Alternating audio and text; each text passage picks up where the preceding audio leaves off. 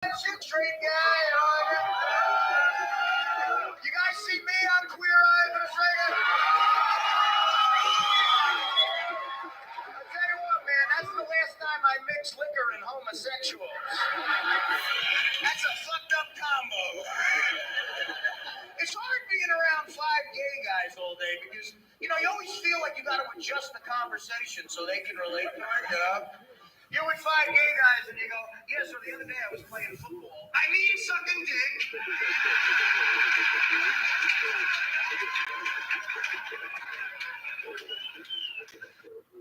Yeah, man. Enjoy your life. That's really what it is. That's why I'm glad everybody here laughs. You know what I mean? That's what it's about. Don't be stressing. Don't stress. Don't stress, Fuck them bills. And also, man, there's this myth that is perpetuated by women since the dawn of time. And that is that whenever women come, it's beautiful. Symphony plays in the background, birds chirp. And acting like they in a soap opera.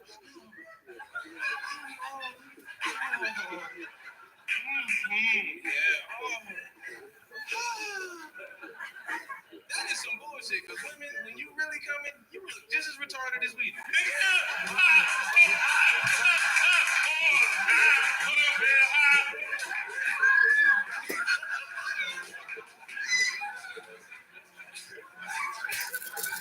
Listen, everybody know what we look like.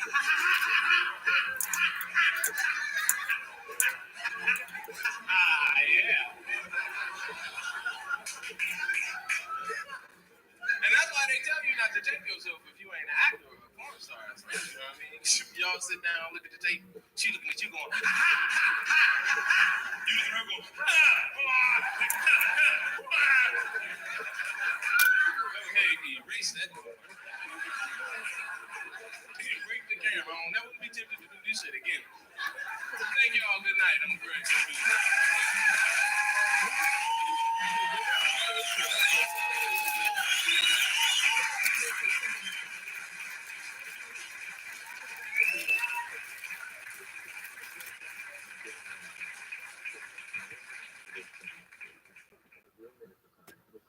The only people that are worse are those peanut allergy assholes or those gluten-free dicks. Any of those in here? I smell red. I might shit myself. You know what gluten-free means, right? It means we have to spend $3 extra on cookies when you come over to visit us. That's what it means.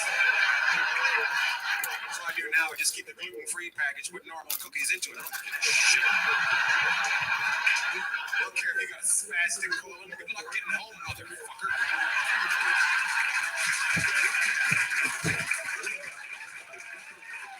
Yes, you're probably not gluten-free. Probably not supposed to eat 8 oatmeal raisin cookies at one time. That's probably your problem. I don't feel good. I don't have the gluten. I've just seen you eat 22 oatmeal raisin cookies. Please build a Gatling gun with your asshole and grapes. You know who's laughing at that joke? Anybody over 30. That's who's laughing at that joke. Because they know what fiber does. The 2 were in the work of the church. Is it medicine? What does it do? Yeah, it's medicine. And a fiber 1 bar is a medicine bar. You be careful with that. It says in the title, how many we eat fiber 1. You do not eat 3 of those. You will bleed from your eyes. You spend an afternoon in a plain bathroom with some woman knocking on the door. We can lie now. You come out of there. And if stealing feels that good, just imagine how great murder must feel. And there we are, divided again. Some people had their hand on the box and heard murder. No, we can't do that. But there was a thing that happened in human history. There was a time it was like, hey, you want a promotion at work? Fuck it, kill your boss. Just that easy. Moving up that corporate ladder. You don't like your daughter's boyfriend? Fucking kill him. Done. Easy. And we had to get together as a group, as a bunch of humans, and say, this isn't working out. People doing their own thing with no regard for anyone else. We have to set up rules. We outlawed convenience. It was easy for one, it was bad for the group. Thou shalt not covet thy neighbor's wife. That's too close. You go across town for that shit. This is too easy. That's fine. This destroys communities.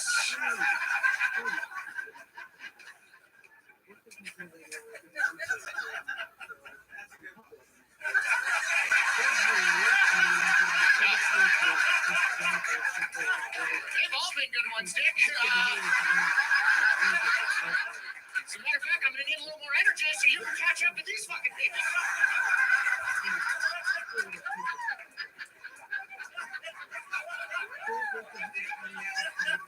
I like how they told you guys, hey, don't heckle or you'll get kicked the fuck out. And this is the only show all week where you guys went, we don't like that rule.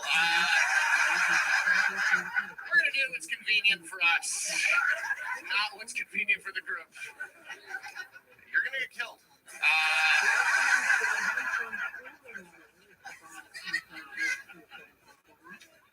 Yeah, I was raised Orthodox Jewish. I don't know what that is. It's a Frisbee Jew, you know, that kind. Second highest level of Jew. One step down from Hasidic Jew, or as I call them, Mortal Kombat Jews. Yeah, whenever you see one, just go, finish him. And they'll it's great. The ones with the, you know, the sideburns, long. The curly fries is what Black Frank calls them. Yeah, my friend Miss Pat, she came to visit me in New York. She never seen one. There's very few Hasidic Jews in the black ghetto of Atlanta. She saw her first. We were talking. She just goes like, she was like, Ori. She don't say my name, but she's like, Ori. Is that an Amish? And I'm like, no, I mean, yeah, more or less, yeah. It's pretty much the same shit. She goes, why that man has curly fries? I'm like, those are not curly fries. She goes, what they do? And I'm like, first of all, the grammar on you people is on another planet. By you people, I don't mean black people. I mean non-Jews. Yeah, Jews are racist, but we don't see skin color. We see IQ and income level. That's all I'm saying. Before we keep going, anybody have any questions about what's happening right now? What are your names? Robert and Deanna. How long you guys been together? Over a year, yeah. Or 2 years? He said over. That's kind of a wide, you missed, you know? A year, 2 years, let's just call it 5 years. Did you guys meet in real life? Did you meet through some kind of online situation? Talk to me. You're at my house. Let's just. You met in real life? And did you get it? Like, when you met him, a thing happens with women that I'm trying to understand. Like you kind of know. There's some, I don't know if it's, what is it, like pheromones, or does like your pussy tingle? Did it like buzz in your panties? Right? You kind of, butterflies came out of your vagina.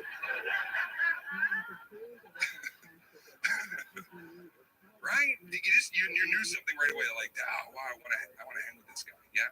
And so, how's it been? You can be honest. Let's figure it out right now, okay? You're either leaving together. Yeah, it's been great. Yeah. Okay. So here's what I want to ask you guys, and you got to be honest for all of us tonight. This is an evening about truths. Okay. You fight from time to time. Let's talk about that. Let's talk about that.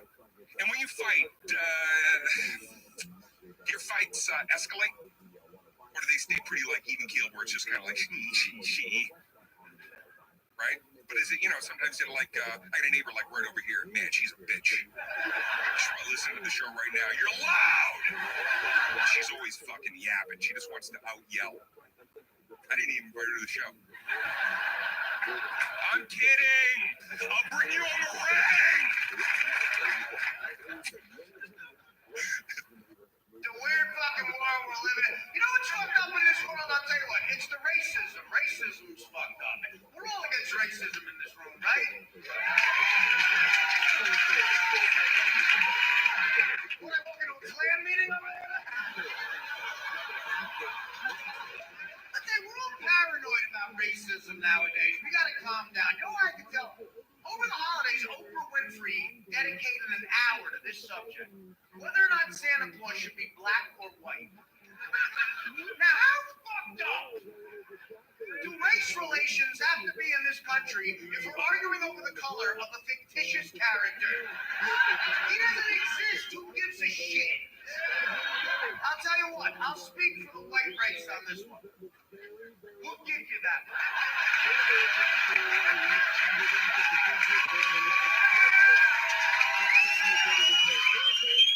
Let's stop the carnage, stop the bloodshed. Santa Claus is black. I'm cool with that. It gives the phrase ho, ho, ho, a whole new meaning, but and I really think you're going to have a hard time convincing some of these dumbass rednecks in the South that a black guy's going to break into their house late at night and actually leave them shit. That'd be one damn Santa Claus. Look, honey, it's Saint Nick. No, it's a nigger.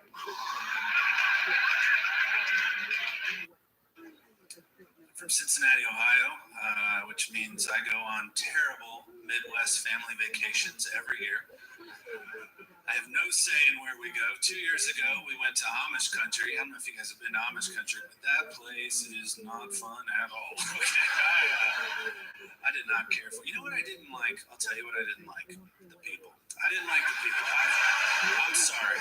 If you're friends with them, I apologize. I found them to be very hypocritical, you know, because they're all, we don't believe in electricity, but we'll use it if we need to run your Visa card. And I don't like that attitude. I said, you go big or go home, Ezekiel. Don't plug up. It's a slippery slope. He didn't like me, probably because his name wasn't Ezekiel, but he looked like it should have been. You know, I couldn't have been that far off, is what I'm trying to say. I think we just got started on the wrong foot, okay? Because the only reason I agreed to go in the first place was if I was allowed to take pictures that I could put on Facebook. And the first time I take a picture, I get scolded by the Amish man. He says, sir, we would appreciate if you're going to take pictures that you did not take them of us. And I said, why is that? He said, pictures give us a sense of pride, and we don't like to do things that make us feel proud. I said, you're charging $3,000 for a kitchen table without any chairs to go with it. I'm pretty sure you're proud of that table, all right? I'm not proud. Why don't you tell me for the fourth time how you put that barn up in one day? You're not proud. Okay, I'm just here how good your pretzels are. I'm not going to be coming back here to Amish country. And I left them a scathing Yelp review. I never heard back from the manager, which is so typical.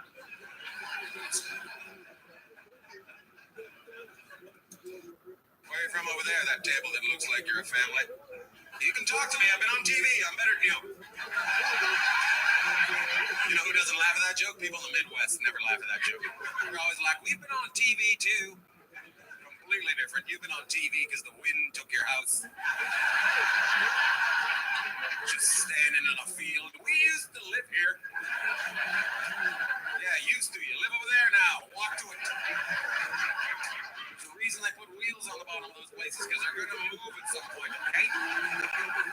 You don't buy a house with wheels and be shocked it went someplace. You should be shocked that it's still in the same place. That's what you should be shocked by. The brakes is real good on this wheelhouse, isn't it, Daddy? If you're not laughing at that joke, it means you live in a trailer. I'm trying to remember if you put your brakes on your wheelhouse or not.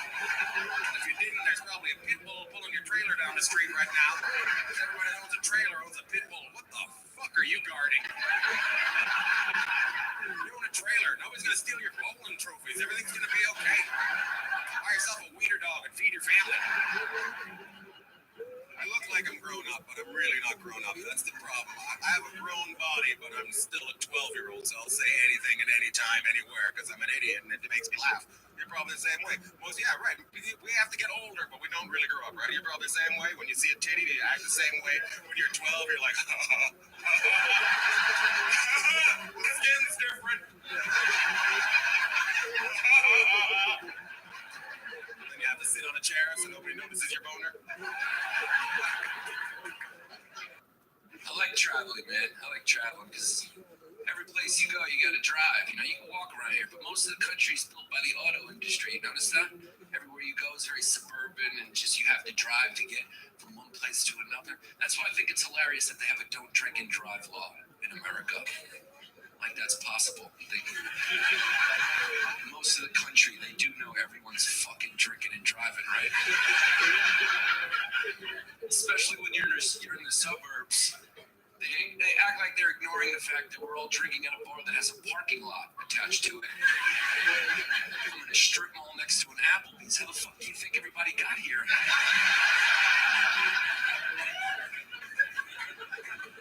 That's a mixed message, right? Don't drink and drive, but if you do, there's a spot for you right outside the bar. Just so happens to be the only way to get here. Everyone's drinking and driving. Have you ever left a bar late at night in the suburbs and everyone just started walking single file down a highway after they left?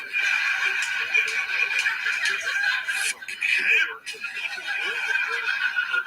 Some guy's trying to get laid. He's got a girl with him. Just another 56 miles to my cul-de-sac. Her high heel breaks. She falls into the road, gets hit by a Walmart truck. Damn again.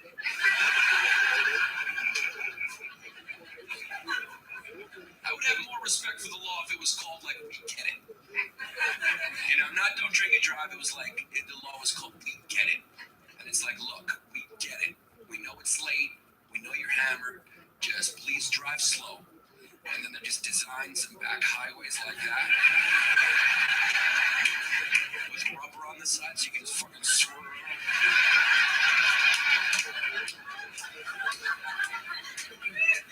There'd be no drunk driving accidents. Because if you hit somebody else, they're also drunk driving, so who's to blame, really? It's more like a mutual understanding. Just get out and high five. You're like, that was fucking awesome.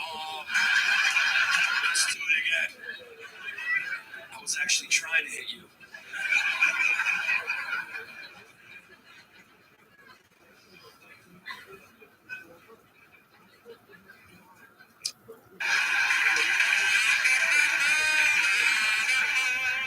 I like drunk bitches too, man. Drunker the better. They're great, man. Trashy and drunk, you know, lipstick on the teeth.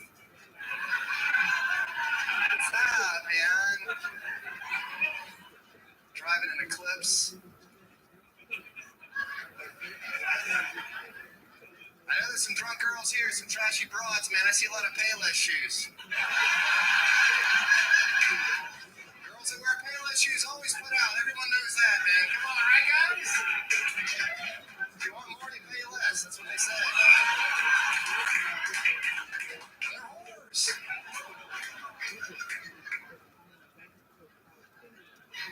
I dated a drunk girl. She'd always drink those little girly, fruity drinks, you know, little sexual names all the time. I'm gonna fuck me sideways.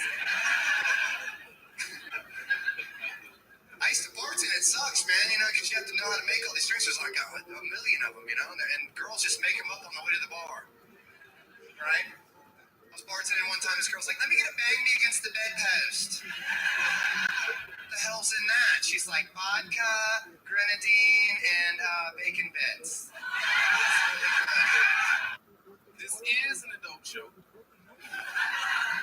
In case you didn't know. Once again, I'm looking out for us. This is trying to help women understand us better. If you truly want to keep your man happy, if you always want to make sure he comes home, suck his dick. But here's the catch, for no reason at all. See what I'm saying? That's the catch right there. See what I'm saying? I'm looking out for you, though. I'm looking out for us. And just think about it. When the fuck did that become like a thank you or some shit? You know what I mean? When they got to tally up points for things like, yeah, you got to paint the house, paint the wall, dog, this, that, this shit, you know?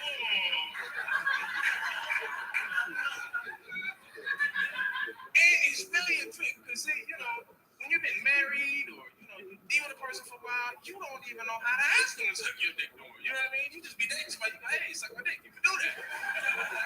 But you be with a person for a while, you can't do nothing but hit. You be like, so, how was your day? Is everything all right?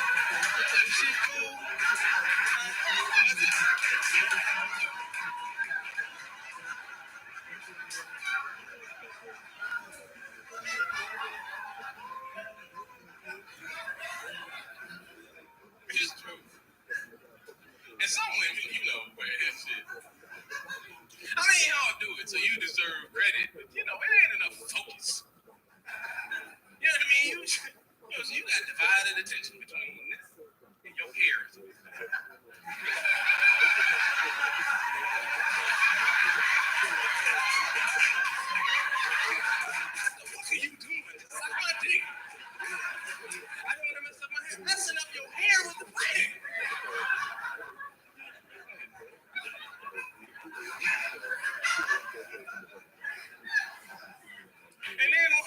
seeming these are the women that do it, so they deserve credit for it. But you know, come on, man.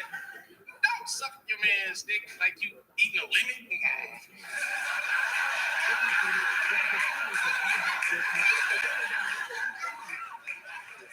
Just get up there.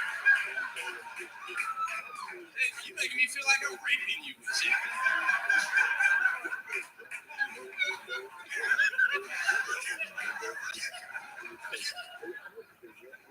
And then some women, God bless their heart, because they ain't got passion for it. They trying, they just ain't got no skin. You know what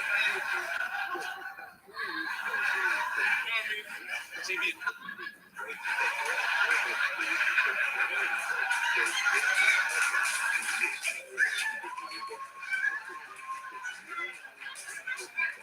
the fuck are you doing? What you doing?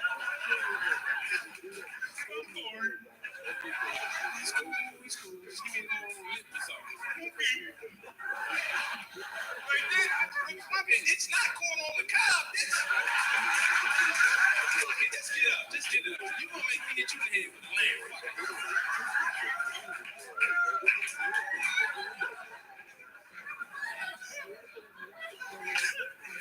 You know that's got to be bad as hell for man to go fuck it.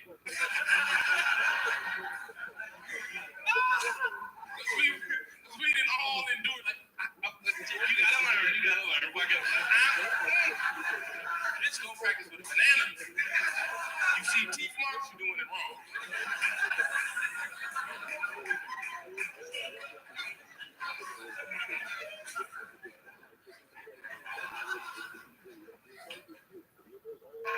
Motherfucker, man. It's a fucked up world we live in. Rock stars are all fucking kids and shit. And, well, Michael Jackson, we knew he's a freak. Michael Jackson got some award like 2 weeks ago in Europe, and he had a bunch of kids sitting around him. And it kind of looked like Hugh Hefner and all his girlfriends.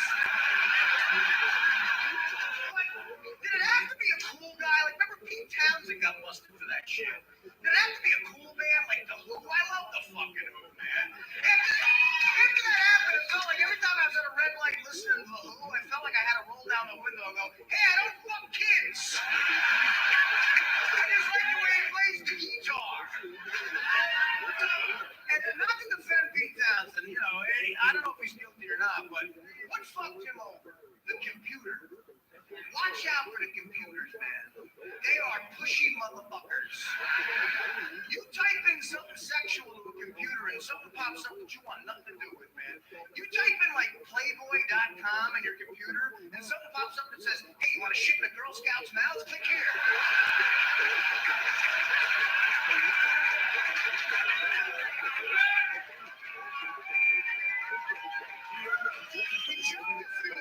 Didn't we, partner? I just want to see Carmen Electra's tits. What don't we all? Sometimes I watch the news too much. Like I just saw this story where this dude did 14 years in jail for something he didn't do, and they found out and they let him out. It's amazing. But let me tell you something. If I do 14 years in jail for something I didn't do, when I get out, I'm gonna do something. You know what I'm saying? I've already done the time. Now it's time to do the crime. You know what I'm saying? Look at the crime credit card. And I'm committing crimes and swiping dope. I'll be back in court the next day. The judge will be like, Mr. Edwards, it says here we let you out yesterday and you robbed the gas station with an ice pick. I'm like, that's right, motherfucker. That's 2 years. Take it off my car and let me the fuck go. As a matter of fact, I don't like the way you're looking at me, Judge. Smack the shit out of you. That's a year. Take it off my car. Keep talking shit. I'll use the rest of this card up in this fucking court.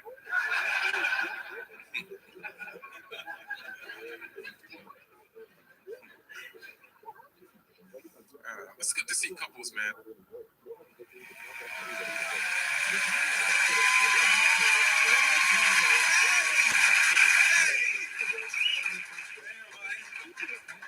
How are you? Welcome to Irvine. I myself live in Long Beach, California. Anybody else? You want to live in a town where you can play a game every day called Will My Car Be There Tomorrow? Welcome, my friends. We're about to have a lot of fun here in Orange County. Are you ready to have some fun? Yeah. You too. Come on, get into it, old people. There's a retirement party going on over there, and they are not happy about my jokes right now. It's okay. We can do anything we want. This is comedy. You can't do anything wrong in comedy. That's what's great about comedy. As long as you have fun, right, sir? Why'd you say like you were scared? Yes, please don't pick on me. Don't sit in the front and I go, how did he find me? I looked down. You were involved in this. You were in this all night, my friend. You were going to be the part of it, my friend. You were the only black guy here tonight, and I am going to get to know you. You are black, right? Because I called you a black guy, it'd be awkward if you're like, hey, I'm white. You're black and Mexican? Oh, shit. So you must be going to school for free. Is there any other Mexicans here? See how easy that was? How can the government not find you people? All you have to do is ask. You want to build a wall? What a waste of money that is. Just buy a bus and drive around. Any Mexicans here? All right, get on. Drive up to Canada and drop them off. I know a lot of you are confused. Why would you drop them off in Canada? Hello, that would make people not sneak back into America right there. You drop them off in Canada, they show up in t-shirts and it's cold. They're fucked, I tell you right there. They will not come back to America without blankets and chiclets.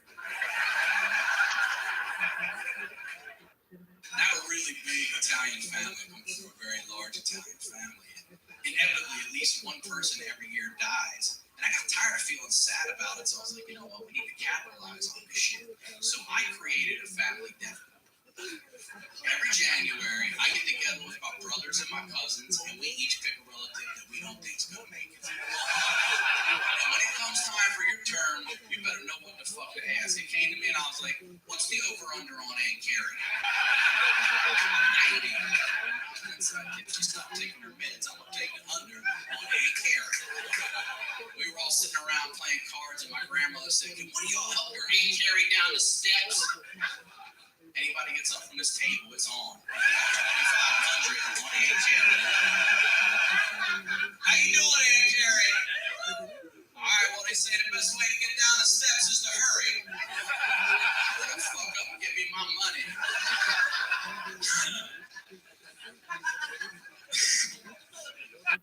Where my medium penis is at? Mediums? Mediano? It's a perfect size penis. It's like, it's a very Goldilocks situation, the penis. It is. It's like too small. It's like, I'll fuck a guy with like a really small penis, but he's got to be like so funny. Like he's got to be so like above this show funny, like, you know. Medium's great, big, no thank you. I'm not into it.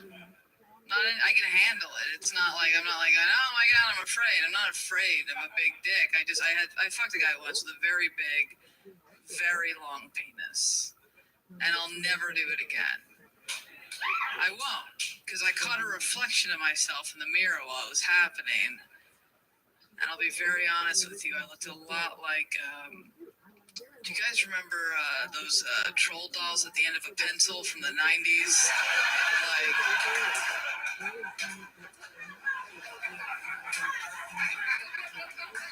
Like a pencil topper. That's what I'm trying to. Nostalgic, but. So I'm not affected. I'm not affected by any political stuff. I know the economy isn't a big deal, but the only thing that's affecting the economy is the airline industry. Airline industry is the only thing that I feel heats the economy because I'm on there all the time. It seemed like they just stopped caring about us. You have to buy a plane ticket after that 7-day advance purchase price. There's no reason for them to gouge like that, but they do. I had to fly from Vancouver to Minneapolis, and 4 days before I leave, I had to go to travel juice. That'll be $2,200. So, am I on a plane by myself?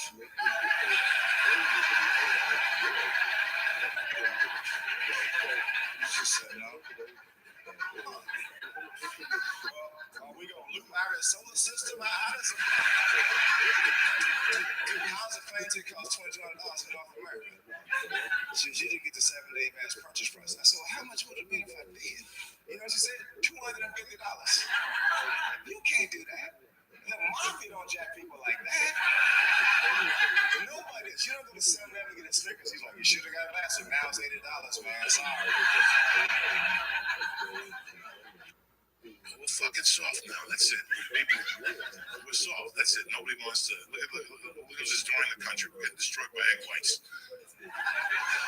That's what makes all of us weak as men. We're fucking weak. Keep eating those fucking egg whites. Let me ask you guys a question. As family, you know I love you to death.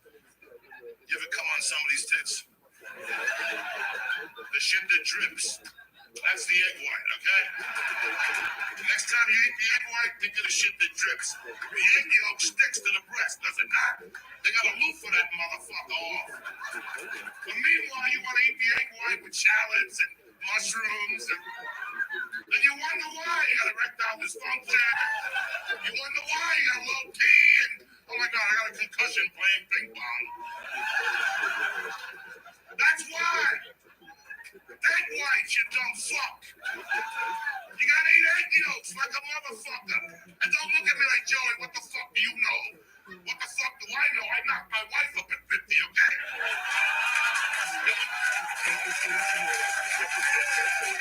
I knocked my wife up at fucking 50. With the amount of marijuana I smoke, okay? It's scientifically unheard of. But I eat 2 egg yolks every morning. 1 for each fucking nutsack, okay? My nutsack does not leave the house without 2 egg yolks. No potatoes, you know I'm against the carbs like a motherfucker. I get that razor blade, I cut around that egg yolk like Paulie in Goodfellas. I cut around that motherfucker.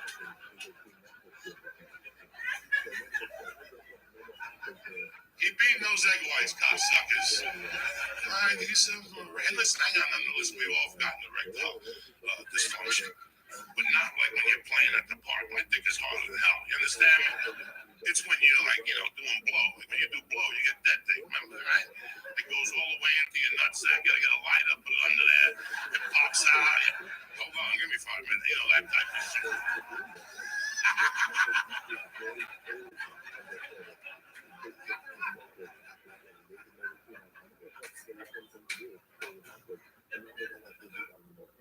Always notice a lot of shit. I noticed that no matter what question you ask an old person, they will always tell you their age.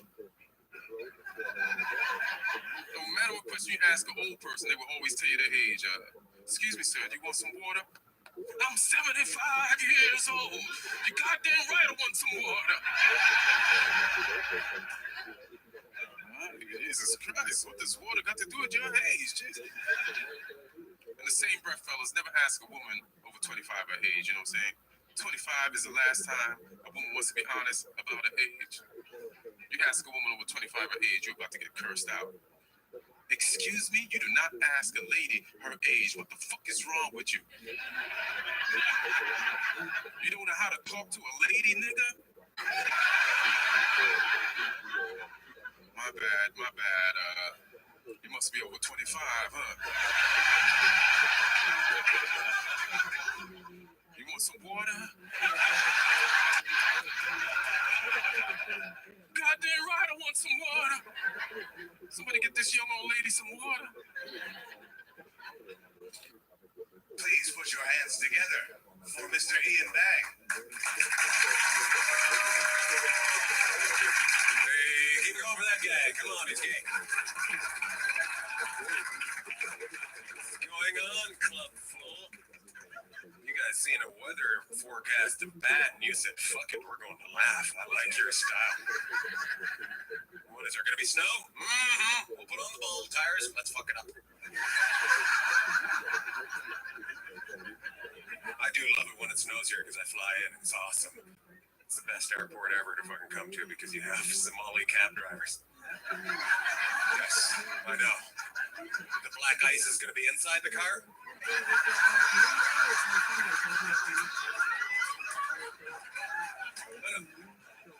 Some of you can look bad at me like that, but fuck, they're from Africa. That's who I do not want driving in fucking snow.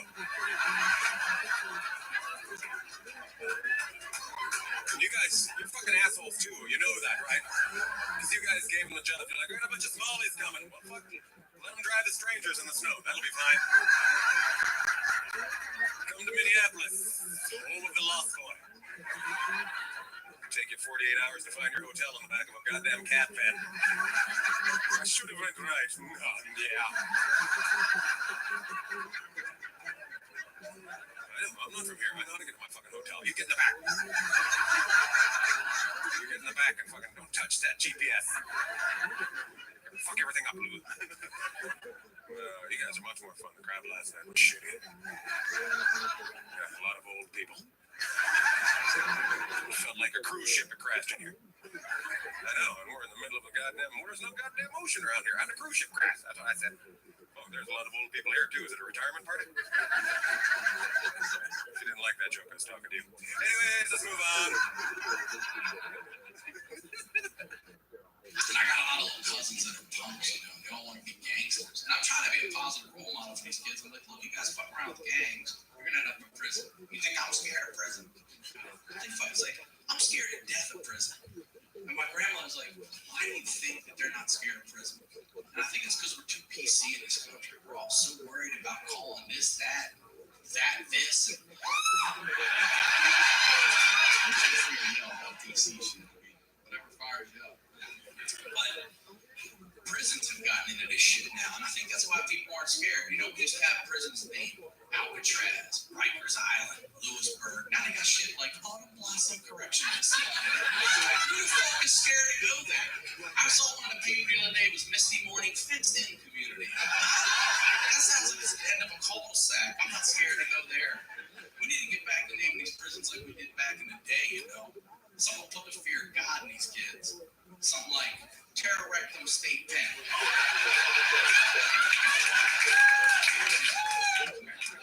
You know what they do to you in prison? Oh, you do? Do you know what a prison fart sounds like? The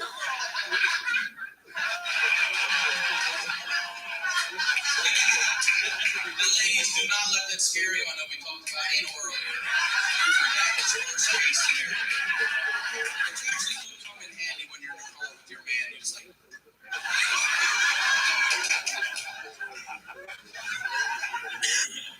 Just trying to give you tips. I'm trying to get good looking. Someone said, oh, you want to get good looking, you got to lose weight. And they said, you want to lose weight, go swimming. It's hot here. Go fucking swimming, man. I've never been swimming before in my life. And that's because it's never been more than a half an hour since I last ate.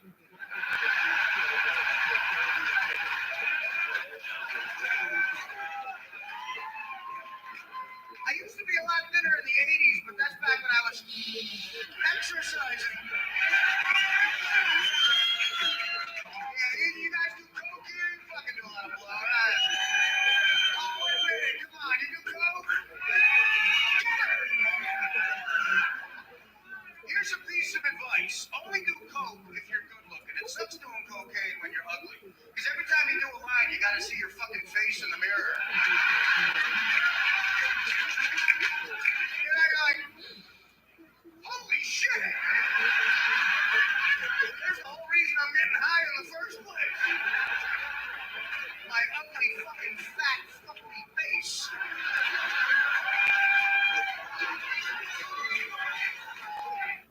The world is fucked up. You know what I mean? You look at the priests fucking the kids. You know what I mean? It's like, what the fuck? That's the reason why I say fuck church. I do. Look, I'm gonna tell you something. I believe in God. I don't believe in the church. I read the Bible. You know what I mean? But I know there's quite a few people that, oh, he's going to hell.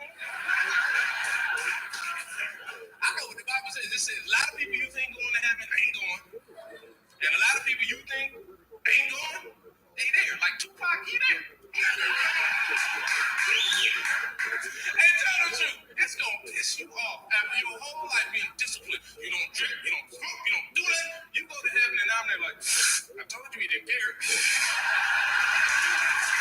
Hey, Jesus, let me get some more wine, homie.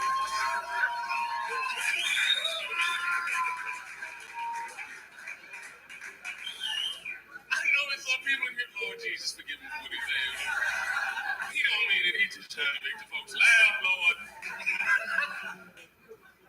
Say, nigga, Jesus is my best friend. Believe that. Say, Yeah, dude, I was raised way religious. I went to a seminary called the Yeshiva in Jerusalem for 2 years after high school. So you go to study if you want to become a rabbi. Spoiler alert, it did not take. Anybody raised religious of any kind? Yeah, what were you guys? Jewish, obviously. What? Jehovah's Witness? Hell yeah, dude. The fucking Harry Potter of Christianity. Who else? What do you got? Baptist, what? Wesleyan? That's a new one, dude. I've honestly never heard of that. Is that some kind of Christ? Okay. You fucking Christians are hilarious with your separations. Every other religion is just one thing. Just Muslim, Jewish, Buddhist, and there's fucking 31 flavors of Jesus. Lutheran and Baptist and Southern Baptist, which is just like Baptist, but with slavery, I think.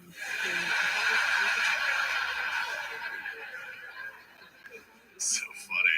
And Catholics think they're the best ones, too. Yeah, they do. They look down on the other ones. From an outside perspective, Catholics think they're way better than the rest of the Christians. And I'm like, based on what? Besides most child rapes per year, like what else is quantifiable?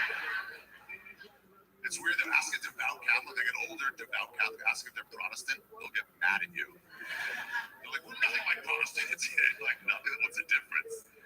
And they'll hit you with something crazy. They're like, well, we believe Jesus carried the cross way up top. He kind of dragged it a little bit. It's basically a different religion.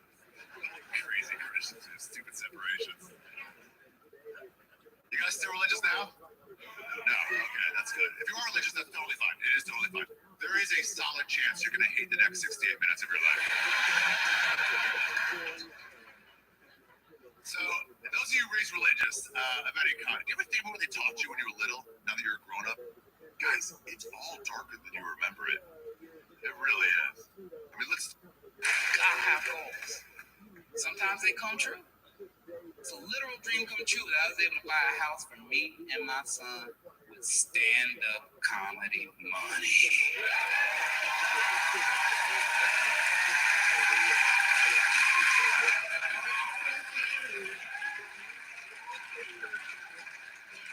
And I get to live next door to people who actually work.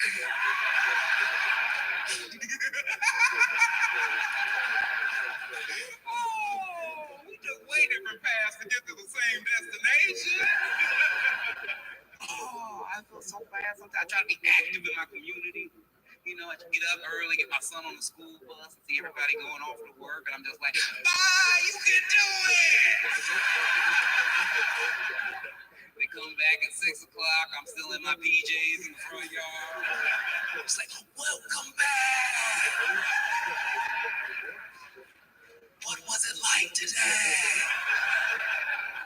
Did you make it in time for bagels, or did Deborah get to them first? I live in a pretty nice neighborhood, so I see people going to work in their suits and ties, so I tried to copy them today.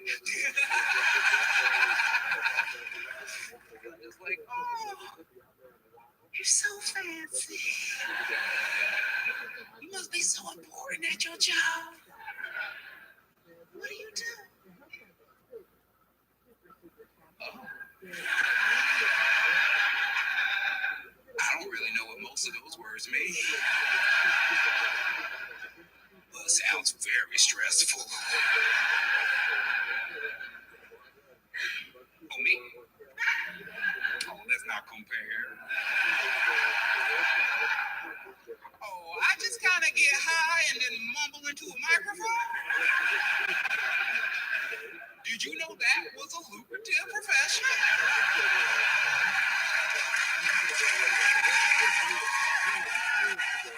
You guys are fun. Let's get out of here. What do you guys want to do? I want to go to Walmart and beat the shit out of whoever's in there as a group. I'll never see it coming. You leave the shorts. I'm looking for pants. Then we'll just rush in and start punching the hell out of people. Black guy, you stay in the car, because it's probably going to get blamed on you no matter what. This bullshit, I tell you. Some of you class. How long have you been black? Did you not know? You're like, I don't know how long I've been black. Well, quit picking on you. It's been a lot of fun. We'll talk to you guys next. Are you a couple? Are you married? Or are you going to be like this couple and cry? How long have you been married? 14 years? Nice. I've been married for 2. If you need any advice, come to me after the show. I'll tell you what I've learned so far. Women are dirtier when you date them than when you're married to them. Say, thank you, a couple people laugh. They know exactly what I'm talking about. Other people aren't married. Is that true? Yeah, it's true. As soon as you put a ring on the finger, they got no time to send pictures of the bing bong chicken ding ding ding. Got errands to run as soon as you put a ring on their finger. Got no time. You know my wife sent me a picture of the other day? Peanut butter in the fridge. With a note saying, did you put the peanut butter in the fridge? There's 2 of us that live together, Lester Holtz. If you cannot figure out who put the peanut butter in the fridge, let me narrow it down for you. Did you put the peanut butter in the fridge? No, because I put the peanut butter in the fridge. Did you put the peanut butter in the fridge? Case solved. Boom, boom. That's right. Some of you know what that noise was. That was a Law and Order case solved noise.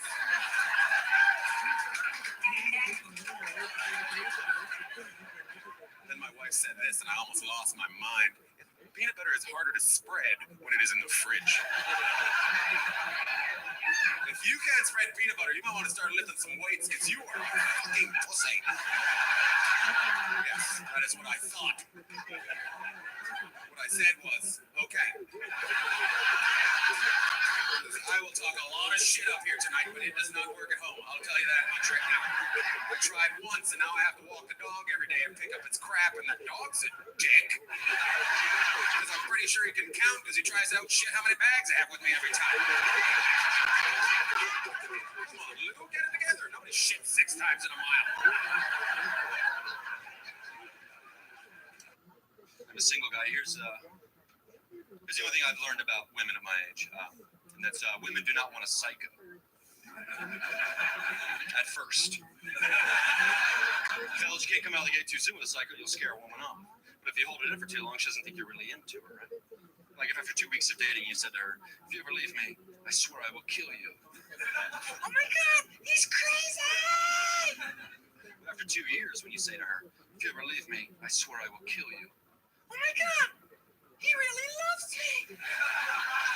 I want to have your crazy babies. We'll call them crabies. Cribs full of crabies. Rock-a-bye cravy in the treetop. When the wind blows, the cravy will rock. Check his scalp for the mark of the beast.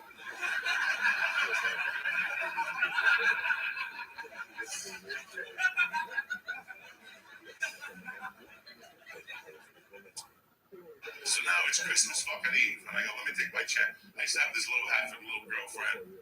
You know, she reminds me of this whole Trump thing. Trump always says he wants to grab a pussy. Let me tell you guys something. When I was a sophomore in high school, I had algebra class with a girl named Lisa. I used to look at a pussy, and it's between us as family. You were in jeans that weighed like 60 pounds. You ever see one of those things? She was skinny, but her pussy weighed like 60 pounds.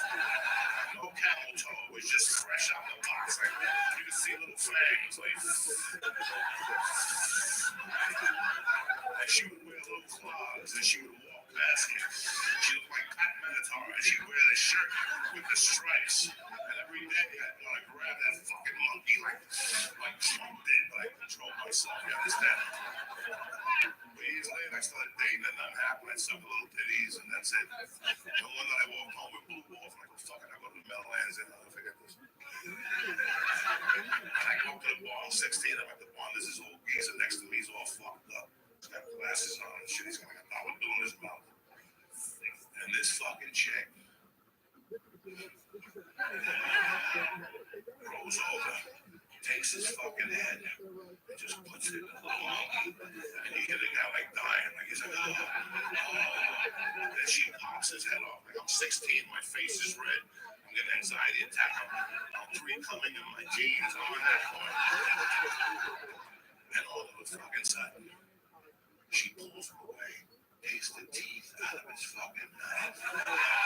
Submit a monkey. Some back to the fucking team, okay? Now you know why I don't go to strip clubs anymore. They don't do that type of shit no more. I love you guys. Thank you very much.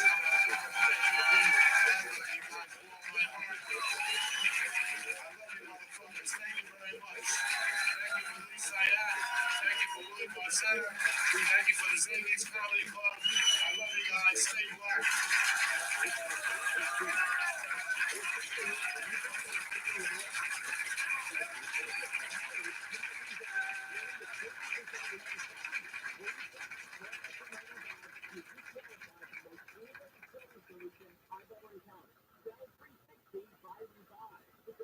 Drink up. That's what I say. And never mind people who tell you shouldn't drink and drive. Fuck them. You know what I mean? Just think about it. Drinking and driving ain't never caused an accident. It's drinking before you drive. It's the problem. You know what I'm saying? See, your judgment's bad. You mean, motherfucker, I drive better than I'm drunk. And you run into some shit. But if you drink and drive simultaneously, by the time you get drunk, you be where you trying to go. So.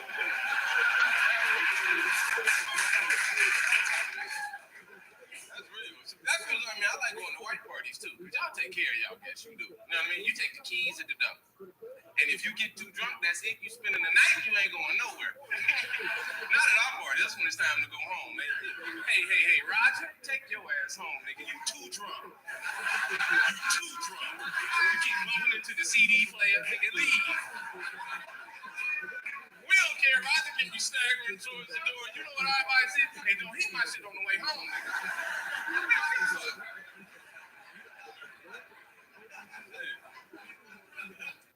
But look, dude, you know, and hey, I don't know. Everyone's trying to find an answer. I don't know what the answer is. I don't know who caused it, who didn't cause it. I don't know. I mean, you watch a different news channel, hear a different thing. I care about my family. You have to make your life smaller.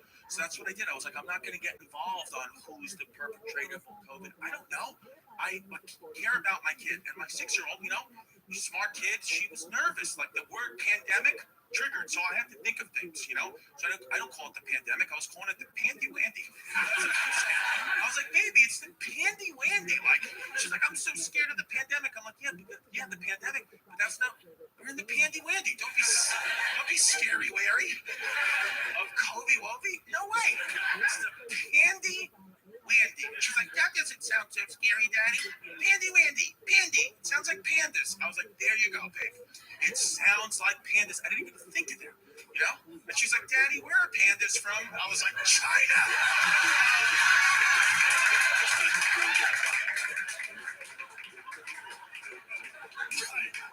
I'm not saying that's where the pandemic's from. Well, that's where pandas are from, right? Nobody knows where pandas are from. But, you know, you move on. What can you do, you know? What can you do? It moves on. Like I said, Anything, man. Women getting plastic surgery to feel good. Yeah, Brazilian butt lifts. That's what they're doing, fellas. Brazilian butt lifts, that's what the women are doing. They're going down to South America. Do you know what the Brazilian butt lift is? They go down there and they slice your booty cheek open. They slice your booty open. And they take some of your belly and they put it in your ass and they stitch you up and they put you on a Spirit Airlines flight back to the States. That's what they do, which is fine. I'm not hating on plastic surgery. If that's your crab leg, work it out. Do what you do. My problem is that women, y'all only get the new ass and then you get on the internet and talk shit to men. Well, how are you attacking my self-esteem? You got a belly booty. Congratulations. Go enjoy your belly booty. But that's not what they do. The women get the new ass, and then you be bent over on Instagram. Look at all this ass. Do you have enough dick for this? No, ma'am. I don't have enough. I cannot reach it from this angle, man. You put a foot of meat in front of you. I cannot get to it from this way. You can't move the goalpost and turn around and talk shit.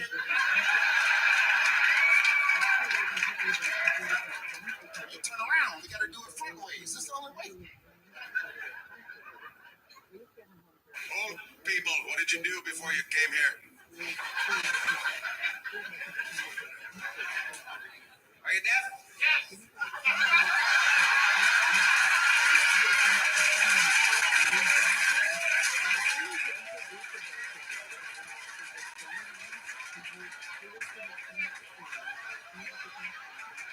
You shit your pants. Ma'am, how did you meet him? How did you become his lover? Yes, there is. Yes, fucking yes. You met him on the beach? All right. 65 years ago. That was different times, right? No.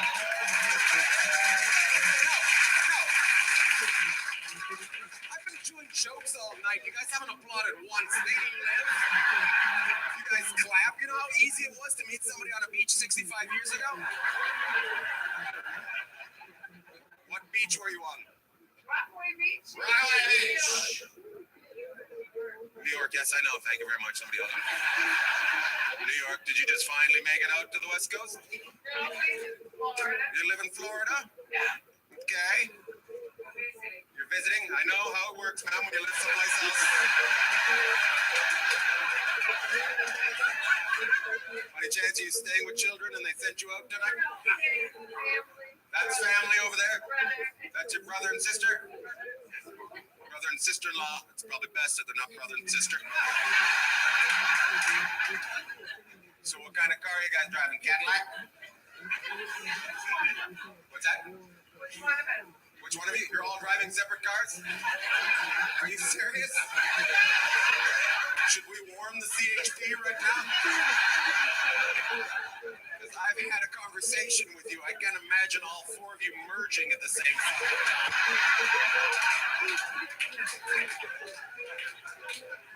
Sit down, ladies. Doing a big show. God damn it. Sit down. California's real Asian-y. Sorry, dog.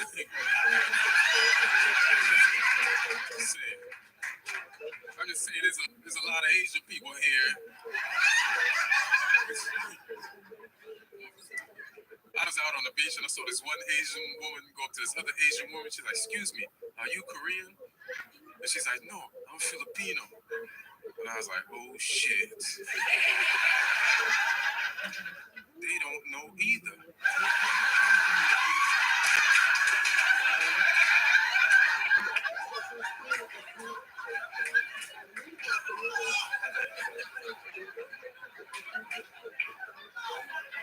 They just as confused as we are. It's like a whole world of pressure lifted off my back, you know what I'm saying? Because from now on, I never have to guess right, you know what I'm saying? Everybody's Chinese, I don't give a fuck. Can't get mad at me, you don't know either. I don't want to hear shit. Nope.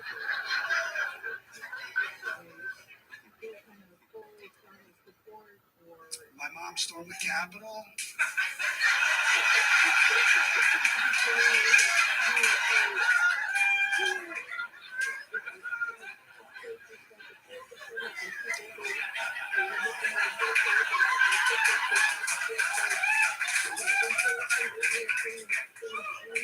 She also has an Android phone.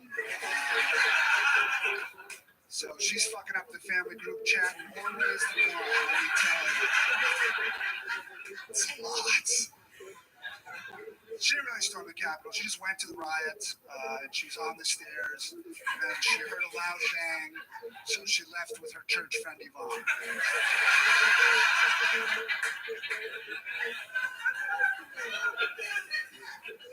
She said it was one of the best days of her life.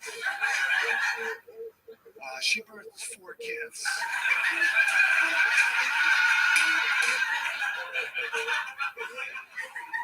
I'm one of those kids. She said it was one of the best days of her life. She got trumped, you know. We all know somebody that got trumped. It sucks. What are you gonna do, right? It's part of life, I guess. By the way, you guys, I'm focusing on Judaism just because it's my religion. It's the one I know most about. You probably know most about that. But I'm just one religion in many religions, right? So what I'm hoping you guys do tonight and this whole week and month and shit, go home and examine your own crazy shit from your own religion. Because I just don't know all your crazy shit, but I know you have crazy shit. Everybody does. I just know very little. What's that one kind of Christian that fucking drowns those people? And you act like that's normal. Baptist, yeah. What the guys? That's not chill. That's very strange. I saw it in a movie at 21 years old. It's a fucking religious leader in a wet T-shirt contest in a creek in Kentucky. And then he's standing there up to his wedding, and somebody rushes him. He's like, yeah, Jesus. Jesus. It's like Kill Bill, where he's like, who's gonna come at me? And then he just ups it. So he was like, hand me a baby. And I'm like, what? No way. Turn this up. And I'm like, nobody's gonna hand this guy a baby. I'll always be like, my baby, come on, baby. I thought they were gonna start throwing babies at him like fucking Trump in Puerto Rico with the towels. And he gets a baby. I don't know what he says. He was like, you know, whatever. But power, praise God.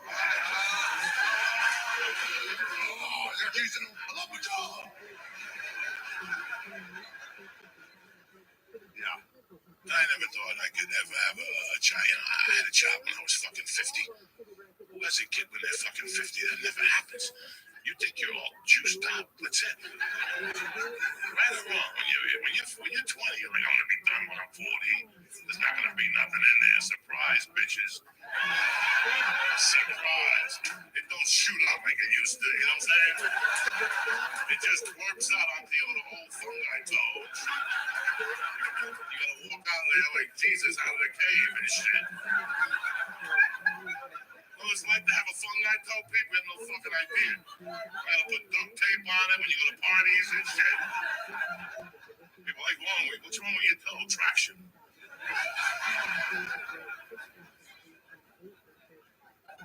But here's what killed me about the fungi toe. I didn't know how I really. It's very tough to talk about, but who gives a fuck at this point? You know what I'm saying? I can put CBD on it. Don't work. Nothing works. I got a fucking pot plant going out of my toe now and shit. Every time I rub it, I smell it. I get high with it. It's like a mushroom toe. You know what I'm saying?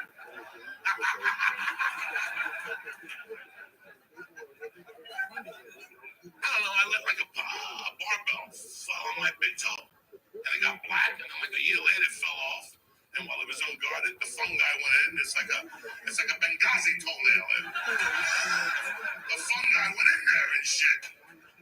But that's not what baffled me. What really fucked with me is how it jumped to the other big toe. With nothing. It just went through everything. It went through my internal nervous system, down to my big toe, and just... It's embarrassing being to talk about this shit. Hey, listen, this is what happens when you get older, man. Shit goes downhill. Your priorities even change. It's the same thing with civil rights movies. Same thing with civil rights movies. I watch them. I watch a civil rights movie, but you can't watch too many civil rights movies. It'll alter you. You know, matter of fact, I think all these streaming services, the white people shouldn't be allowed to watch more than 2 a year. Just to help keep us calm. For our own mental health, you should not be like, because you know what they do, like you watch one slavery, and then the algorithm show you 12 more slaveries to choose from. You cannot watch 12 slaveries in a week and be normal. You be walking around work, man, the motherfucker, you 2 slavery max, like that's, like after you watch a second slavery, like a prompt should just come up on the screen. Hey, no, that's enough. You good, bro. You caught up. Just watch your 2 slaveries there and keep it moving, man. But you know there's a Paw Patrol movie? Let me give you the Paw Patrol.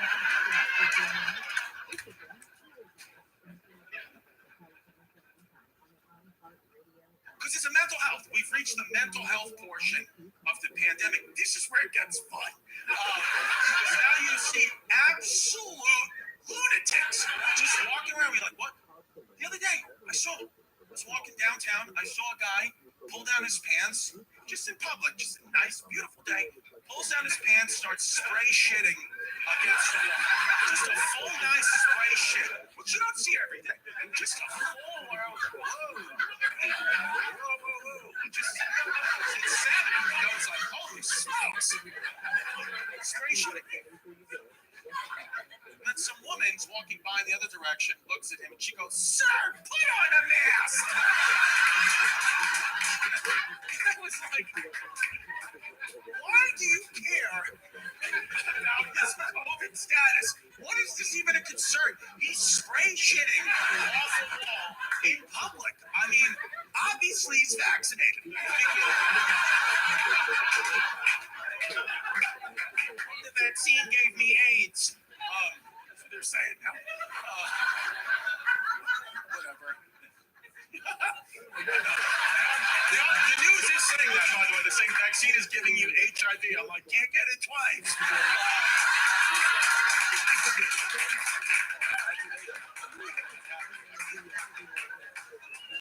So funny. That's so funny. Damn. Fucking COVID. I'll tell you what, cross-eyed people are dicks. Because they will not tell you which eye to look in. They will let you struggle for 15 minutes while you try to figure out which one is the dominant one. And they know what you're doing because they brush their teeth in the mirror every morning, so they've seen it before. They know exactly what I'm talking about. Those are the people that should have their own show on the TLC right there. Cross-eyed Life. I'd watch that show, I tell you, right there. You put them in a round room, they got to find their way out. Never happened, though. Never happened. Too many midget shows on the TLC. 18 midget shows on the TLC. They only need one. I get their struggle. They can't reach it. I told that joke in Syracuse a couple weeks ago. Some lady snapped. Don't say that word. And I was like, what word? She said, midget. I was like, well, how come you can say it? She said, I'm a midget. And I have horrible eyes. And I said, you look normal. She said, I'm on a stool, you motherfucker. That was the night I was punching the dick by a midget. Because once they come running at you, you cannot slow them down. I'll tell you that. They have very powerful buttocks with those little legs. It's an inertia thing. She just come like that. Some of you are laughing. That's bullshit. That didn't happen. That's right. It didn't happen. She actually punched me right here. Had I been a black man, I would have been punched in the dick by a midget. I'm a white guy, and she missed me by this much. Some of you are laughing. We got a big dick too. I know, white guy. Everybody knows white large is a black medium. Oh, this crowd is interesting as hell. You guys are tight on some of this. I don't want to get involved in this. I don't even know. I don't even know what kind of dick you'd have. Black Mexican, I have no idea. Mexican balls with a black dick or Mexican dick with black balls. You don't know? I don't know. Do we want to see it?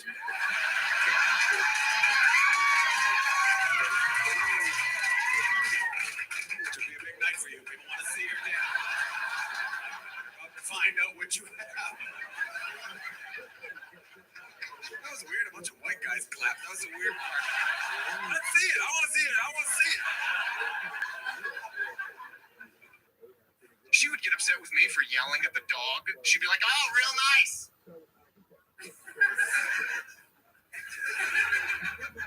Is that how you're going to treat our children?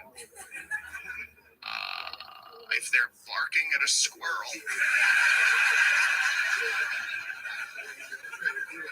For 15 minutes. Clawing up the windowsill, fogging up the glass. Yeah, I'll probably yell. I'll probably hit them because they're defective. And that is your fault, all right? There are no barkers in my gene pool.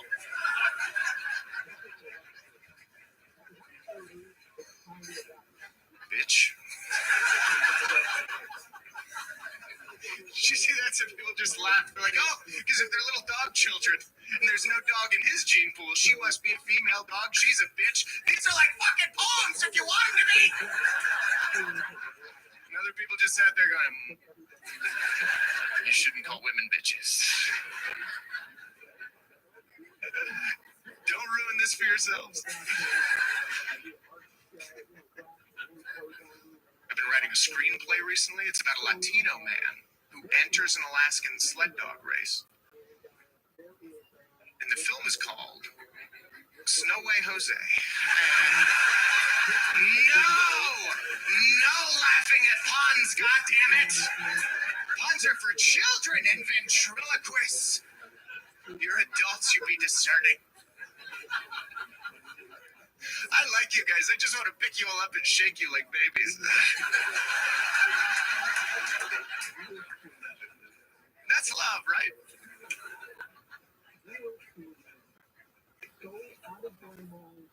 One of the voices I love to do is Mike Tyson. Here's the thing about Mike Tyson. Mike Tyson tattooed his face. You know what that means? That means your life is almost over.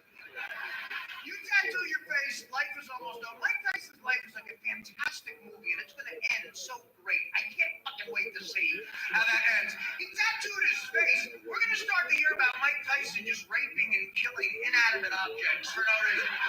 He's just going to lose it. You're going to hear him like defending himself go, the other day I bought a tuxedo. And the tuxedo was looking at me more, and I said, fuck you, tuxedo, and I raped it and I killed it. I raped my tuxedo. The other day I was in the bathroom and my toothbrush was mocking me. He said, fuck you, Mike Tyson, I'm smarter than you. And I said, fuck you, toothbrush. There's no toothbrush smarter than Mike Tyson.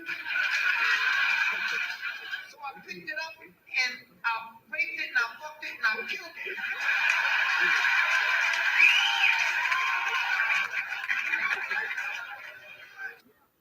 Because that's the thing, if you black and you had a good run-in with the police, you're basically the farmer that saw the alien.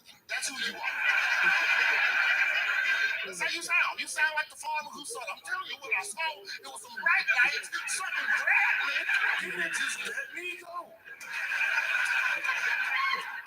Man, shut your ass.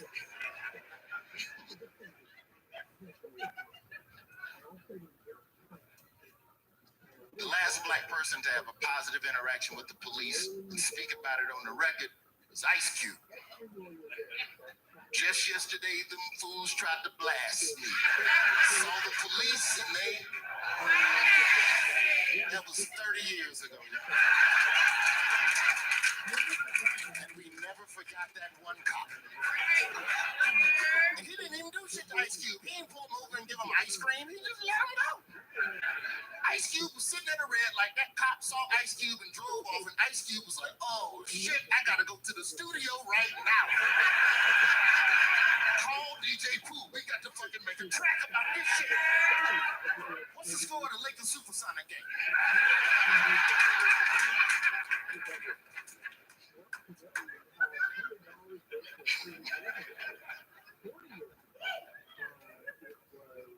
I live in Alberta. I was supposed to move to Los Angeles, but then the pandemic hit and I had to come back home. And I live in Alberta now. And every time I tell people that, they're like, haha, God doesn't love you. But I embrace where I live. I embrace it. You know why? I don't gotta worry about the cold.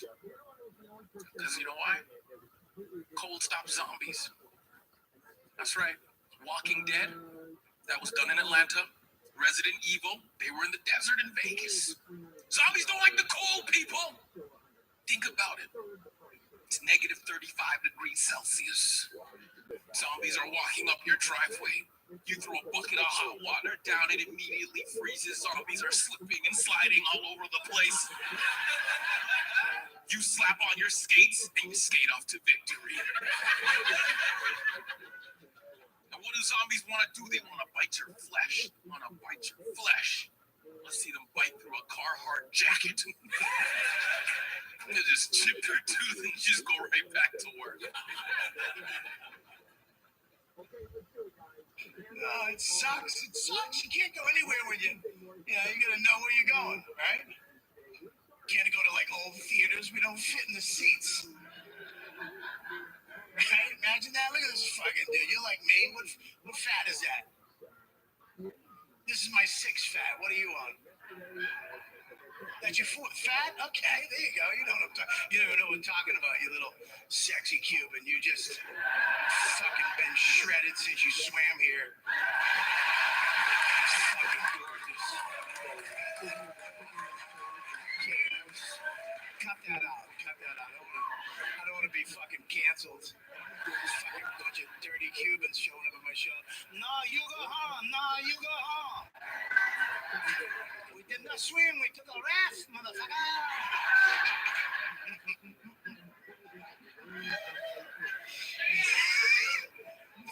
Look at these fucking rednecks. Fucking yeah, say it. Tell them the way it is. We got you back, fatso. We got you. It's fucked up, man.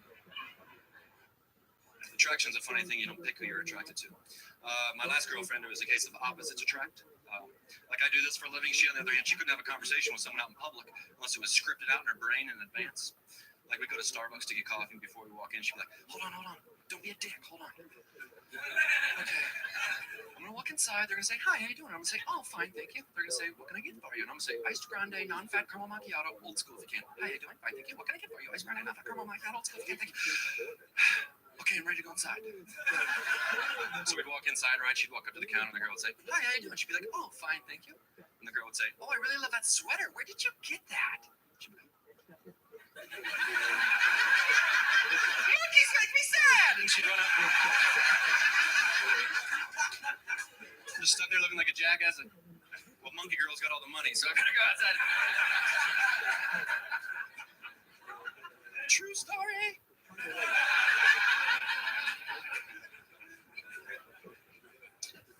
True story.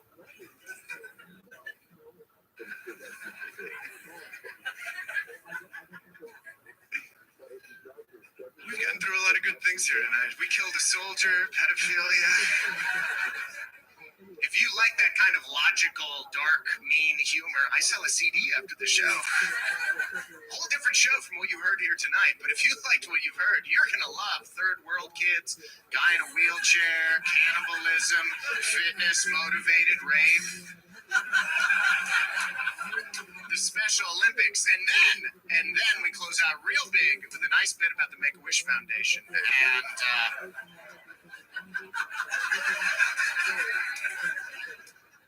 I don't think I'm giving anything away here when I tell you the kid dies.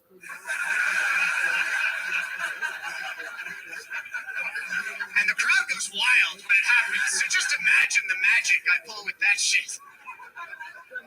You buy a CD, I'll sign it, you can put it on the computer of everybody you've ever met, and then you can sell the damn thing on eBay for a profit. I'm famous!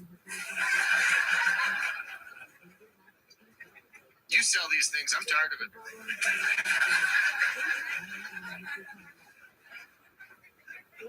By the way, if you don't want a CD, I'll still be out there. You can still come by, say hi, we can take a picture, we can shake hands like human beings, whatever you want. I'm here for you, freaks!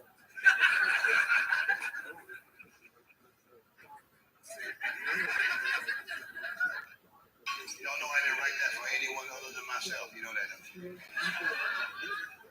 Getting fat to some bitch. You know, fat ain't like a. You may not know you're ugly, but you damn sure know you're fat if you don't. You gotta keep buying bigger shit, damn it. Know your ass all screwed out of shit. You can tell you're getting fat too. One way to tell you're getting fat. If you're sitting on the toilet and both legs go to sleep. Happened to me. I tried to get up and my knees buckled. Banged my head in the sink. Had toilet paper hanging out my ass. That's like a black kite coming out your ass.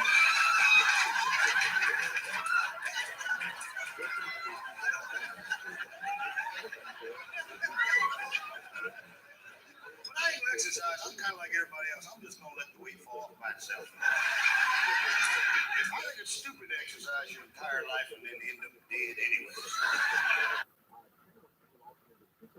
Well, thanks for coming out, you guys. I want to thank you for coming out.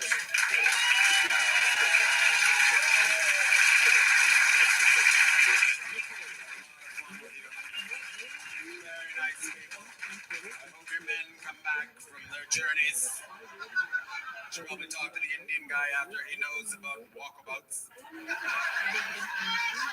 guys need a different story. When somebody asks you, how did you meet? Don't just panic. My parents met on the internet. Thanks for talking to me, Papa. I didn't know they're your daughters. I apologize. I'm sure it's tough. I have a father. He doesn't like talking about me.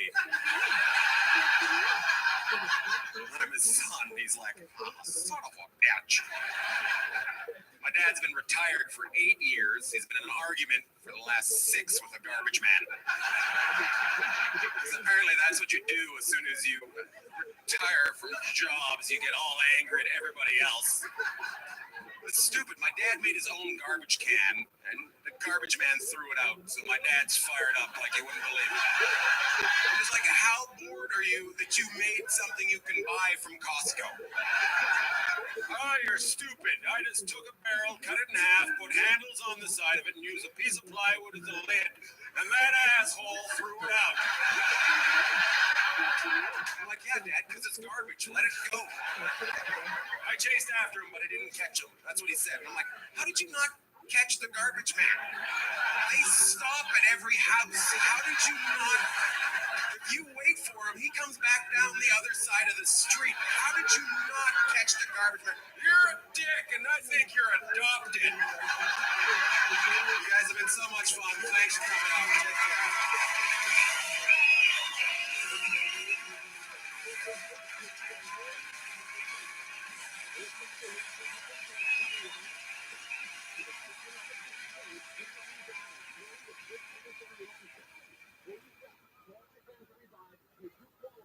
I think that women and men treat engagement very differently, treat time together very differently, right? Like, I feel like women kind of treat engagement like it's a job promotion. You know what I mean? Like, they're stoked. Like, yes, finally happened. I have been working so hard for this. One of the best friends is always there. It should have happened a long time ago.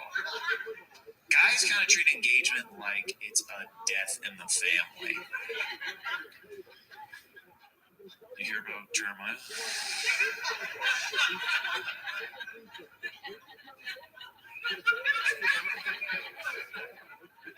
He got engaged. What? I just saw him yesterday. How did this happen? She just kept saying that it was his time. He was so young. Ladies and gentlemen, Robert Kelly!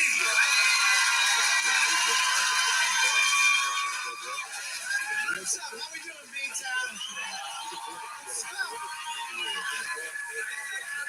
I'm here. I can't believe it. My home. Because I'm in some shitty places. Ugh, I was in Atlantic City. You ever go to Atlantic City? It's awful. It's like Vegas with AIDS.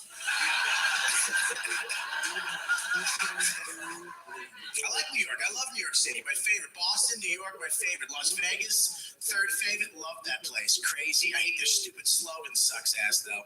What happens in Vegas stays in Vegas. Go fuck yourself. What happens in Vegas is awesome. You tell everybody you know. Back 5 chicks on a balcony with Bon Jovi. You should wake your parents up as soon as you get home. Mom, Dad, get the fuck out of bed. And guess what happened in Vegas? He sang, shut your hole. He was naked. I slapped his ass. Fucking love Vegas. What happens in the backwoods of West Virginia? You stay in the backwoods of West Virginia. That should be their slogan. I got drunk and fucked my uncle. Remember our slogan? Made that for you and your family, Earl. White guys, nigger, listen, white guys. We are still not allowed to say that fucking word. Not in public, man. I don't give a shit how many hit records that Eminem prick has. We can't say the N-word in public, and I found out the fucking hard way. I'm playing street basketball. 9 black guys and me.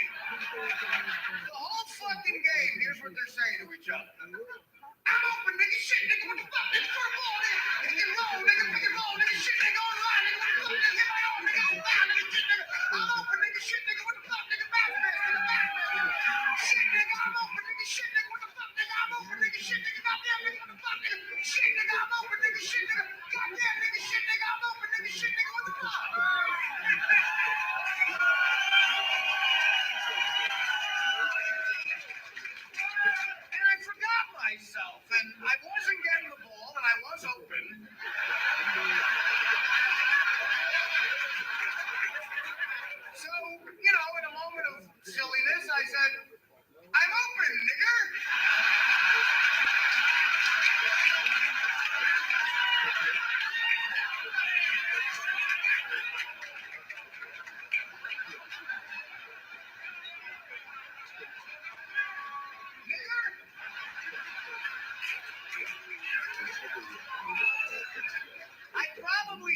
said it twice. I think the first time they might have thought they were hearing things, but the second nigga pretty much confirmed it.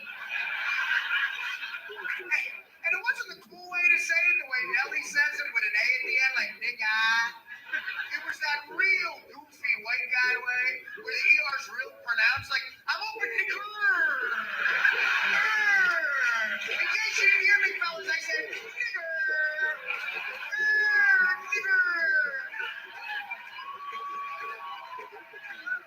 As I was saying it, it was so fucked up. It felt like I was saying it in slow motion, like that professor on Bugs Bunny who's on ether, you know? And then I'm going.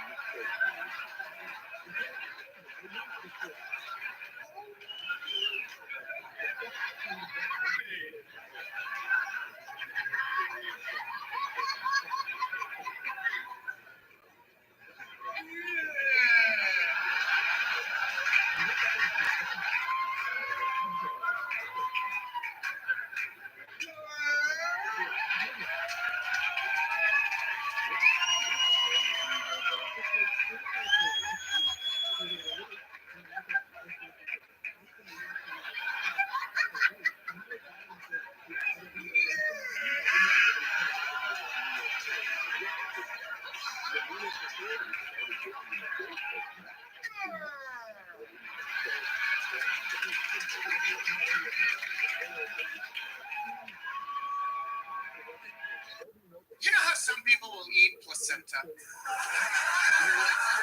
my God, bro. What have I been saying all night long about entertain the thoughts, don't be judgy, wait till the jokes are over? Some people eat placenta. Fact. I'm not inventing that, I'm reporting information. And I tried it.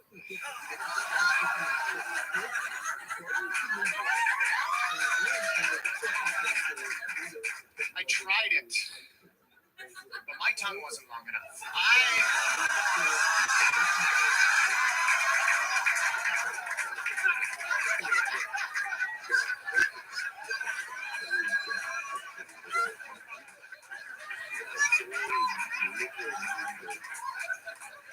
Do we understand how fun these can be with all the moaning and groaning along the way?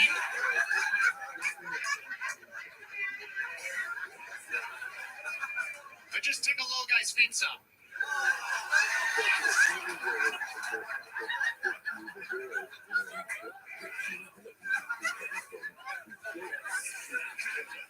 There was a guy that came up to me after the show last night and he said, you can't actually tickle the feet because the amniotic sac, it prevents penetration.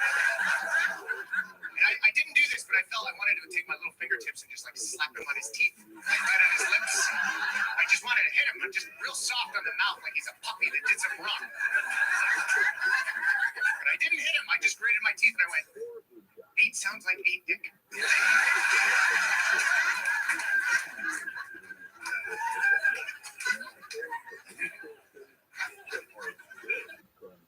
About drugs, I don't get high. I don't do any drugs whatsoever, which is kind of like a handicap nowadays. You realize when you don't get high, everything you do wrong is completely your fault. It's all your fault, man, because there's no rehab for stupidity, okay?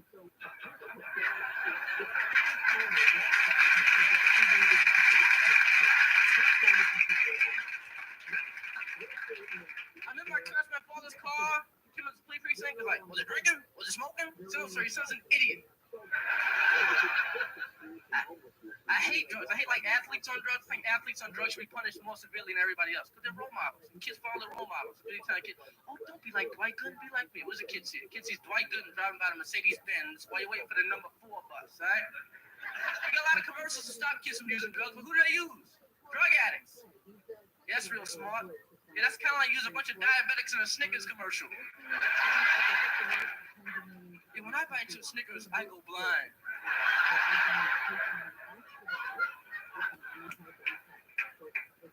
A lot of drugs. Why? Cops are paid off, that's why.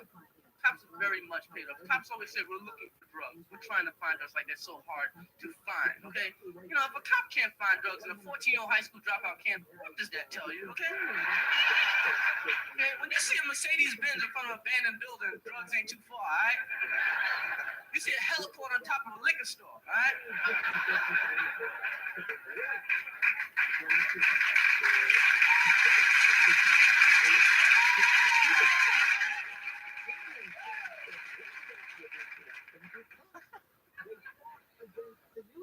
I'm just gonna stick to masturbation, man. I've been masturbating a long time. It's never let me down. I've been jerking off since 5th grade. I started in bunk beds. My little brother was on the top bunk, and I used to rattle the shit out of his bunk bed. What are you doing down there? I'm like, I got poison ivy. It's everywhere. I got poison ivy. Like, we don't even live anywhere near the woods, man. I think I might have a pop quiz in math tomorrow. I'm shuffling flashcards. Leave me alone. Leave me alone. It's never let me down until recently. I got a wake-up call when I was getting older. I've met a lot of old people. They never told me some shit like this. I was masturbating the other day. Right before I finished, I almost tore my Achilles tendon. I had to before it was getting good to me. I was like, oh yeah, and then my foot locked up. I was like, oh, I had to put my foot down. Usually I'm trying to fight through this. It was terrible. I was like, no one's ever told me that it was part of getting older. No one. Now I gotta stretch out and jerk off. That's humiliating. That is humiliating. I was in my place the other day, my friend walked in, he said, what the fuck are you doing? I was like, I'm trying to have some goddamn alone time, alright? Alone time? I just need 5 minutes. It used to be 2, but now I gotta stretch out, jerk off, and cool down. That's where real injuries come in. That's where the real ones come in. Oh, man. I saw a rescue dog in New York the other day. I know it was a rescue dog because the owner told me it was a rescue dog. That's part of the process in New York. People have rescue pets. You have to tell somebody immediately when they see them, hey, I am not responsible for the fact that my dog shivers and has an eye patch.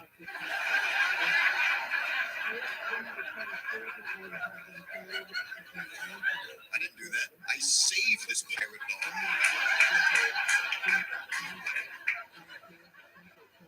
I said, hey, what kind of dog is that? She said, it's a German Shepherd rescue mix. That makes no sense at all. Rescue's not a breed. Rescue's kind of like an adjective when you're talking about an animal. That's cool. I got a dog who's half lab and half constipated. I left some cheese out the other night. The dog got into it. Now he's only half lab.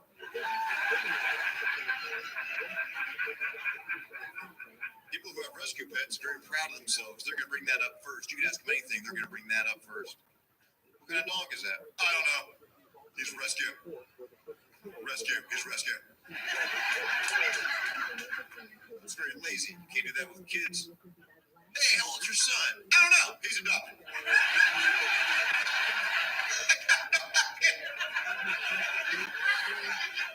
He's Korean. Adopted mix.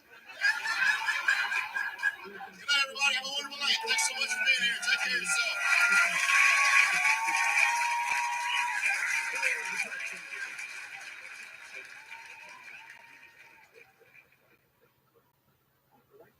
So I live in New York City now, which is cool. It's a great place to live. Unless you speak English, then it's very difficult. It's hard to get stuff done there. I had to go to a Home Depot to fix up the apartment recently. Simple enough, right? Not in New York now. See, because there is just a minimum wage job. So everybody that works at the Home Depot in New York City has been living in the country since their shift started. You can't even ask them simple questions like, hey, can I use this paint indoors and outdoors? Not these paints!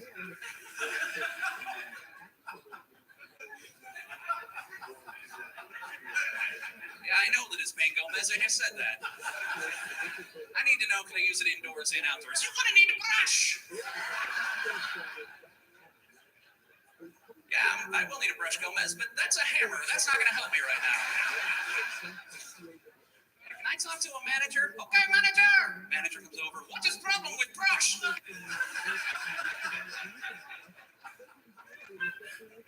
That took 3 weeks to paint the apartment with a hammer. That was a pain in the ass. Now that we have out of that the way, you're looking at me and you have questions, I can tell. All of you are looking at me with a burning question, and I want to answer it so we can all move on and live our lives and enjoy the comedy portion of the evening. How many times have I seen Black Panther? 9 times. 9 times.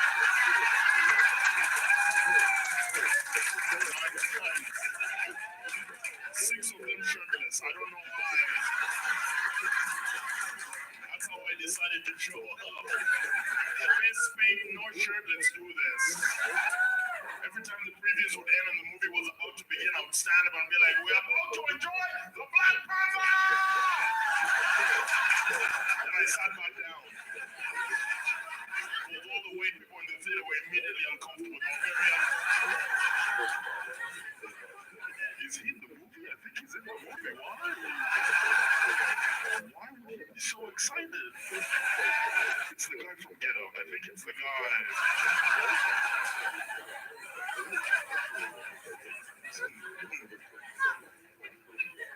We should do it like the Old West. The Old West had it down because they would hire.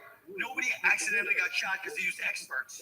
You bring the expert in. The bad guys come into town, starting trouble.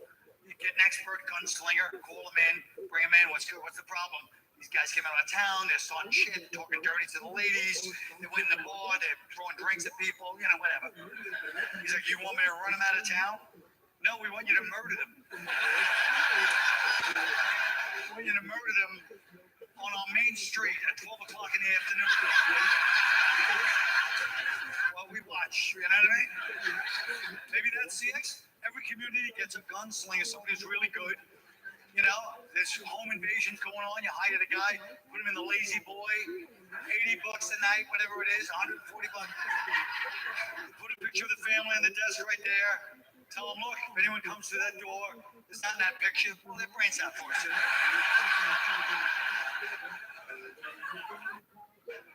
I like when girls wear sexy shoes. Are you wearing sexy shoes?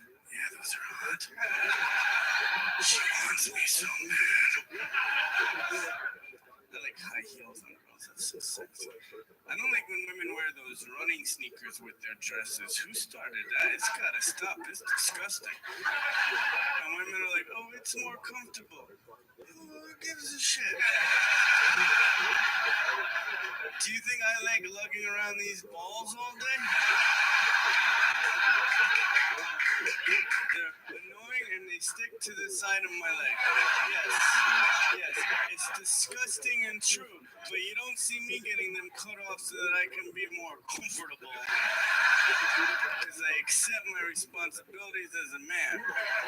I talk about today's issues that face America. That's who I am. What do you do? What's your job? Hold on, I'll talk to him. You seem like you might have a sunburn. Do you have a sunburn? Or you're just red? Okay, I'm pretty sure that is not on the chart at the doctor.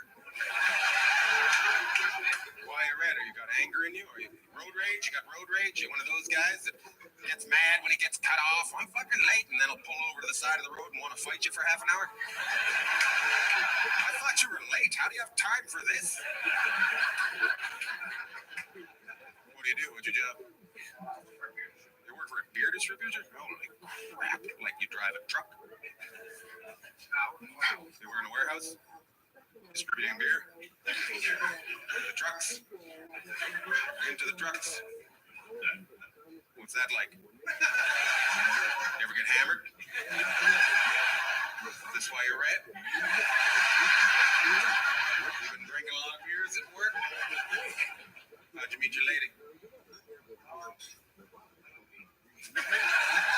Did you say, how did we meet? Ma'am, are you okay? Have you been kidnapped? Because that was weird. That should not be the answer. Hey, how did we meet? Ma'am remembers a day you didn't know him, then there was a day you did. What happened? How did you become lovers? I said, how did you become lovers? What's that? A dating website? Oh, somebody just made a gross noise at the back. Dating website. Oh! I'm gonna be sick. What your parents are married from a dating website? No. How old are you? I don't think dating websites have been around that long.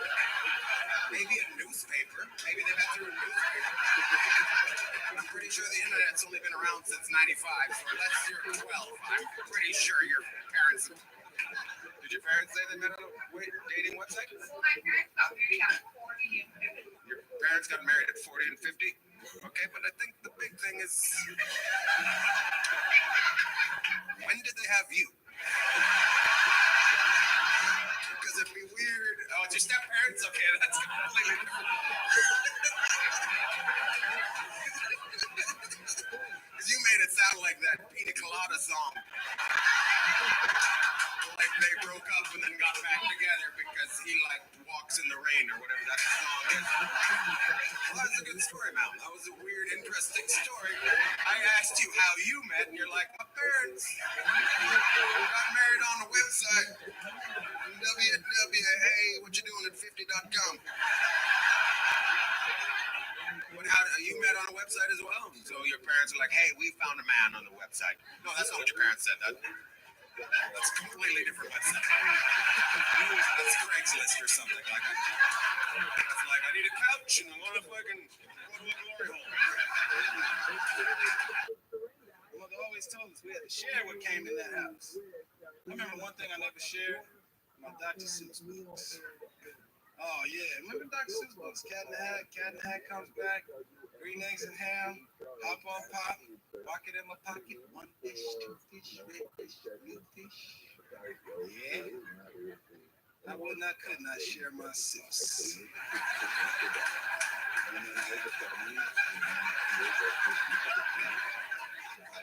Couldn't do it. My sister hated me for that.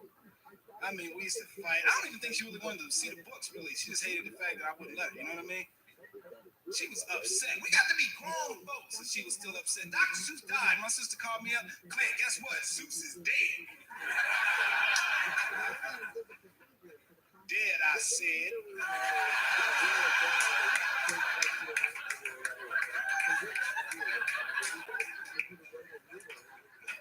Down in the ground with dirt on his head.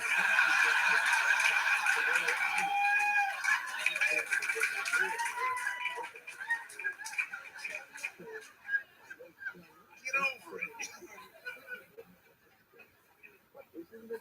To this day, sometimes I'll come home, check my answering machine. Doc's in the box.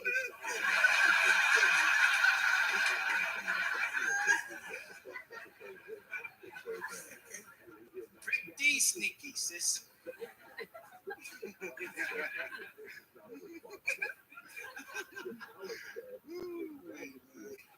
I love kids, man. I can't wait to have kids. This girl is Morgan Murphy, ladies and gentlemen.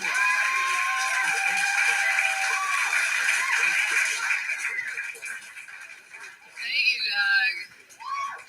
I was like 14 in the 90s. I wouldn't even have known how to give you herpes.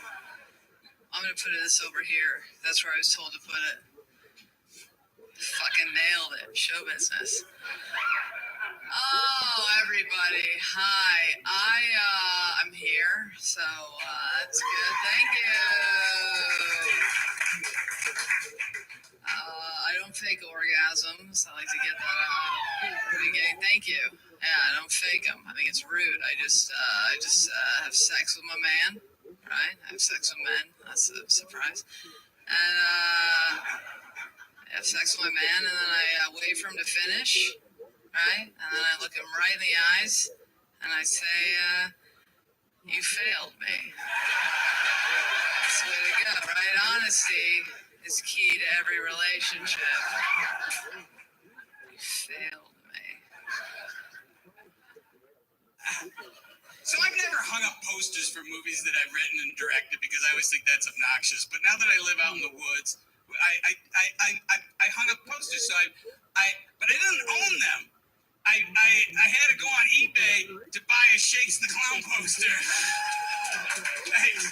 And that's more than it usually gets. My movies, I don't know if you know this, I make movies and they make hundreds of dollars. And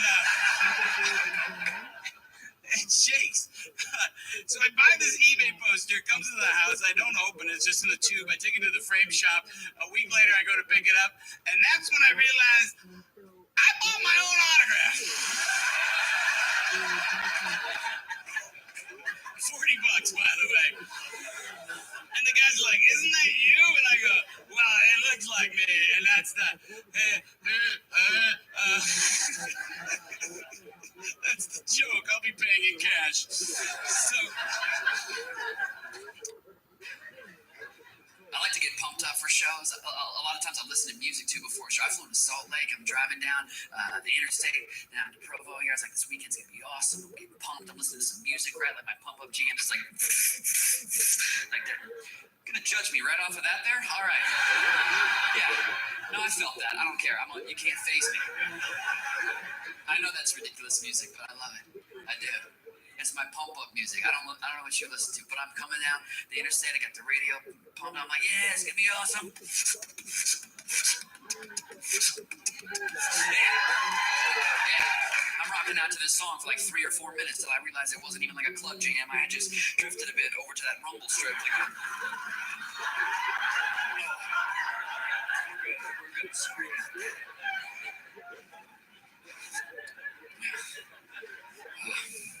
Yeah, I thought the rental car had awesome bass. It was the tires.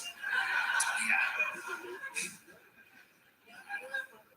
I tell you what, I got all these yuppie friends, and all my yuppie friends, they all go to fucking karate, and they take their little faggot-ass shithead kids to karate, too. And they all try to get me to go to karate with their kids. Like, oh, you don't get it, man. Karate's great. You learn self-defense. You get in shape. My one buddy goes, oh, anyone with a black belt can kick your ass. Then he tells me his 11-year-old daughter has a black belt. So I said, look, dude, pick a place and a time. We'll still be friends just to prove a point. I'm going to beat the fuck out of your daughter. Tell her to put her little robe, belt, whatever the fuck it is, and I'm going to beat the shit out of her. Just to prove that if you really wanted to, a 250-pound alcoholic could abduct your little black belt and come to a daughter. I should have said cunt, but I was on angel dust. Yeah, that shit makes you do crazy shit. But people say, we know you're joking, but you shouldn't joke like that because, the real Islamophobes, we get the joke because we're smart. But what about the psycho in the militia in the middle of the country that doesn't get it? So now I have to write my act trying to please some guy with a Nazi flag in his compound in the middle of Idaho. If he doesn't get the joke, it's not good. I have to make sure he understands every joke I say. It's the opposite of what I was planning when I wrote comedy. Sorry. That's what you have to appeal to in your act. But the First Amendment, everybody agrees with. Nobody disagrees. We all kind of agree, the whole country. Second Amendment, that's where we're going to break up. That's the divorce papers, irreconcilable differences when we file for divorce as a country. And the Founding Fathers all owned guns, obviously, different time. 86% of the country was bears until 1796.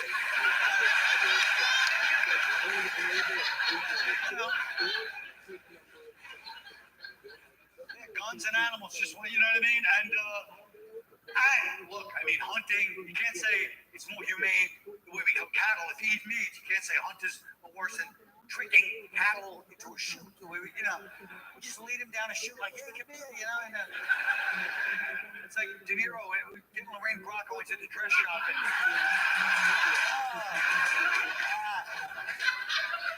You can see the cattle have that same look in their eyes. Like, come back later, Jimmy. I gotta get my money. They can't move it, and then,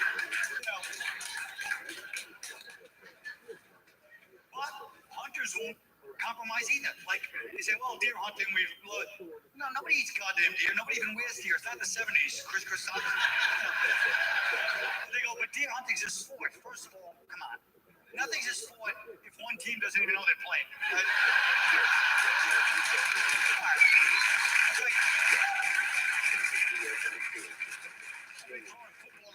Let's have a catch. Oh, all right. Just down in Florida, I just did the Hard Rock Casino. That was really cool in Florida. But I had kind of a weird experience. I walked into the bathroom, and the bathroom attendant was wearing a tuxedo. It was just odd. It's like, are we doing blackjack in here also? What? Why would you be in a tuxedo? Like, you couldn't be more overdressed for the job that you do. Yeah, it's like that guy goes home and goes, hey, honey, I think it's time that we change the oil in the Jeep. Have you seen my monocle and my top hat? The thing was, it was an independent company that sent these guys out. They weren't part of the casino. They had little business cards by the sink. And I swear to God, the company was called Royal Flush. Which is just horrible, you know? Because it's just an ironic joke at the expense of your own employees. Like they were sitting around going, hey, you know those guys who plunge shit out of the toilets for us? What if we put them in tuxes and killed a Royal Flusher? Like, why would you do that to your own employees? It's like if I opened a service that mopped up the floors of porno theaters and made all of my employees wear capes and crowns and called it Jizz Majesty. Doesn't make it cool. I can't believe that girls can have babies. Oh my God, you're like baby factories. Did you know that, miss? You can have a baby? Yeah, I'll show you that. Yeah, it's really fun. I love that you can't do it without us, though. We have the secret ingredient. I love that. It's almost like God made us, and He is like, ooh, not so good. I'm going to have to give them a job or something, because no one's ever going to talk to them. I'll let them hold the secret ingredient. Unlike any other secret ingredient, though, we'll just give it to anyone who asks.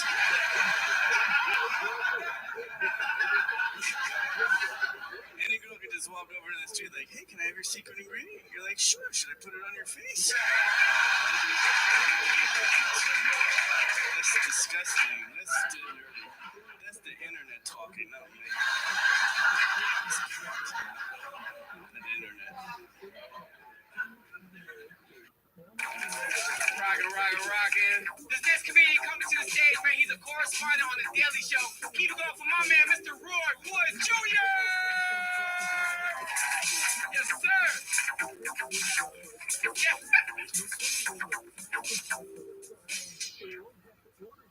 I started comedy in Alabama. You'd have thought I performed on a truck by now, but no. First time. I tell you how I spent part of my 2020. My girlfriend's brother had a baby, so we had to drive to go meet the pandemic baby, which is fine. I ain't got no hate on babies, but I'm just not a big fan of meeting babies. It's a baby. Motherfuckers not gonna remember me. Why are we here?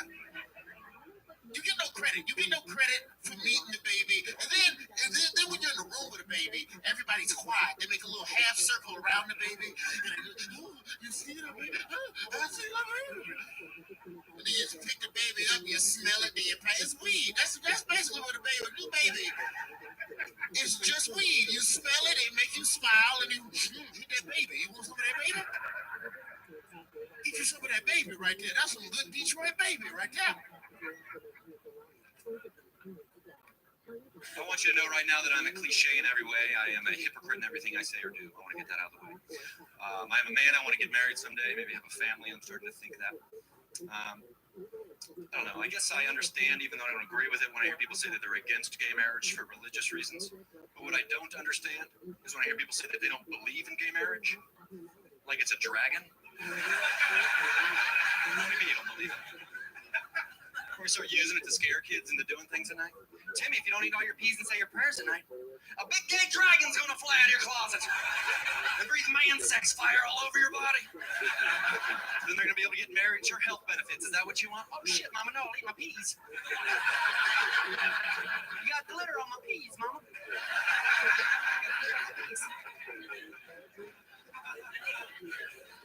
What would a big gay dragon look or sound like? I'm not sure. Maybe like jazz wings.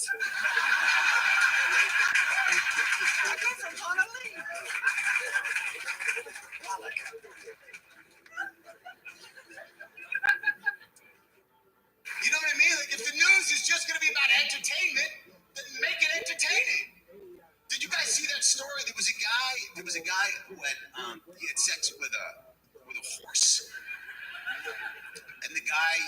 guy was on the receiving end. I know.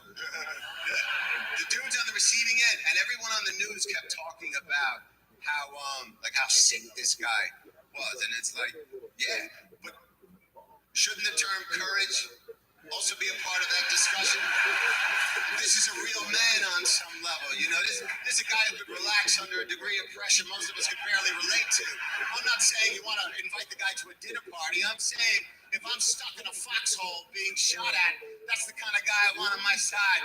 I want Horseman right next to me. Bullets flying by, I'm sweating like we're all gonna die, man. He's just like, relax. And I'm like, how are you so calm, man? He's like, fuck horses, Chico. These are just bullets, buddy. Cool it. I don't know where I'm going with that bit, but I think it's funny. You never know what life's gonna throw at you, right? That's the point. Life's too short. I did a show in Macon, Georgia a few years ago. We got this all on tape. If you don't believe me, you can go on my website, which is keithcomedy.com. We'll get to that later. There's a video of me, Macon, Georgia. 10 minutes into my show, I got attacked on stage by a bat. Flew out of nowhere, wouldn't leave me alone for a minute and a half. I learned two things that night, people. First of all, I scream like a little girl.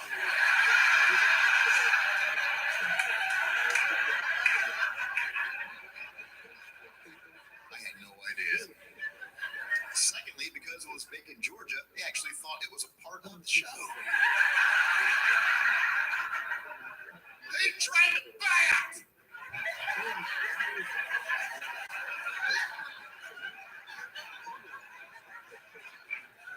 What's his name? I'm freaking out, dodging rabies and bat and scurvy. I don't know what they have. Restless leg syndrome, SARS. Yeah, I used to have a girlfriend, but I lost her in a storm. One umbrella, I was like, you're gonna have to get the fuck out. I'm not getting wet. And she was like, I've been saying that for years.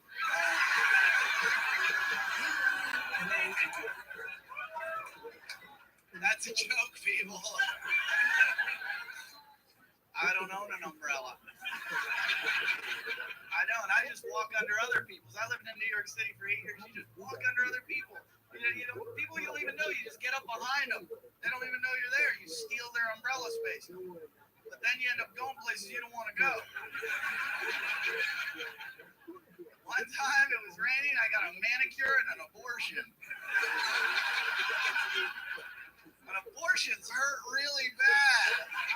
This doctor kept pulling and pulling. I'm like, that's not a baby. Those are my balls. And then he spanked my balls and I cried.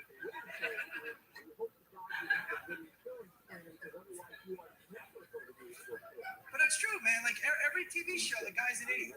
Every show, like guys, something happened. Every guy's a moron. The wife knows better. By the way, if you think men are dumb, we're not dumb. We just do dumb shit. There's a difference, okay? We do. That's what balls do. They make you just. That's why they say that guy's got balls. It just makes you fucking do crazy shit. You know what I mean? Like there's a building on fire. We run towards it because we have balls. That's what they make you do. The key word is responsible. See, women, you're more responsible because you're at an advantage because you have a vagina. Now, a vagina is a responsibility.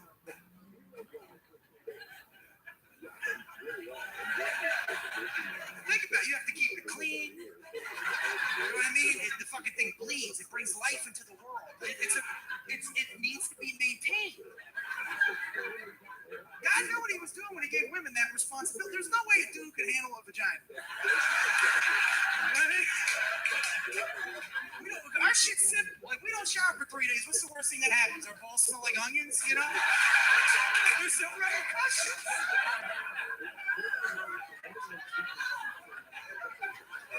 A vagina's a responsibility. And I know I couldn't handle it. I know I couldn't have a vagina. I've given this thought. If I had a vagina, the first thing I do is see how much stuff I can put in it. I'd be in my apartment just shoving random items in my pussy. My friends would be over betting too. Like, I bet you can get the lamp in there. Put 100 on the table, dog. Let's do this. Keep it lit. Let's see how far it goes. Look, I'm ET. You know?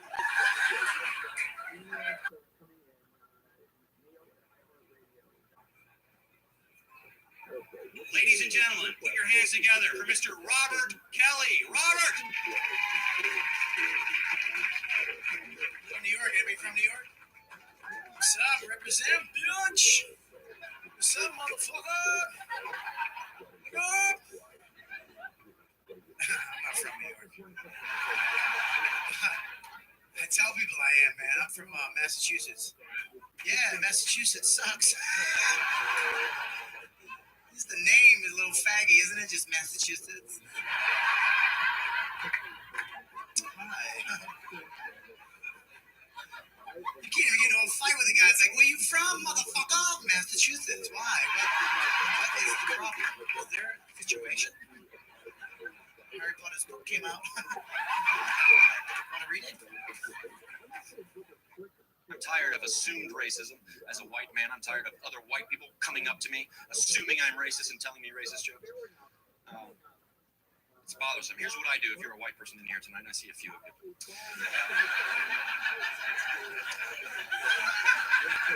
Here's what I use when someone tells me a racist joke now. I act like they are giving me factual information. Because a stupid hillbilly isn't smart enough to explain comedy. So when he or she tries to explain the inner workings of a joke, their head will explode. Here's an example. Last year, right after the election, I was in Illinois. After a show, a guy came up to me and he said, hey, you know, now that there's a black president, racism is dead. Did you hear the one about, I'm like, whoa, time out. You were going to proclaim the death of racism and then immediately launch into a racist joke. You're like racism Jesus. You didn't even wait 3 days. What this is?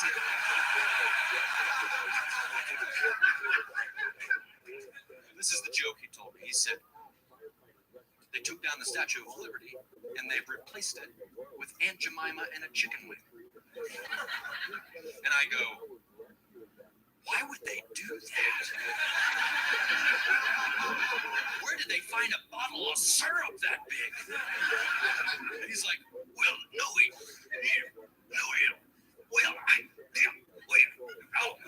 boom, and his head exploded. The confetti flew down all around us. God bless America.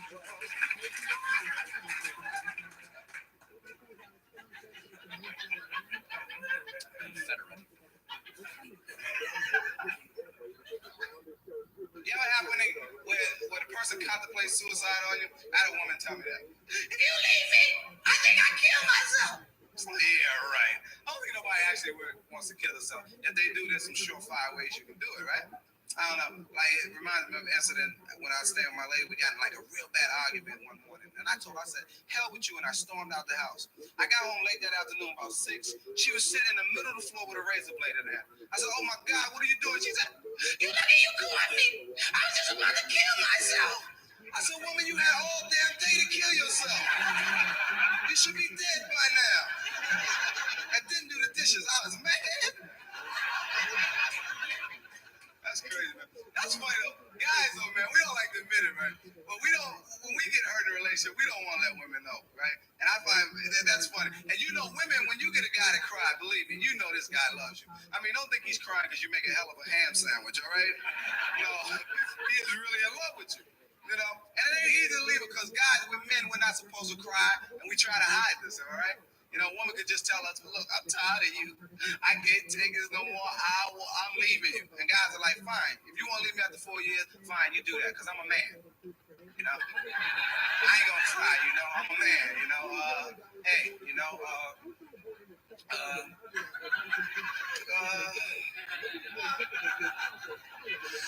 yeah, that's all right. That's all right. Do what you got to do, you know?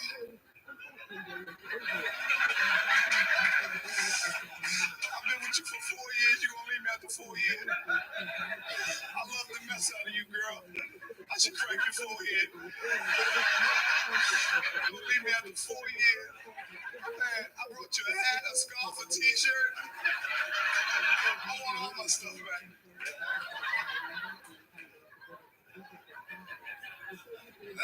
Crazy. No.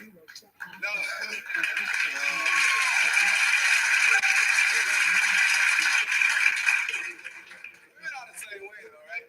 I know women that are gonna get their head going and everything, especially black women. They just get that head going. You can tell when they're upset. Cause you can't even tell a black woman, honey, I'm going out. They say, oh, you get ready to go out without me? Well, let me tell you something, Mr. Go Out Man. That's why you can't hit black women, man. You can't get to that head. Oh, don't you hit me? Don't you?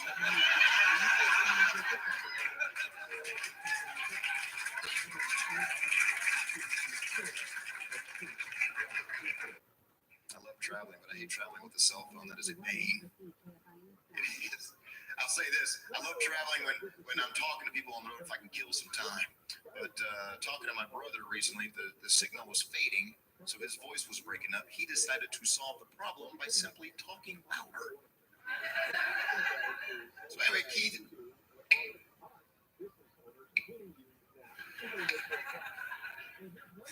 Oh, you're breaking up. I gotta call you back.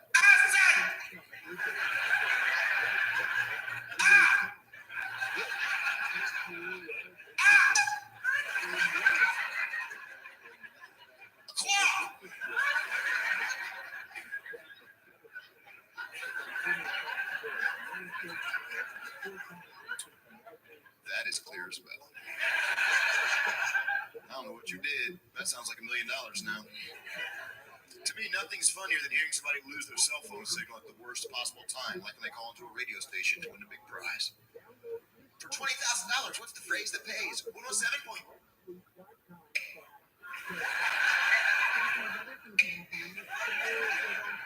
What was that, sir? What up?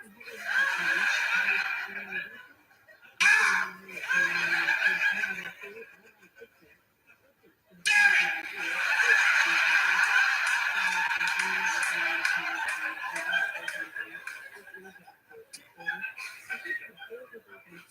That is not the phrase that pays.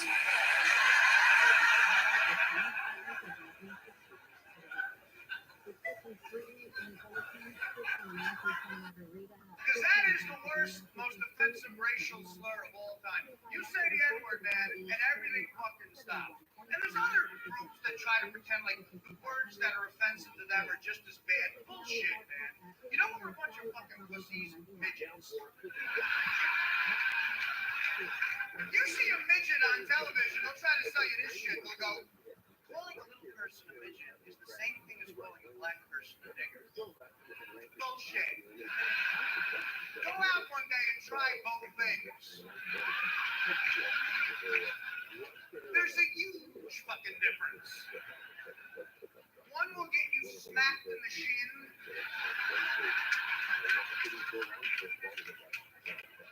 And the other one will get your fucking ass kicked.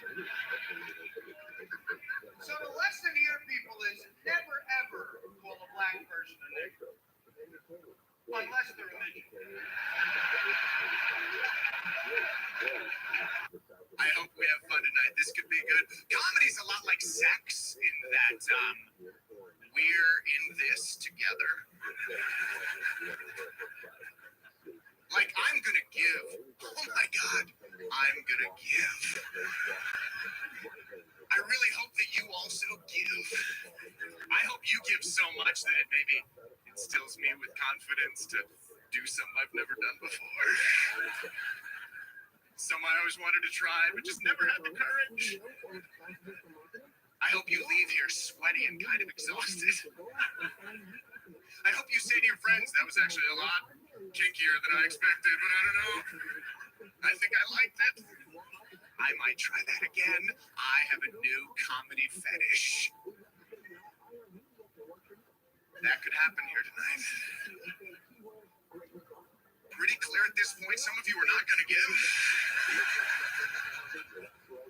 I can only describe that attitude as, have you ever slept with somebody and all they do is just lie there?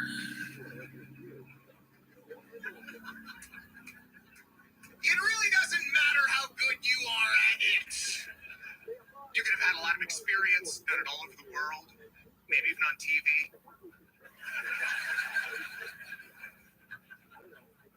You could pull out every trick you've ever learned. Lick this, pinch that, shove a finger in there. And in the end, they're going to go,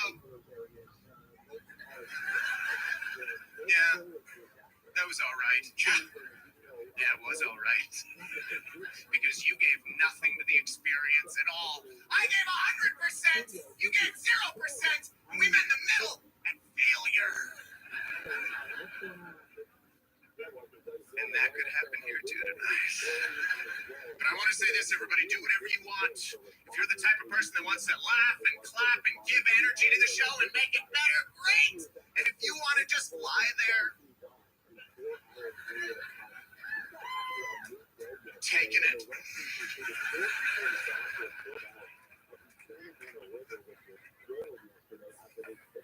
You can do that too. But I want you to know this, whatever it is that you choose, you need to know that I'm gonna finish anyway. Yeah.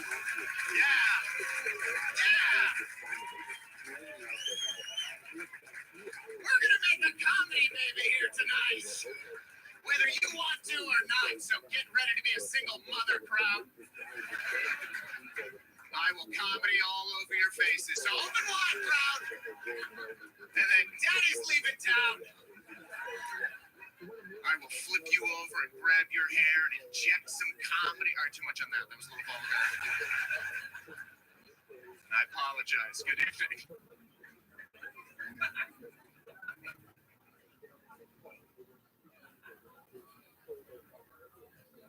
But thank God they let brothers play, man.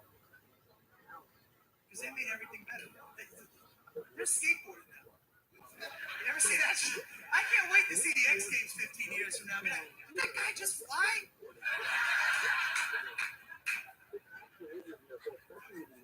Brothers do everything. They do everything cool. Except for two things. One, dress for prom. What the fuck are you wearing, man? Top hat, tails. What are you, Dr. Seuss? Where the fuck are you going? And I don't know if you know this or not, but brothers can't watch magic tricks. They just lose composure, man. Like I've never seen anything like it. Like they just lose their cool, man. Like, pay attention next time you're at like the promenade, you see some street magician. Brother, walk up, tricks don't work. And as soon as the trick happens, the guy's like, ta-da! They're like, fuck that! They just run! Oh, hell no, man! They won't even participate! The guy's like, hey, buddy, pick a card. Fuck that! You the devil! I ain't fucking with you, man!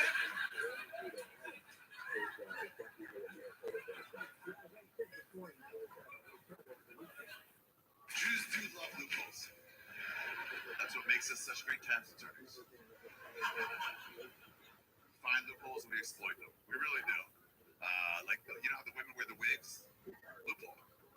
You ever see the women wear the wigs? Well, that's what it's because okay, you can't covet your neighbor's wife. And they say one of the things you covet is their hair. Hair is an attractive quality to a woman. So you have to cover your hair if you're a married woman. So these Jewish women who are just as smart as Jewish men, they went looking for loopholes. So they went to their rabbis, like, Rabbi, can we cover up our hair with a baseball cap? They're like, well, yeah, whatever, do anything. And they're like, can we cover our hair with someone else's hair? But the rabbi's like, where are you going with this? They're like, well, we propose we cover up our hair with some hair we bought in China. So it's not us they're attracted to, it's Soleil from China. And the rabbis are like, well played.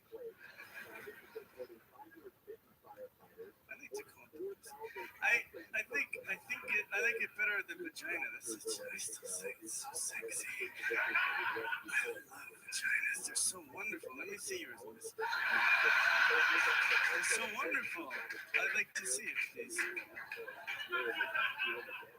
Vagina is so sexy. Guys can just look at pictures of vaginas and we'd be happy. You should just start putting pictures of vaginas up in museums, and then guys would definitely start going to museums. Just put them in between the Picassos, and the guys will just be like, the detail is stunning. It's almost like it's drawing me in. Sometimes a vagina can go bad, though. Scary.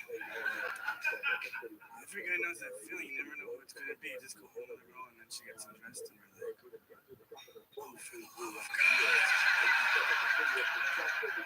Someone call an ambulance.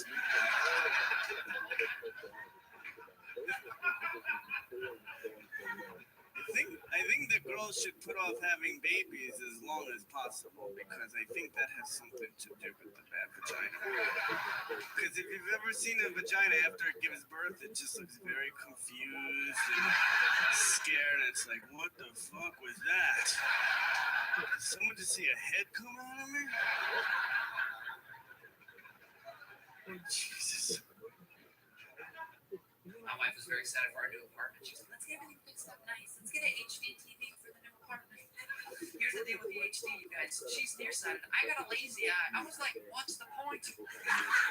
Right? I'm like, baby, we don't even have high definition eyes. No amount of clarity on that screen over there is going to fix what's going on right here in front of my face.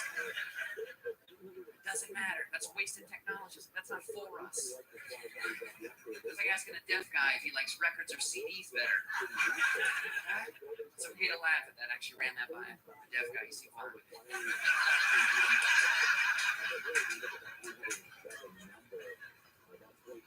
I do have a lazy eye. I don't know. Sometimes people think I'm making it up for the show. Come up to me after a show. Do you really have a lazy eye? Can you make your eyes turn in? I don't know if you heard me. It's lazy. Can't really make it do anything.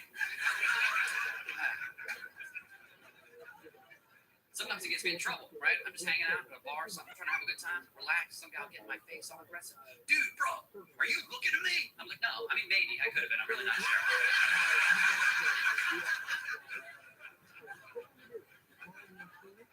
I actually had to wear an eye patch when I was a kid for the lazy eye. If you don't know how this works, they make you wear an eye patch over your strong eye, so your weak eye has to work hard.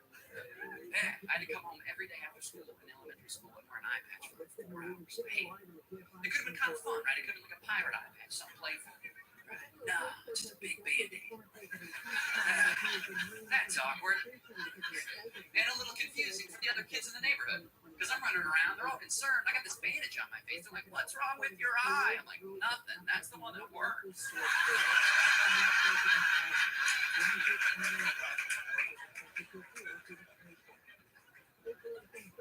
Even as a kid, I thought that logic was like a little flawed, right? We wouldn't do that with any other weakness. You imagine taking a kid with a club foot, like, oh, hey, little Billy, here's what we're going to do for you, big guy. We're going to take that good leg and tie it up behind your back. Yeah, that's what modern medicine has come up with for you. We'll just have you hop around on that nub for a couple hours every day. It's bound to straighten up and playing hopscotch in no time. Now run along. Sorry, hop along. Right, we wouldn't do that. That would be cruel. But you know, it's like I've always said, whatever doesn't kill you will only make you weaker and easier to kill. I was not a tough kid growing up. I was a bit of a late bloomer. When I started high school, I was very, very scrawny. I know it's kind of cliche to say, but you've probably all heard the term 98-pound weakling. And that pretty well describes the guy that was taking my lunch money. So I went out for the wrestling team. I thought that would help toughen me up. Wrestling, very tough sport. Although, as it turns out, by far, least toughest uniform. Yeah. A couple people familiar with the singlet. That's what it's called, or as my mom used to refer to it, your onesie.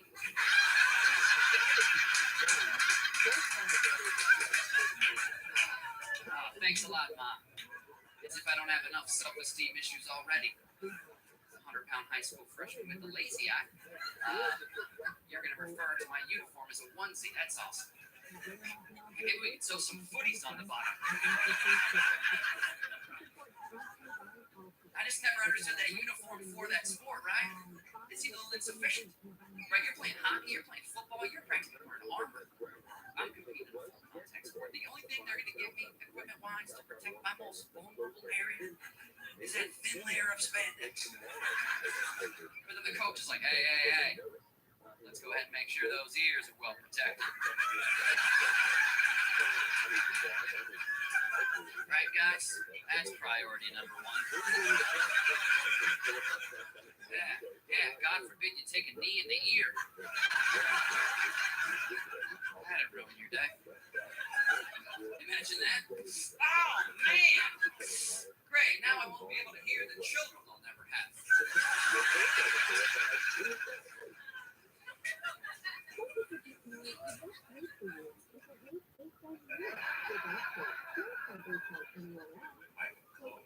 Fixer. This person lawyer, fixer. I wonder if he puts fixer on his business card. Person lawyer, fixer. When your fixer turns on you, this guy used to go around saying he would take a bullet for Donald Trump. Now, not even a wedgie. It's a chain.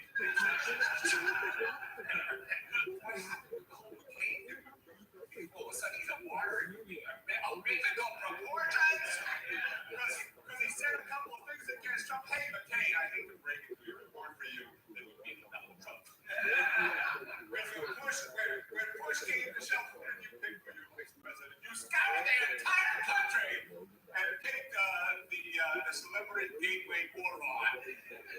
Sarah Palin paved the way for the current apex asshole chief that run it. He proved it. I mean, he proved it already. He proved it not only in the United States anti-intellectual business careers pro-immigrants. Under the control of the stupidity fundamentalists and the direction of the top 1% retards. It's a real problem. You know what I find incredible? The fact that you guys drive in the snow. That amazes me. That you manage that because the roads get all slick. It's essentially a giant game of bumper cars that you're playing, right? It's an amazing thing. I got to a cab in Minneapolis in the wintertime. We got out on the road. The cab driver hit the brakes. One good time. The cab went slide.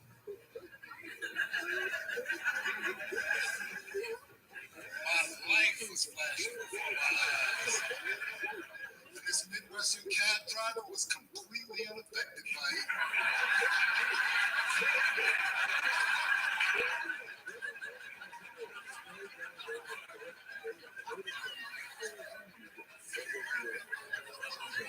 So, where are you from?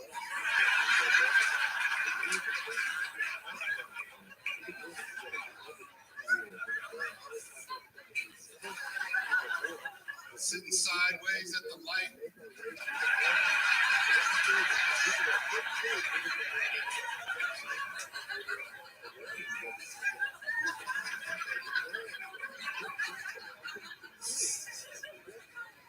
When the light changes, you gotta wait for the car behind you to give you a push on the door.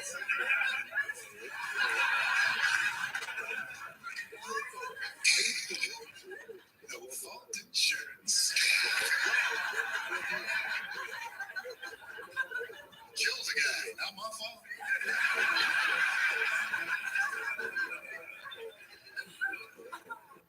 But I'm white, and my wife is white, and our children are Asian. And oftentimes we'll be walking around, and people will stop us. Women usually will see us coming.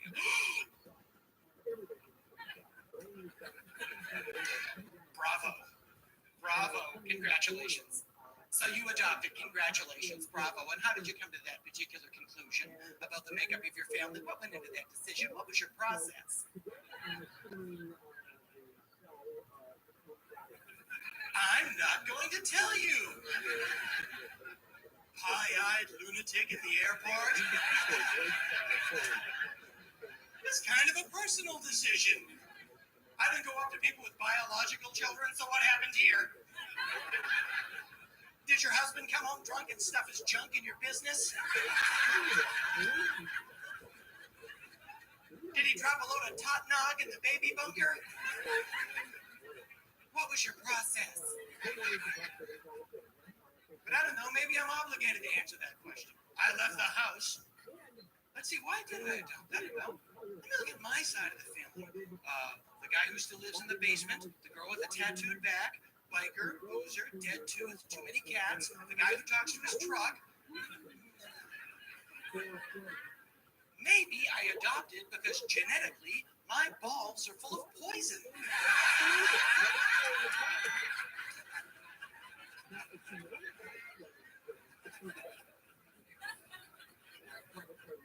And I get it. Once it gets some powerful shit, and it falls into the wrong hands. It falls into the wrong hands, you niggas get caught up, you know? Because I get it, you know? They ain't that bad.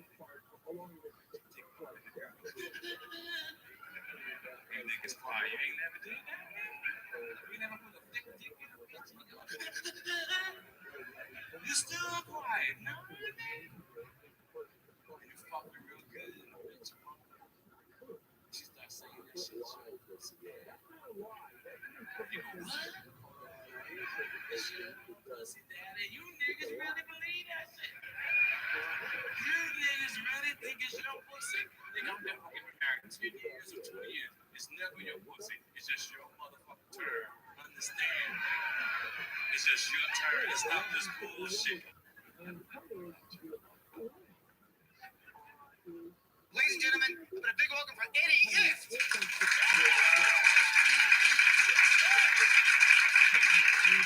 Thank you. Hey, everybody. How's everybody doing tonight? All right. Woo, that's a good crowd. I'm glad there are people here at all. No, I do shows, sometimes no one's there. And then people walk in and think I'm retarded. I did a show one night, I'm not lying. One night I did a show, there was only one guy there. One guy, yeah, and in the middle of my set, he went to the bathroom. So I went with him. I did, I was down in the stall with him, telling him jokes. And he's like, go get me toilet paper, you freak.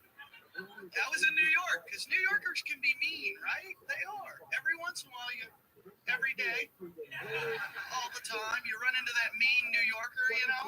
I learned that when I moved here from Pittsburgh, and I crossed the street at a crosswalk, and a car hit me. And then the guy got out and yelled at me. He's like, yo, asshole, look, you scuffed my bumper. And I was like, do you know where my eye is? I think it popped out when you hit me.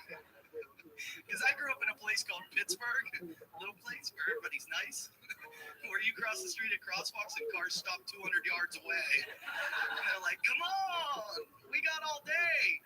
We're steel workers. You know, I hadn't always been a bachelor. I was with my ex-lady for like about 4 years, you know. I don't know, and we were living together like 2 years. I don't know, we just went through a lot of changes. A woman crazy. She used to say things like, I'm selfish. I'm on some type of ego trip. Just because when we make love, I call out my name. I didn't understand that, but I don't know. She's a sweet girl, I have to admit. I guess I was getting bored in the relationship. I guess you know you're getting bored when instead of making love, you'd rather watch hee-haw. You know, not now, honey, the horse is about to talk. You know what I'm saying? I don't know, sweet girl. I don't know. Ain't nothing in the world I wouldn't do for her. And I know it ain't nothing in the world she wouldn't do for me. So I guess we go through life not doing a damn thing for each other. Crazy, man. Those kind of relationships, though, when you're with a woman like a while, you've been with them a while, they are hard to get out of. You know what I'm saying? Some guys won't let women out of a relationship. They intimidate women into a relationship, right? Because women just say, look, I don't want this no more. I want out of a relationship. And guys are like, man, if I can't hang, nobody will. You know, it ain't that serious. Calm down, right? Crazy. I heard one guy tell this lady, if you leave me, I'm going to kill me, you, and the dog. The dog was like, yo, man, I ain't got nothing to do with this. So I ain't work out, cuz I'm going to take my phone and head out the back door. It's crazy, man. I did not graduate from college. That's true. Thanks. Did you not graduate either? Oh, you did that. So you just like the fact that I didn't? Sorry. It's strangely supportive.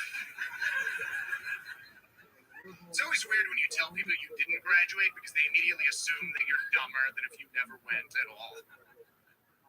More dumb than if you never went at all.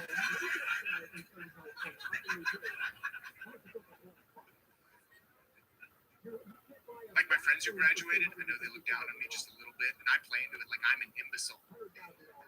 They'll be like, Ryan, we're going to the museum. Do you want to go? Museum? I didn't even graduate from college. Ryan, did you do your taxes? Taxes?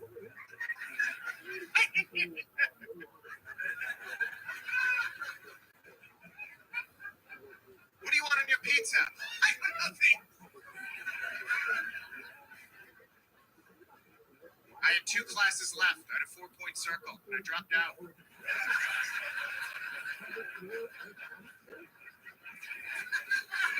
TikTok crowd, come on. Sometimes the comedian isn't the problem.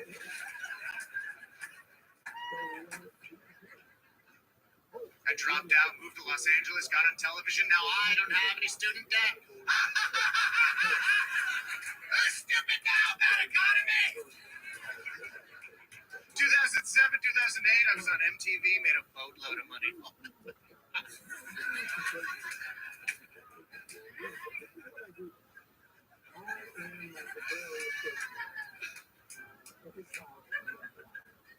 And I blew through all of it. So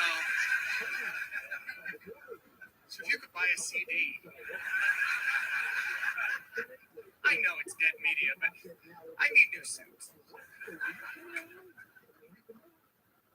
You have to be positive, everybody. I think that's the message here tonight.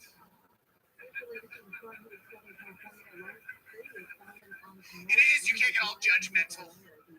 Say things like, oh, you can't kill a soldier. Well, she was being kind of a bitch.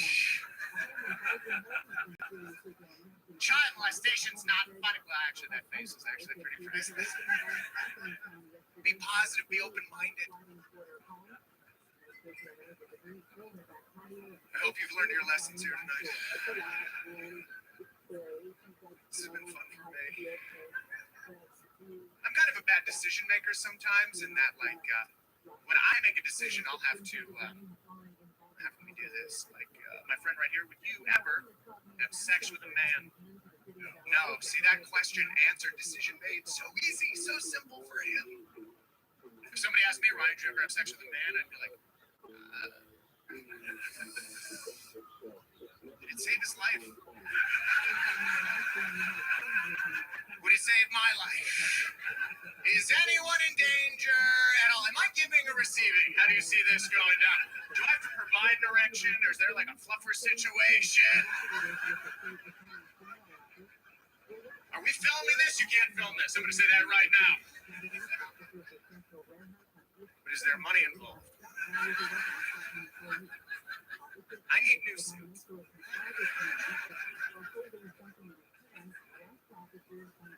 You could have sex with one dude, it would have cured cancer. You didn't even ask if that was an option! I think you owe some people an apology. You could have taken one for the team. We would have all been grateful. We would have built a statue to you. And another dude.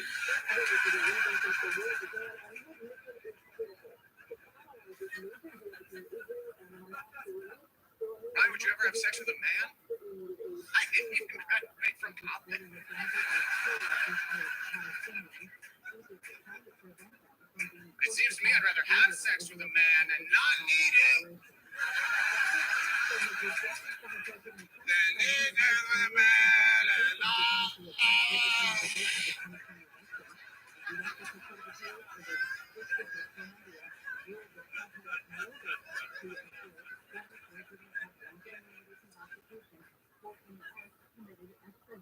Yeah, some banana cut his donkey off getting heads from beer.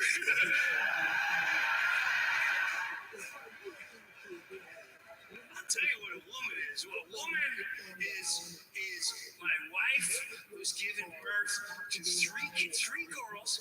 That, oh yeah. First one got stuck. First one was stuck. For hours, no drugs. They just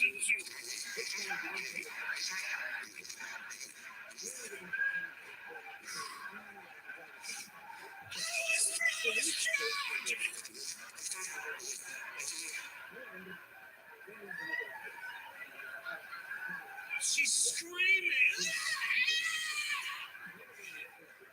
And you got these nurses, you get Kanye. He just graduated.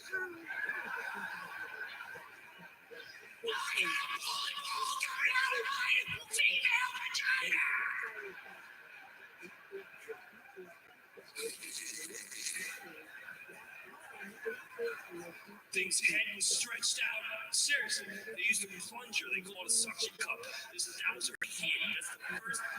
That's my wife's first child.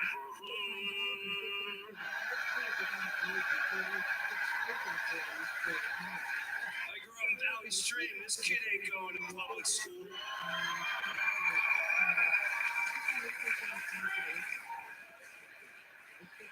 Three kids. Every time I'm on the road, she's getting psychologically just mutilated by these teenagers trying to divide and conquer us. Mom's always spending money when you're not aware, Dad. She's a real issue. I think it's a disease. I looked it up, and I'm studying psychology in class where they're teaching us to hate our parents and divide the entire household. I don't know my sexuality. I don't know anything about anything anymore.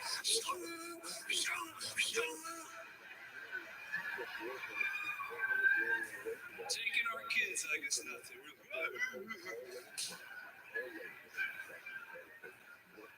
That's a woman. Surviving that.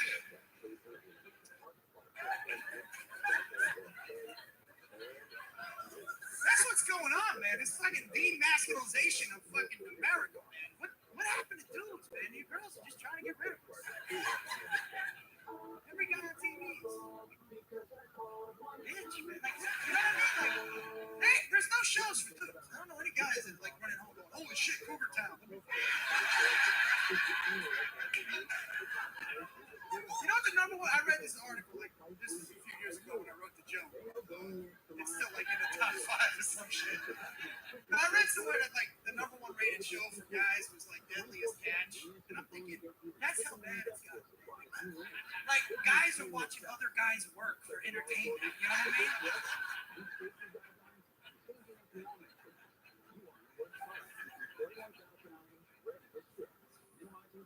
Like it's not okay to be a dude anymore. Like, because I like to fuck, fight, drink, like I'm an asshole. You know what I mean? Like I'm a dick because I like vagina. And lots of it. Like I'm a scumbag. I'll tell you this though. That's when you realize that your wife is your best friend. Right? I have best friends. They won't have a baby with me. Yeah, we made a human together. And she did that for us. And that's how you know that your wife is your best friend. And I looked at that little boy and I thought to myself, one of these days he's going to leave. I'm going to be stuck with her again. Forever. Till death. Not till death. Well, we die first. We do. Men die first, ladies. It's not the Notebook. We don't fucking die. In real life, we die first. And then, ladies, years later, you die. Right? It's true. Everybody in here has a grandma. At some point, Grandpa goes, fuck it. I'd like to be in heaven by myself for a little while. You know, all the grandpas are in heaven having a good time, and all of a sudden, oh, I gotta go. I tell you not to eat the salt vinegar potato chips. Oh, Brenda showed up. In 2017, I came out.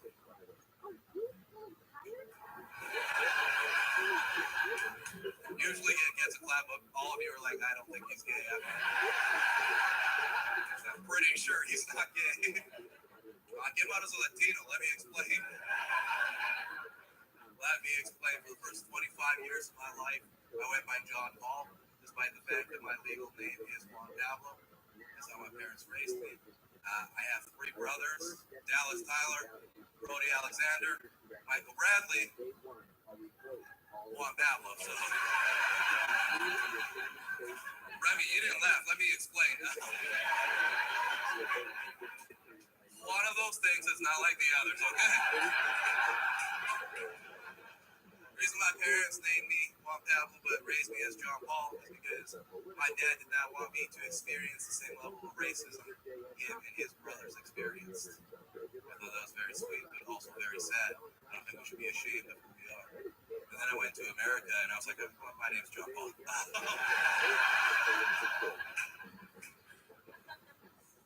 I pull it out whenever I get pulled over, you know? Like, license and registration, please. I was like, do you want the real name or the fake name? Like, put down the bottle of tequila. I was like, it's very clearly Jed, you racist. Where the Latinas at tonight? Yes, I fucking love Latinas. Sexiest women on the planet. They're my favorite fucking women. They're so sexy to me. Something about that vaccination scar makes my dick. You all got them? I'll fucking pay you to see it. You know what I'm talking about? Sitting all low off the shoulder. They come hit her lip. And it's for some shit that doesn't even exist anymore, like smallpox. Sign me up for that. I got nothing against ladies with tattoos, alright? I think tattoos are very sexy. But I'll take a vaccination scar over a trans hair.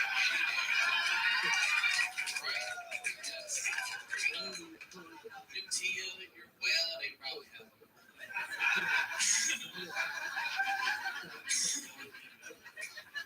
Vaccination scar is a childhood scar I can deal with. Alright? That bullshit that went down between you and your uncle, that above ground pool, that's none of my fucking business. I'm here to solve those kinds of problems. How you doing over here? Are you awake yet? So you laying across his lap? Are you alright? Do we need to splash with some water and some ice and shit? An elbow or a sock of nickels? What can we do to help you? Stay up, man. Stay up. I know it's late. I appreciate y'all coming.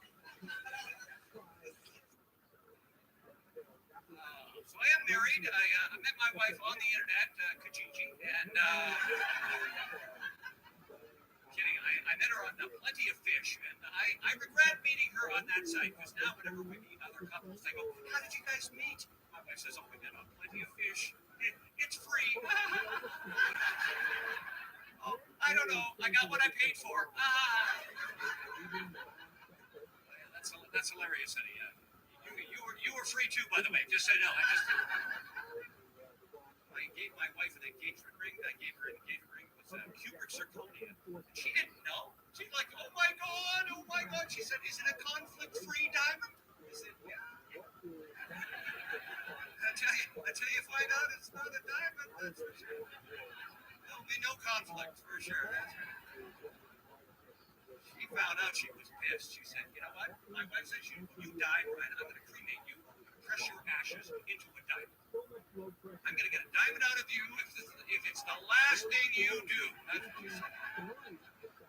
You can do that. You know that? You can take your loved one's ashes, press them into a diamond. You can also take your loved one's ashes, mix it in with tattooing, and get a tattoo with that ink. And my wife said, "Yeah, like I need another way for you to get under my skin." I don't think so.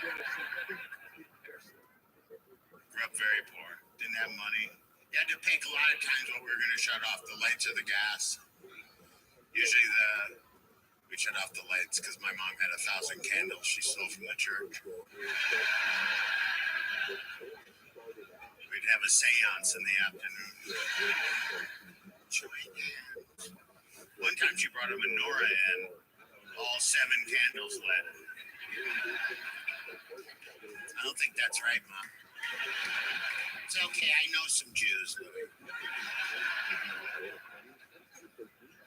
We were so poor one time, I didn't have any money to get my mom a birthday gift, and I wrote a coupon book. I'll wash the dishes, I'll do the laundry, I'll kill Dad for you.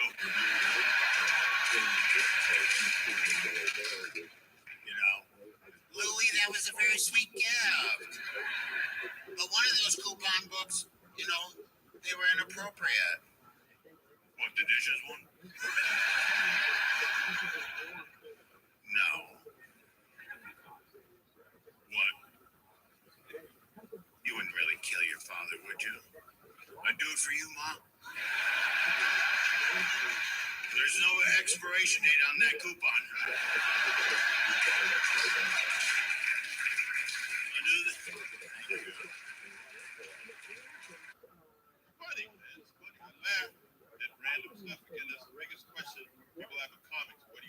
if you follow me around during the day, you'll see me laughing and you won't even know what I'm laughing at.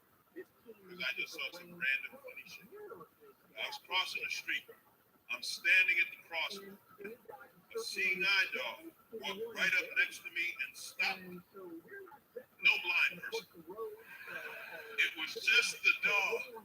He had the harness on and everything. And I'm looking at him like, yo, man, you lost something. And I was laughing because all I was thinking is somewhere there's a blind guy going, where's my dog?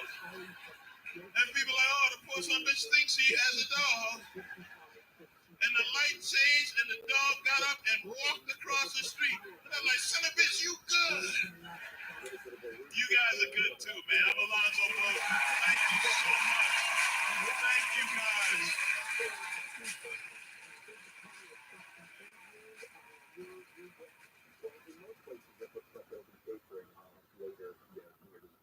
My black friends always talking about their ancestors. My white friends always talking about their forefathers. Which is two totally different types of dead people. I'm not saying you're a racist if you bring up the forefathers, but I am saying you have my undivided attention. You know, because it's not racist, but it just feels... something that ain't racist, but it's got the residue. It's got the residue of racism on it.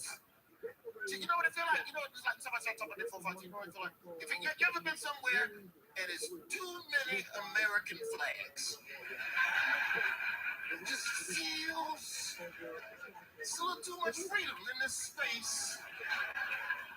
And it just don't feel right. Like, how many American flags equal one Confederate flag?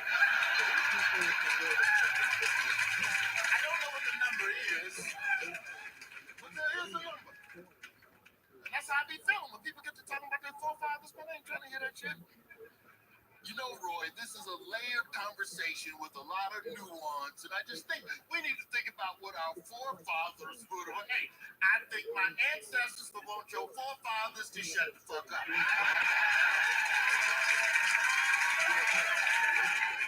I'm obsessed with villains, man. Like, I love watching movies with good villains, man. Most villains are dumb. Like, they never just kill the hero when they got him right where they want him. They got the hero tied up at gunpoint. The henchmen are there. They got him. They always want to talk and reveal the plans. They always got to reveal the plan and take their eye off the hero every time. Like, I got your ass, man. So you gonna kill me right now. Is that your plan? That was my plan all along. You see, I was gonna steal the whole water supply from the factory, siphon it off, and then sell it to the highest bidder. And then that's when you actually escape the escape. Damn it. Even the superhero movies, man, they got the masked hero. The hero wears a mask. They got the hero tied up at gunpoint. Henchman right there. Nothing. They never just take the mask off. Like, I got your ass now. So you gonna take my mask off and reveal my identity? Eventually. But first, I'm gonna force you over the water supply to the townspeople and then publicly reveal your identity. And then that's when you the escape. Where were you at, Henchman? I was looking at your friend. Every time. I feel like I got a good you heard what your mother said voice. Like when the kids ain't listening to mom, I can come in with the good you heard what your mother said. Because every man doesn't have that kind of voice. Some men match their women in voice capacity. You need that shift for the kids to really pay attention. Because the kids are jumping on the bed and mom's like, stop playing, guys, stop, man, whatever. And dad comes in, you heard what your mother said. It's not gonna work. You need that drastic shift. You heard what your mother said. Oh, we didn't know you was on that. I'm not home. I'm at work. I know what y'all are doing. I'm at work. I'm everywhere. Open that for me, construction worker owner. Thank you, dude. Thank you, brother. Is that your wife? Calling you around. Oh, shit.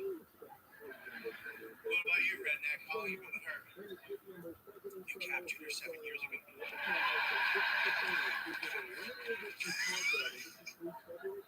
How many people do you have at your wedding? You had 2 people? You went to Vegas. Okay, cool. Good for you. How many people do you have at your wedding? You're an asshole. Really? I hope that it sucked. I'll tell you right now. I told my wife, I go, listen, I don't believe in weddings. I don't believe in the whole culture of it. I think it's all bullshit. We should save our money, spend it on ourselves, buy a townhouse, invest it. We don't like these people. We're trying to make a better family. That's what we're doing. We think that we can start something better than what they did. She's like, I agree, we should elope. I'm like, that's why I fucking love you. My uncle's a justice of the peace. He'll do it for nothing. We'll do it in an Applebee's parking lot on a Wednesday. Why Wednesday? Unlimited rulers from 3 to 5. That's why Wednesday. We'll go to a Holiday Inn Express. I'll eat your coochie till you tell me it's not working. I'll jump back in my bed. I'll put my sleep apnea mask on so you can get some Z's. Because we're waking up at 6 a.m. to hit the pancake machine. Oh, what's that? It's a machine that shits pancakes out at every Holiday Inn Express. From 6 to 10 a.m. Pussy pancakes riblets. The best wedding ever had.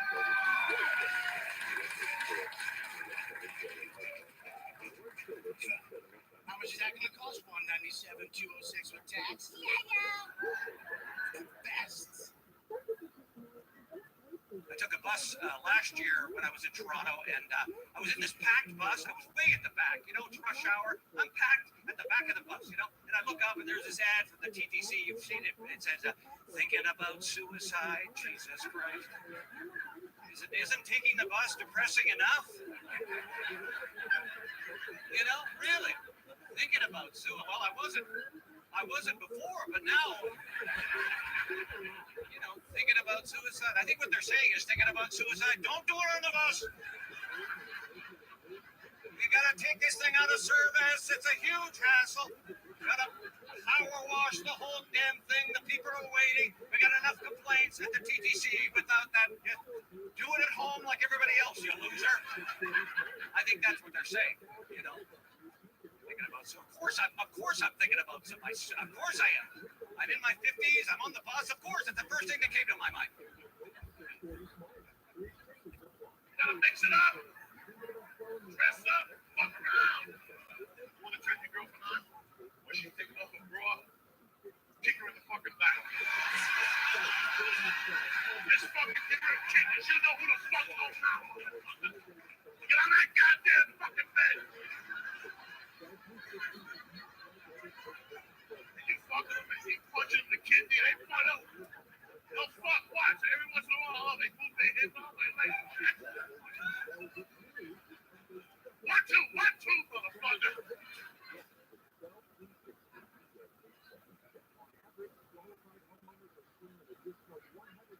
That's why you don't want guys in the base of, I don't know what the fuck you're from, we're Pasadena, I'm from South, I'm from Cuba, you know what I'm saying? All I have to tell you is one thing, if you learn something, just learn one thing, guys, don't argue with your girlfriend. You're not going to win the conversation and the cow. I'm watching USA when you rip this all out. There's no way to live. You do what I do. Here, hey, listen, I got 24-hour porno on a satellite, right? So I don't come out of my house for too many reasons. This is it. 24-hour uncut porno movies. I tried to get a better deal, but they said, no, Rich, 24 hours is it. That's all we have. We're not ripping you off. You gotta love the porno. I gotta go home soon because one is starting. I don't want to miss the beginning. Because if you miss the beginning of a dirty flick, you can't follow the rest of the movie.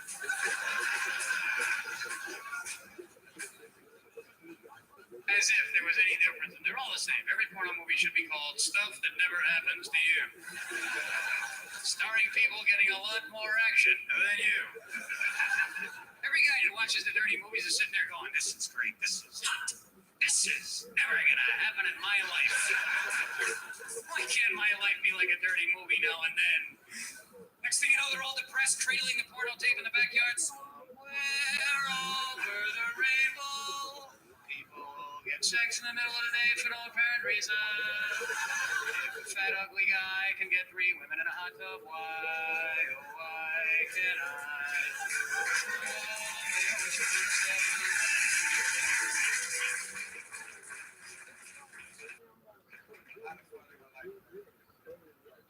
A lot of fun, I tell you, man. I love just so many things, man. I think we all know, like, when you're with a person after a while, you have fun with them. When you make love to them, you have fun with them. When you're in love with them. When you're drinking, though, guys, you know, when we're drinking, we don't care who we're with. Guys will try to chase a bat when they're drunk. Because you can walk in a club, right? You will walk, guys, you know, you will walk in a club and see an ugly woman and go, oh my goodness, she's ugly. Oh, ain't no way. Man, look at this. Look like, oh, no. Like about 10 Long Island iced teas. You're like,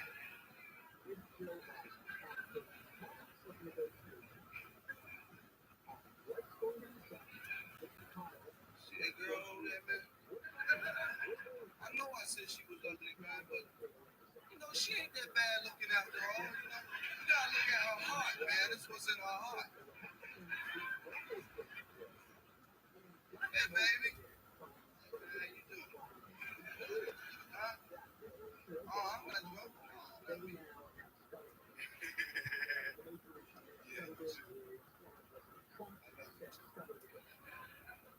Ladies and gentlemen, I gotta go. Thank you very much. God bless. All right, Martin. But I get it, you know what I'm saying? They're just trying to relate to you, you know what I'm saying? Which is cool. Like, I've been places where people don't give a fuck about relating to you. Like Boston. Been to Boston. Boston racist as shit. Like, Boston's so racist, it's the south of the East Coast, you know what I'm saying?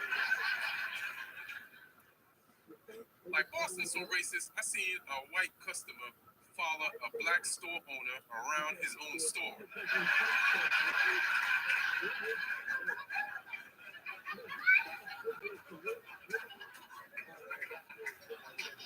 Hey, buddy, can I help you? Motherfucker, this is my store, asshole. What are you doing in my office? Hey, man, just making sure you don't rob yourself. Jeez.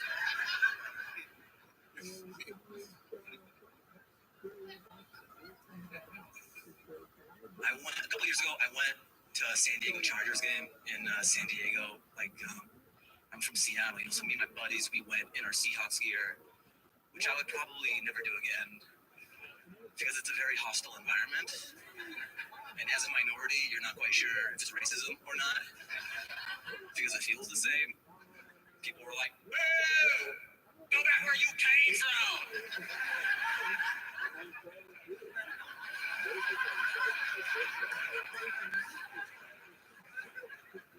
Like, is this because of the jersey or my ethnicity? He's like, what do you think, San Diego? Oh, God, Jesus. At least I know now. My white friends loved it, though, because white people never really get discriminated against, so it's like discrimination fantasy camp for you guys. They're like, yo, let's go to the game in our Seahawks gear. It'll be fun to have people hate us for no reason.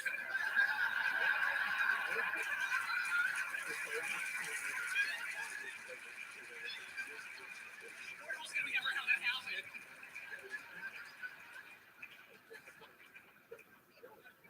Being a minority is like having an away jersey you can never take off. After the game, my white friends were like, that was fun. Back to being a privileged white guy. And I was like, yeah, still fucked.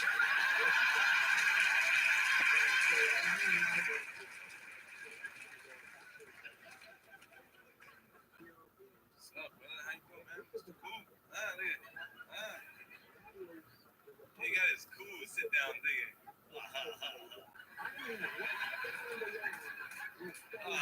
Chuckle. Wow. Wow, this is funny stuff. Wow. Is it first date or something? Is this what that is? Get married? Are you really? Oh, congratulations. Brave man. Maybe we can get married at some party. Excited to tell them, kiss my man.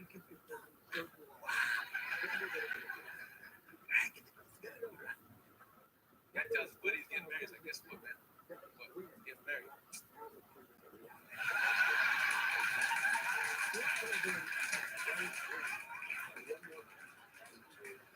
What did I do, bro? Man, that's cold, man. What am I gonna do now, man? What about my needs, huh?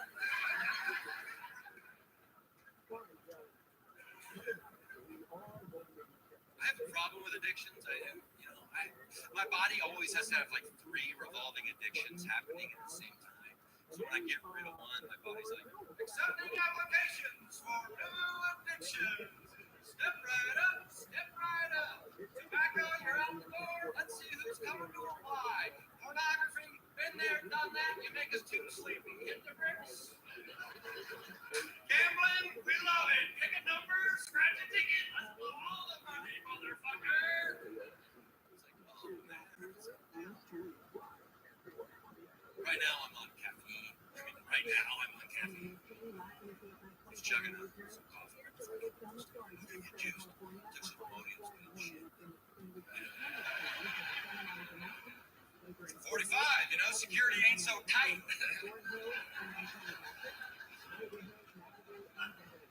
Butthole's like the bouncer, at a bar, First gets that job, he's very strict in checking everybody's IDs, tell me your birthday, picture matches the face. And after 45 years, he's like, just anybody can come in and out of here. I don't give a shit. There's no knives or drugs. I told that joke. But I got a new one, and she's not my girlfriend because she got married this year. Thank you very much. I'm really glad to not be engaged anymore. Getting engaged as a guy is real horseshit. You guys do that. It's like really unfair. A guy, you gotta like work and work and work, and then you gotta save and save and save and save all this money, and then you gotta buy a diamond ring. And then she has to say yes to a diamond ring. Do you guys see a discrepancy in effort? Do you see how one person did a bunch of stuff and then the other person just said yes to the most valuable elements on earth? What happened, guys? We used to get a dowry. What happened to that?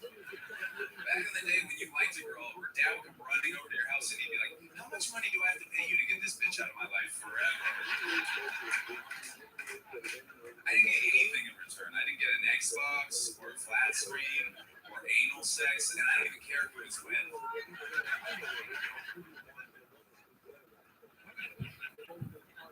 And proposing's not easy either, right? Proposing, you can't just propose. You gotta like surprise your girlfriend, and that's not even really enough. You gotta like punk them. So I punked the shit out of her. I sent her on an errand, and then I ran around the block and I hid, right? Ski mask, pistol, I robbed her, and then I took that money and I bought her an engagement ring. So, pretty romantic guy.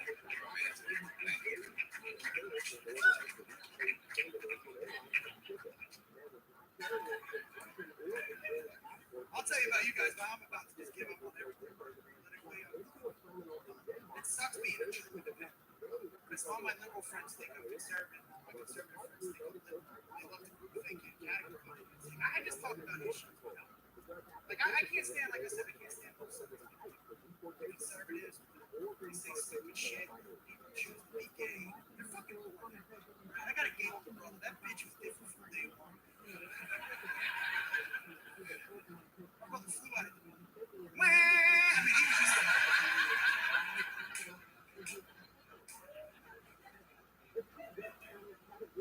isn't it funny how like they hate conservatives, like religious right? They hate science. Like any science you bring up, they won't even consider it. And I found liberals, you guys hate statistics. Any statistic that favors it doesn't favor another group, just don't even count. You just act like everybody's the same. Brothers make up 12.7% of the American population. Okay? 82% of the NBA. 79% of the NFL. Do you understand what a fucking overwhelming per capita statistic that is? Let's put it in perspective. There's 1 million Chinese. One motherfucker made it to the NBA. That's it. And he's a goddamn legend where he's from. He's like a fucking superhero.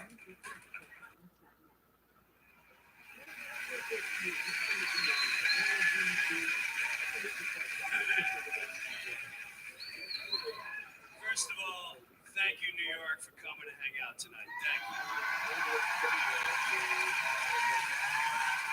By the way, just so you know, if you've never seen me before, this is the way I look all the time.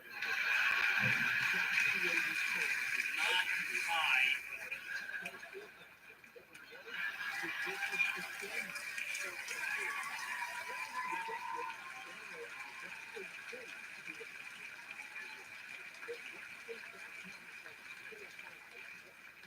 That's when I realized there is a God, and he has a very funny sense of humor.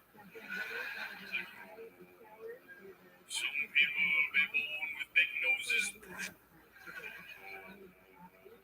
Some people will be born in Mississippi.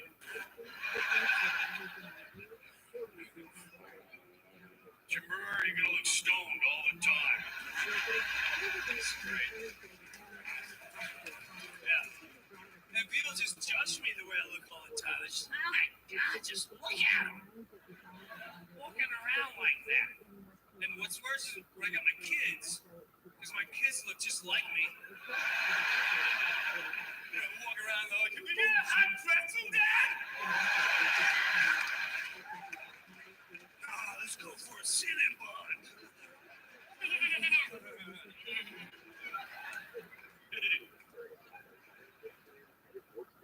Good beer, dude. It's a good beer. You a barista? Why do you look like that then? You have barista face. No, but it's fine though. Would you work in where do you work? The Apple store? Where do you work? In tech, yeah, that's tech face, yeah. You're good. You live in the New Brooklyn. You don't? What do you have? Ponytail. Are you in a band? Why the fuck do you look like that then? I don't understand. What do you do? You work at a flea market? Startup? Oh, startup, right, startup, yeah. Where's the best acai bowl place? Yeah, you know, yeah. Very good kid. You guys are together? Oh, wanna be? You know? No, I'm sorry. By the way, I called you dude in the beginning. I did not mean to assume your gender. I apologize. Because I did not. I apologize for using the wrong pronoun to offend you. My bad. Pronoun. I would love for somebody to say that to my dad. Use the wrong pronoun. What's a pronoun? Is that like a noun in the NBA? I don't know what a pronoun is. Crazy. Dude, I knew it. Listen, I knew straight white guys were going down. I knew it. About 3-4 years ago, I said, time's up. That's when I started using time's up. I knew. That's why I have a Puerto Rican daughter. I did it for my career. Oh, yeah. Anytime anybody's like, what do you have to say, you straight white male piece of shit? I'm like, have you met Julissa? All right, guys, have a nice night. Thank you very much.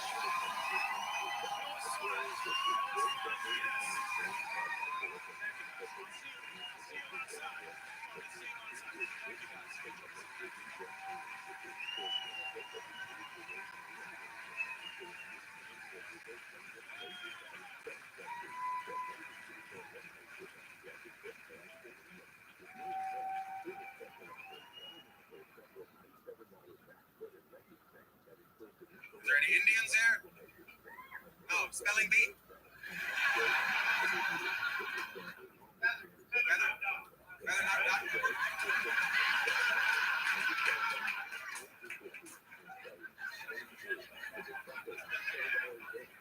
This is going to be different.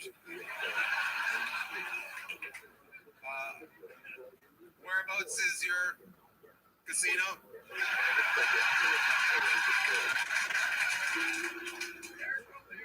Maricopa, Arizona. Holy shit. observations. Guessing you're out here getting water to take back to everybody else? How?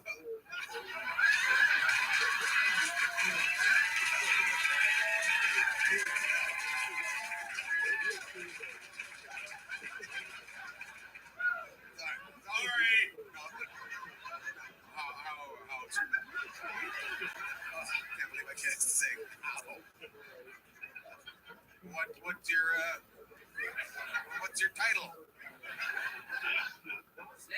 Just an Indian. Not a chief.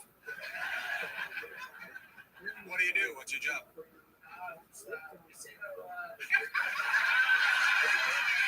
Oh shit, you are an Indian. Well, good for you. How did you meet your lady? God, sounds like a horse was given away. Was it an arranged marriage? You could say that.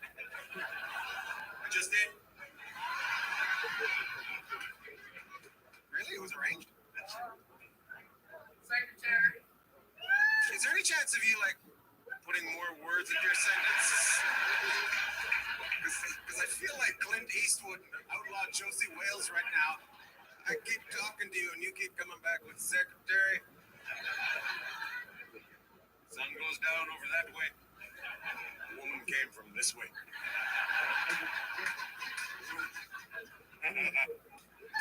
Put my dick in a hole in the wall, waiting for pleasure. Hey.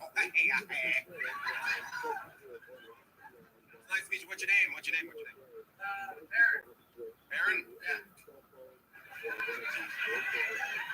Anything else? Some sort of cloud? Aaron, storm cloud, red cloud, blue cloud, high pressure front. Indian bird. Little. No. Hold on, this is what he said. He's telling me to move on, but there's no way I'm fucking moving on from that. Did you hear what he said? My name's Aaron, the last name's Whittle, which is the Indian word for mountain, is what you said. I don't think so. I'm pretty sure the Indian word for mountain is hill.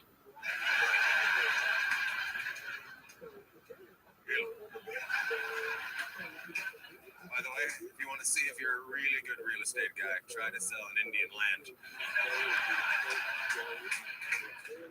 Because I guarantee you he's already going to say this. Already is mine. Oh my God, that side of the room is having fun, but they also look like they have a stroke. Just a lot of stares looking at me. Does anybody else smell toast? It's weird in here. I can't make a full smile. Alright, some of you apparently have medical and other people don't. They say you smell toast when you have a stroke, which is weird. What if you're making toast when you have a stroke? Think everything is just extra toasty that day and all excited. Oh my God, I can't wait to put some peanut butter on the baguette. But it's not the noise you make when you have a stroke, but it's a really funny joke. If you're not laughing at it, you're probably allergic to peanuts. Probably one of those assholes. I can't have a peanut joke. Take that back. I'm swelling up. Get back to bed. I can't breathe. Peanut nuts. Peanut nuts. Ladies and gentlemen, big round of applause for Mr. Jason Allen.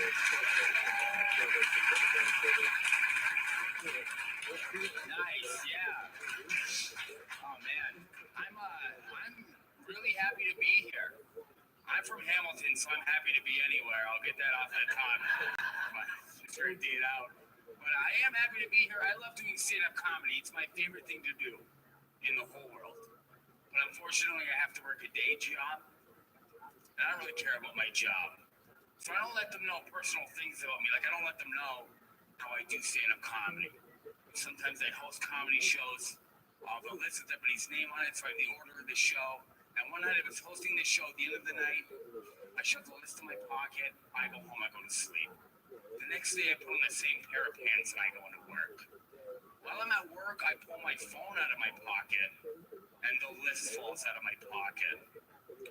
Now, when you look like me and a list of people's first and last names falls out of your pockets, everybody starts to get really nervous around you. Because nobody's looking at me like, oh, must be about stand-up comedy. This lesbian scarecrow's just trying to live her dream. Everybody's just looking at me like, oh, this guy's just working here so he can save up for that wood chipper. Deal with this damn list. Then there's like this 19-year-old kid that I work with. Well, Kate's my manager, haven't made like great life choices or anything. But he bends down, he picks up the list, and he looks at me and he goes, hey man, what's with this list? And I just lock eyes with him and go, don't worry, you're not on my list. He resigned. I manage the West 49 now. It's pretty radical, dude. It's pretty radical. I didn't always used to do stand-up. I used to fight crime. I was a crime fighter. Check ladies' purses before they enter our museum. And for a full year, I was put in front of this art museum checking purses. Then out of nowhere, my boss throws me in the bag. He doesn't give me an answer why until I find out. I swear to God, this is completely true. That First Lady Michelle Obama was coming to visit, and they were nervous that I personally was going to make a bad impression. I swear to God. I was like, what did they think I was going to do when I saw Michelle Obama? Like, Michelle Obama! Michelle Obama! Please sign my Michelle Obama action figure. It's actually just Storm from the X-Men, but I threw a pantsuit on her.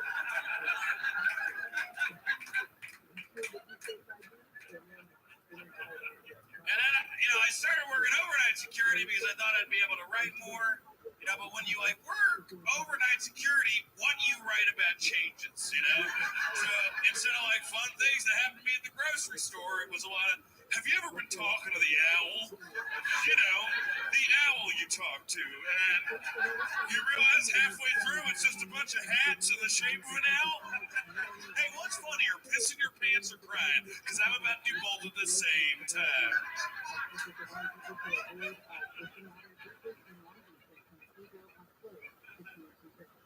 Thank you guys for coming out. Big games tomorrow. When the Super Bowl cares. I got no money on it. I don't give a fuck. Well, I'm a former degenerate. I still gamble, but whatever. My wife knows I bet, but she doesn't know. That's why I hate watching football with her, because I'll be yelling at the TV. She's like, it's just a game. No, the fuck it's not. We got rent riding on this motherfucker. That's why I married her. She's a good kid. No, she is. She's got a normal family, which that really threw me off because I grew up in dysfunction, and if you grow up in dysfunction, it throws you off when you meet normal people. I don't know if that's ever happened to anybody. Because you don't know how fucked up your life is until like a fish doesn't know it's wet. You like that? I read that on a magnet. No, it was weird, man. Like the first time I met a family, it threw me off. Like she had a dad. I'm like, this guy's been with you your whole life. All of you had the same last name. Same dude from beginning to end. No step, no. Get the fuck out. Are you serious? I'm poking him and shit. Well, I'm not. Man, we are good. We all survived, man. It's still them weird ass white people think COVID is real, man. I think how white people go against Bill Nye? Like that's y'all nigga. It's just like fucking nerd. Shut up. What? I'm gonna protest. What I'm going to something. We get hours in the hood. Bro, COVID is real.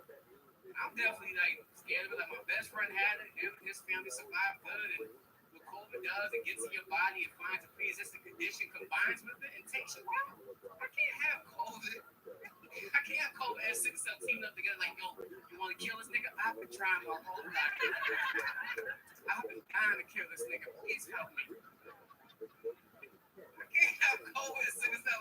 not to drink. We've been waiting for this moment all night.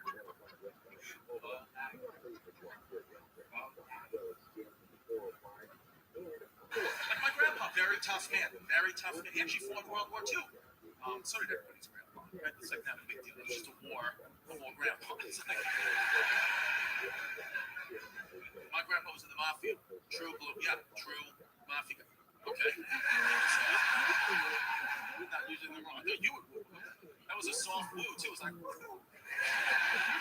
writing the expose on the mafia. Can I talk to you for my research? Yeah, mafia. Before World War II, which I always thought was interesting. It's like you're a criminal in the mafia, but then you're gonna go fight in the war. You're not good with the thorn. Like it's interesting. He was probably annoying on the battlefield. Anything the general said, my grandpa was like, "Yeah, how about no?"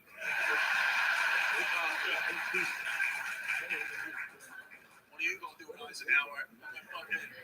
Can't. Probably showed up to every battle, like not even wearing the uniform. He's just out there on like a wife beater with a sauce stain. No gun. Everyone else got an AK-47 assault rifle. This guy's out there with a fucking baseball bat. You know, just. What do you need me to do? What? Kill people? That's what I do. Oh yeah. Nah, don't worry. I'll make the whole thing look like an accident. Who needs to go bye-bye? Just walked up the German tanks flipping cigarettes at them. United States of Mario. This was in now. Okay.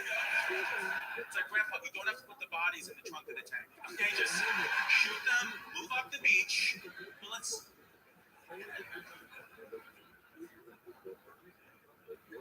Excuse me, he's trying to talk. Why were you tapping her on the shoulder? She's coming over here. Oh, do you want anything to drink? What would you like to drink? Would you like another beer? A Belgian waffle? Is that what you said? Can I get a Belgian waffle? How fucking rich are you that you just order something that doesn't even belong in a comedy club? My heart desires a Belgian waffle. It's time for a waffle of the Belgian type, doggy. Oh, let's talk glory holes. I need some pleasure. I'll take a Belgian waffle. Did you order a Belgian waffle? What'd you order? A Belgian white. That sounds racist. I'll just stick with the Belgian waffle after that. I'll take a Belgian white and make sure it is pure white. You do not want that to have a tinge of anything else in it. Are you girls sad? You seem sad as well. You're not laughing. You're staring over there. It's because you're alone and she was able to meet a man. Are you girls single? No, fuck that. Jesus didn't give us these smiles to be single. Where's your boyfriends? They don't laugh. They're serious guys. Where are they at? They're what? Your guys went on vacation together?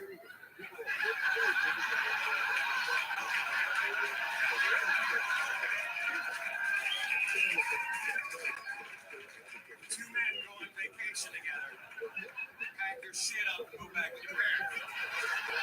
He'll be fine. He'll be able to redecorate the place on his own, I guarantee. Smell too much like woman in here, finally. You're on vacation? He's on vacation with her boyfriend? Where's your boyfriend? In Costa Rica. No. In a glory hole right now. It's different in Costa Rica, though. He's just pushing his dick through a coconut.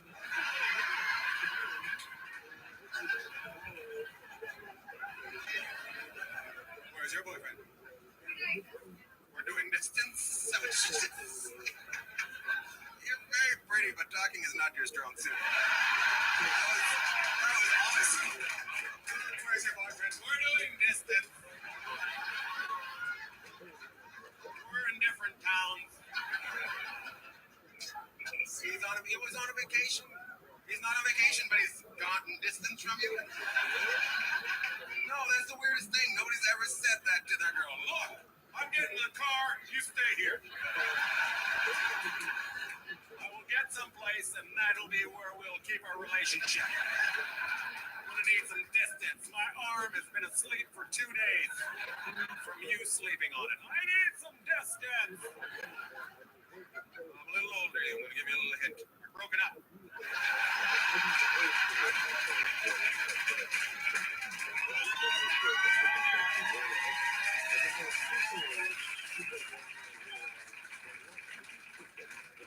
Celebrate, have a good time, get crazy, get some black cock, get some Mexican cock. What the hell? Get it both at the same time. It's right beside you. No distance between you now. Boom, chickadoo, boom, boom. I hope it works out. I don't think it's going, but okay. I think it will. You're gonna be just fine. Because I do not do the work thing. The last real job I had fired me so fast. And I didn't come out to brand a night to bash the company, so let's just say it rhymes with Disney.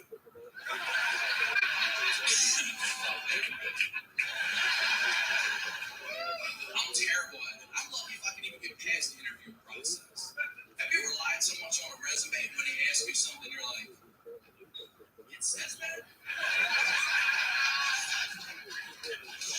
My objective was to own a bakery. You just start panicking and saying shit that doesn't make any sense at all. Like, oh man, that's probably a cut and paste there right there, man. Oh, come on. You know how word is.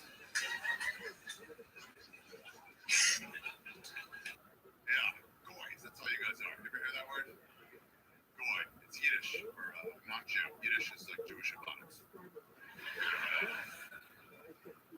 Goy means not Jew. And just so you know, when you hear it, you think it's fun and friendly when they're saying it to you. It's not. They're shitting on you too.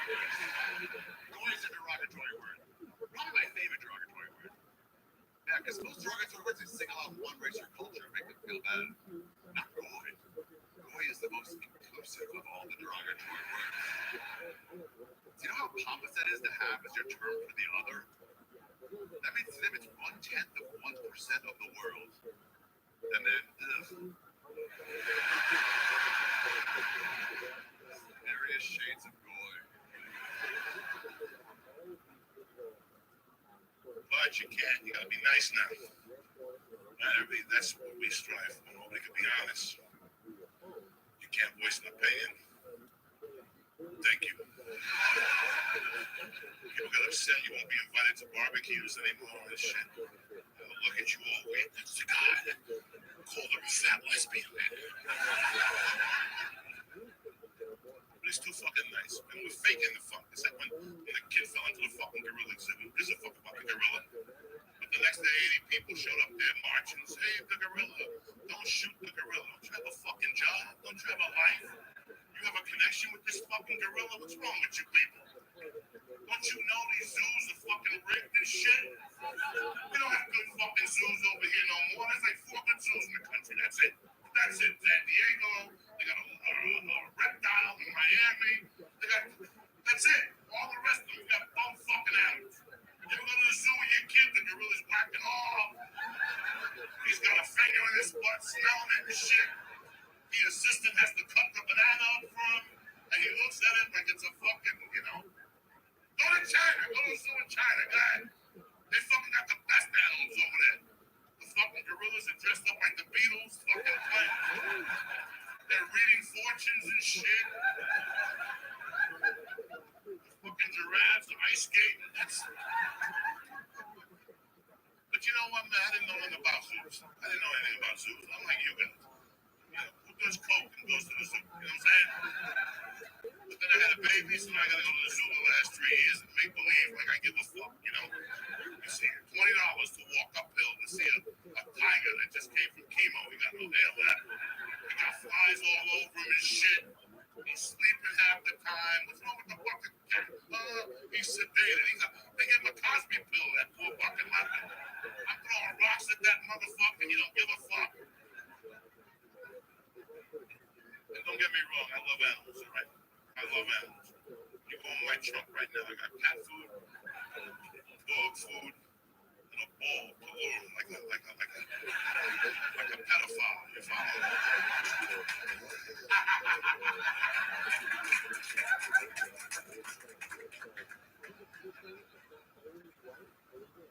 So sick of goddamn corona. I wish we knew what corona was like for real. Like, what if people who had corona was blue? At least you could see it.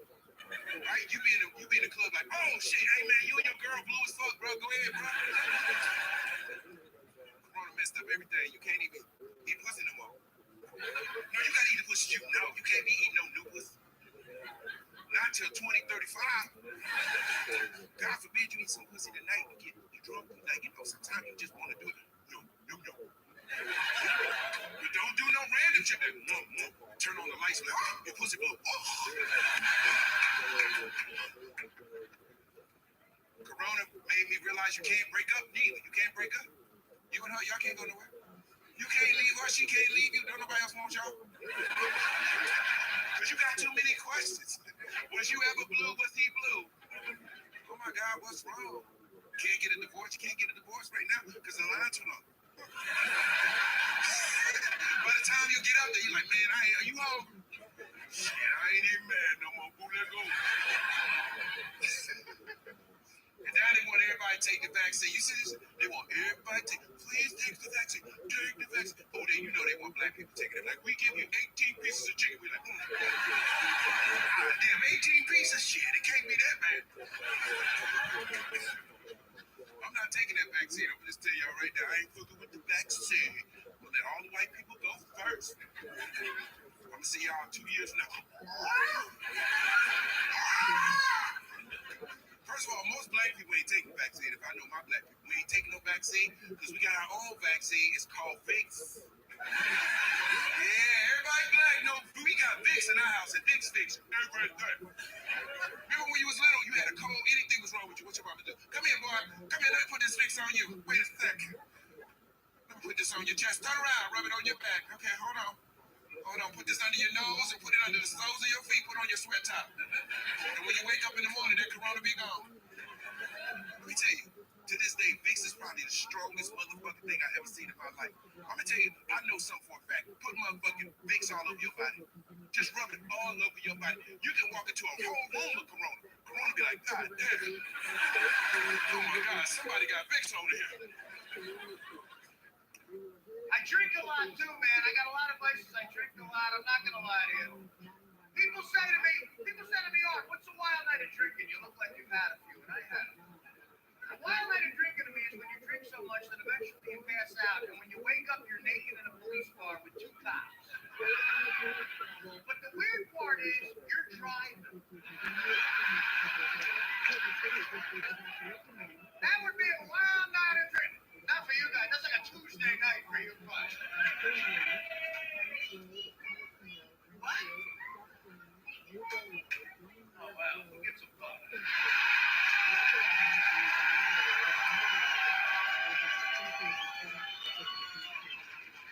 Hey, all you guys paying $9 for a bottle of Bud. It's Tracy Bradley's fucking birthday. See good looking chicks? It's all about that. Sit down, honey. You little bullshit. No, I'm very happy. We can talk about it after the set. I mean, I gotta work. Bought a house, a beautiful house, and I thought it was gonna be for me, my Latino children, and their Latino mother. And that's kind of what it is, but it's also for Latino children, their Latino mother, and then their Latino mother's entire Puerto Rican family. So there's about 98 Puerto Rican people living in there's a Puerto Rican football team that lives in my house, and love them, beautiful people, great people. But listen, I don't speak Spanish, okay? No habla. I'm Christy, no habla. I don't know what's happening, so I don't know. I speak Iglesias. And that's what I speak, dude. Enrique Iglesias. So I'm out there being like, dude, 6 o'clock in the morning, everyone's yelling in Spanish, including my children, blasting bachata. I mean, I don't know. Everybody's dancing around, getting ready for school. I mean, the shit Abuelita cooks, it doesn't go good with my white guy gastrointestinal system. I mean, I eat it. It's like fully on fire. I just shit blood. I fully just spray blood all day just because I want to eat an autos what polio. I don't know. So, it gives me polio. I legit feel like I need it. So, and that's how I identify. If I'm gonna be honest with you, because of my circumstances, I stand before you. My mother's, she's on my back a little bit because, as a comic, you travel, it's tough, right? But she's on my back and she wants me to give her grandkids. And I tell her, relax, because it's like my grandmother raised me for a reason, My mother's so young. I tell her, relax, I'm going to make you a grandmother at the right age. I need to buffer. Yeah, because my mother is only 15 years older than me, is the deal. And yeah, that's a little snug. We can say it. It's snug. It's snuggy. You know what I mean? Just a little tight. Yeah. But it's not all bad though. The good thing about having a mother that young is she can never play the back in my day card. Because I was there. I'm like, you didn't walk uphill both ways. You had a bus pass. What are you talking about? I remember. I used to help her with her homework. Ma, you got to carry the one. How many times did I tell you, look, pay attention, you got to carry the one. I actually still remember the day my grandmother sat me and my mother down on the couch and told us there was no Santa Claus. And we cried. That was a tough day for everybody because we were so good that year, So.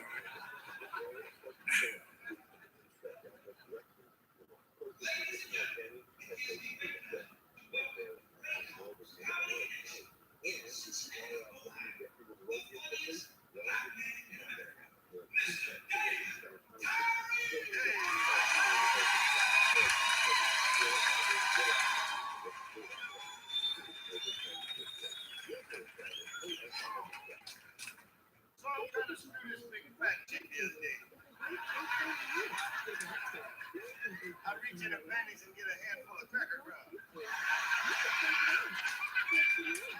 I said, excuse me, honey, what you doing with cracker rub? She said, everything tastes better when it sits on rinse.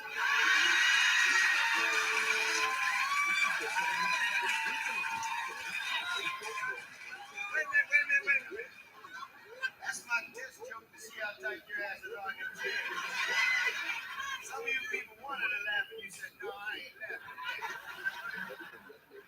Let me tell y'all something. Never hold back laughing. Hold in a laugh, it'll turn into a fun on the way home. You be sneaking up the car, everybody going, why you laughing? You had a change. Roll the damn window down, over there.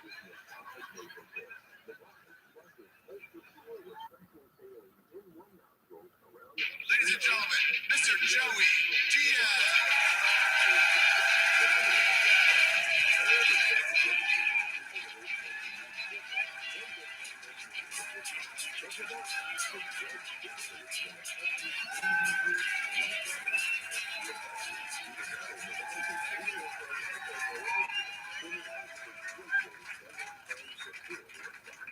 Let me tell you a little story.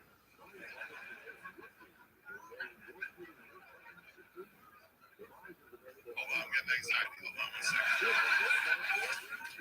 When I was like 12, right? I grew up in North Bergen, New Jersey. My mom had a barn unit in the city that was very Cuban. It was the second biggest Cuban population of the country behind land. Very Cuban arguments and Santeria, chickens on the street and shit. Cuban sandwiches, people smoking cigars, gambling, and they all had weird names and shit. They all had like a nickname, like Burro Clayton, that means sad pussy, like shit like that, like they were just crazy and shit.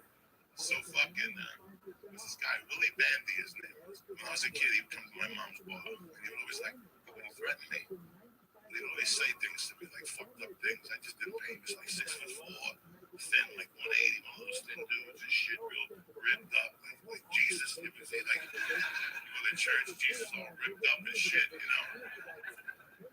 he had a bar. It was called Club 28, Club 38. And like during the week, he had bands and shit. But on Saturdays, he had his own performance.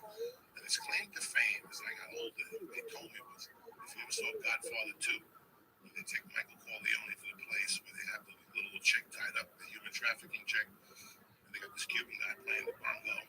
And this guy comes out with a robe and shit. And he takes off the robe. They don't show it, but the guy's got a big dick like a motherfucker. And all these Italians like, oh my God, that's fucking Superman and all that shit.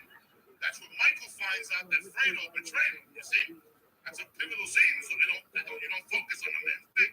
But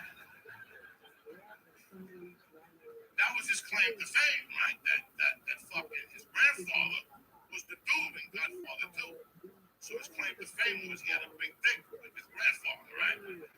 So I didn't fuck with the motherfucker, right? I didn't I'd see him and say hello and shit.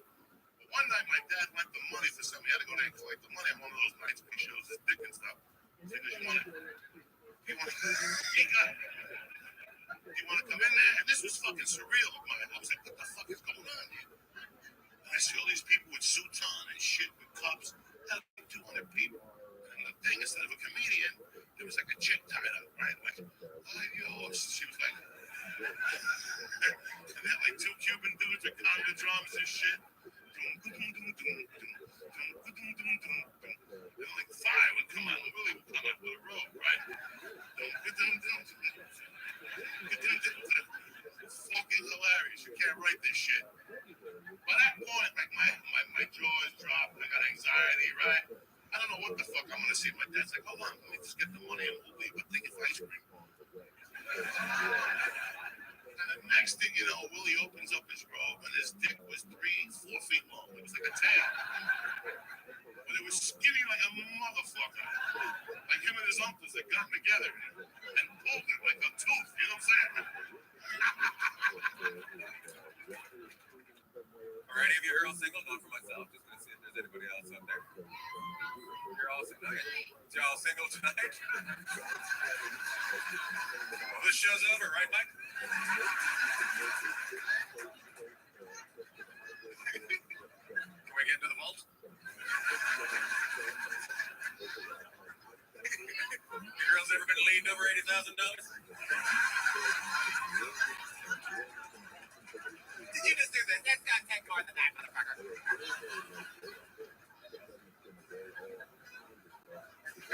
I don't even think it's that big, right? Terrible.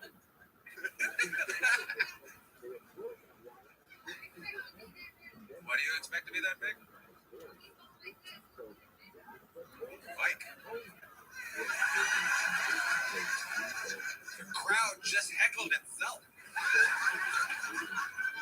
That's how awesome this crowd is. You didn't turn on me, you turned on yourself. Mike apparently has a big dick. Just shake your head. No, fucker, don't. Average. Can't do a speech like this. This man is gonna go to the top, I tell you.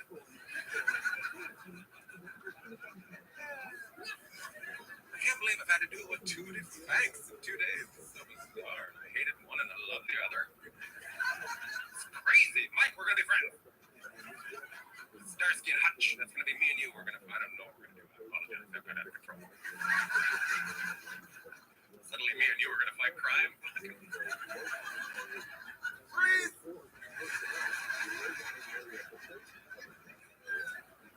It's not gonna happen, is it? So I'm just gonna say a stupid joke and they're gonna fucking run away. You ever done Xanax, Mike? You have not done Xanax? Let me tell you, this party would be completely different if you had taken a Xanax. You would not be nervous at all. You'd be saying, yeah, come on, tell me about the bank. That's crazy. I took Xanax when I was going to Afghanistan to do shows with the troops. Here's it. Oh, yeah. Well, calm down. Wait. I didn't make it.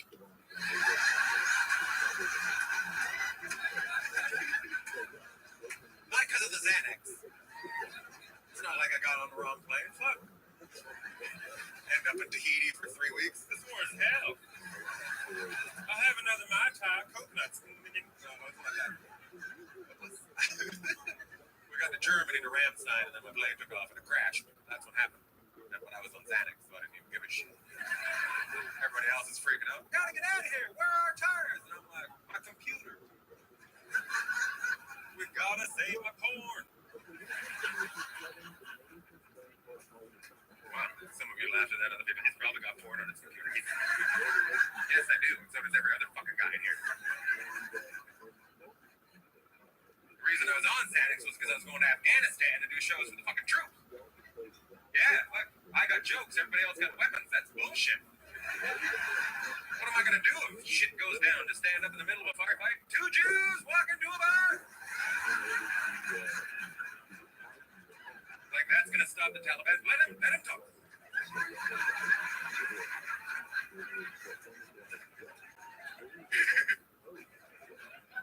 That's how the Taliban lives. I don't know. I just don't want to mess my kids. I think we mess kids up in this country more now than ever. Who's a teacher? Anybody an elementary school teacher? Clap if you're an elementary school teacher. Someone back there? Can't see it. You are what grade? 5th? They're already screwed up by that. And is this your husband next to you? Yeah. How many years?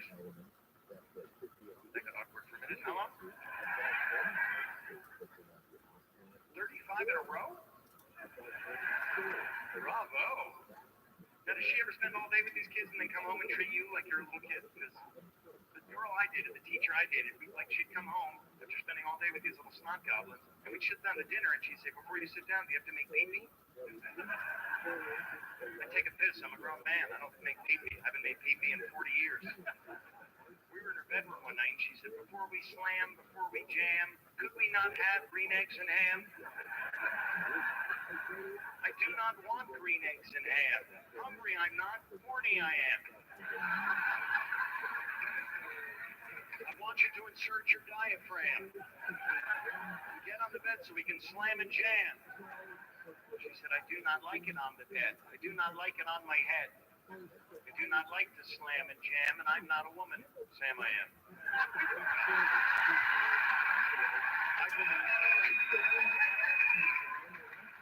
I don't even know why I brought that up. Anyway.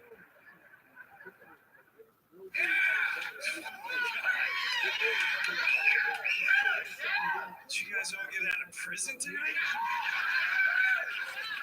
Oh my God, it's our first night out of prison. So we go. Let's go see a comedy show. We're really here. There's lights. I can go to the toilet by myself. It's Thursday night. Look at that. Oh my God. Expectations are high.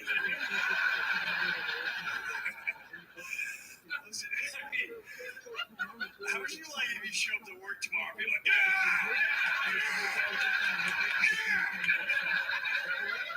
I started out the day going, I'm not sure if he's going to make it. If he doesn't make it, he's not going to be cool. But you showed up! It's going to be a killer hour, man. A killer hour! Fuck right here. Give me two.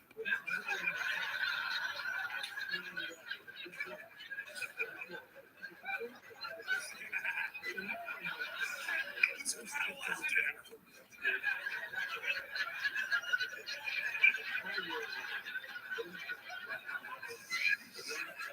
Hit the road, donkey.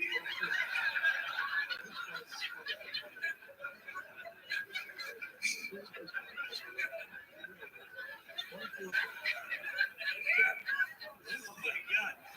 You were like this close to adding up. That's where you lost your mind.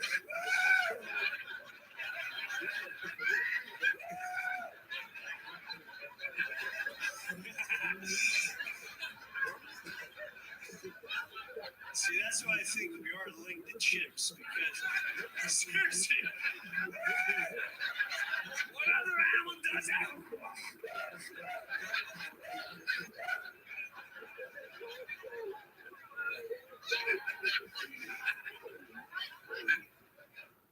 My mom has laryngitis, so she just said, did you hear that sexy voice that she just put on? She doesn't talk like that. She's like, I have laryngitis. Right? You call her voicemail, it's the nicest sounding voicemail. Hi. You've reached the voicemail of Tammy Wakefield. She sounds like a stripper that's being paid to be nice to you. Please leave a message. I'm so sorry I missed your call. But if you would, please leave a message. After the boop, boop, boop, boop, boop, beep. And I'll get back to my suit his convenience. I'm like, hi mom, this is Bubby. We need to talk about your voicemail. But first, I gotta take care of this boner. What is going on? Yes, I'm doubling down on the incest jokes. Going for it. Kansas City big. Is this table having a good time? I can't tell.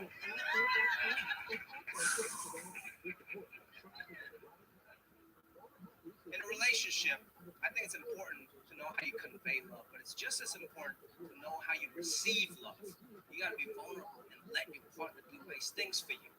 See, I'm not very good at that. I'm terrible at like directly asking for things that I want. So instead, I just drop little hints. That's called being passive aggressive.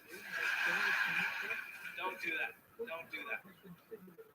Like for example, I love watching these YouTube videos of Japanese housewives making bento boxes. It's very nice, very cute. It's like a little ASMR, you know? It's just really nice. This Japanese woman wakes up at 6 a.m. every day to make her working husband a bento box. But I can't ask my venture capitalist girlfriend to make me a bento box. I'm not an idiot. I'm a sugar baby. I know my role. So instead of asking it directly, I just drop little hints. Like we'll be sitting on the couch together. I just pull out my phone and pretend I accidentally stumbled onto this video. I'm like, oh, what is this? Bento boxes? Oh my god, it's so cute. What is that, like a rice ball shaped like a panda? Look. Wow, so she makes this every day for him? Wow, she must love him so much. I thought I was being slick until she came out to one of my shows. And she heard this joke. And she was really upset, man, and rightfully so. I was just up here talking shit, right? We went home, we got into a big fight. She was like, hey, that's bullshit, okay? Before we do something, why don't you just ask me directly? If you really want somebody making bento boxes, why don't you just go find a Japanese woman? I'm like, babe, I'm sorry you feel that way, okay? But I think you're missing the point. You don't have to be Japanese to make bento boxes.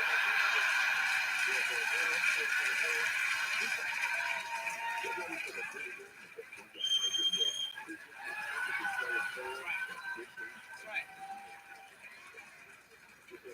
So now I'm making her bento boxes every day. That's how I show my love. I went to pump gas. That's how I know the fucking birds are right? I went to pump gas on the way up here in Hollywood. Like the wing, you know, it's all fucked up there, right? I'm pumping gas. I'm with her, and she is right there with crack codes. You guys know what crack codes are? You know, drugs and sex, fucked up tooth, the missing ear. You guys know what I'm talking about. So she's checking me out. I never had some motherfucker on the middle like Ricky Martin and Fred Flintstone put together, you know what I'm saying? So she comes walking up to me with that busted Payless shoe dealer, right? And she's like, hey, Chubby, put $3 in the lighter.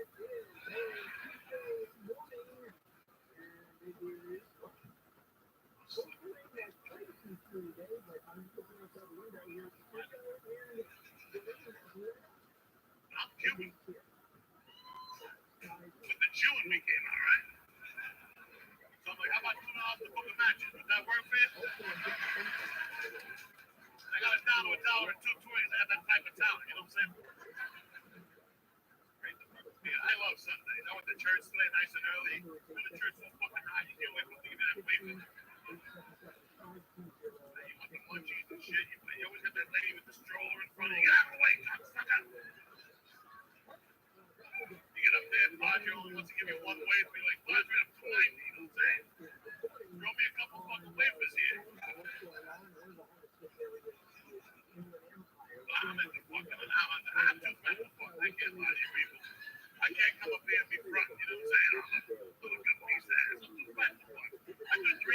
bumps with my friends and shit, you know. My blood sugar goes up. I want a cookie and shit to bring me down. How rich are you people? Pretty rich, is that what you just said? Pretty good. How do you make your monies? You drill holes?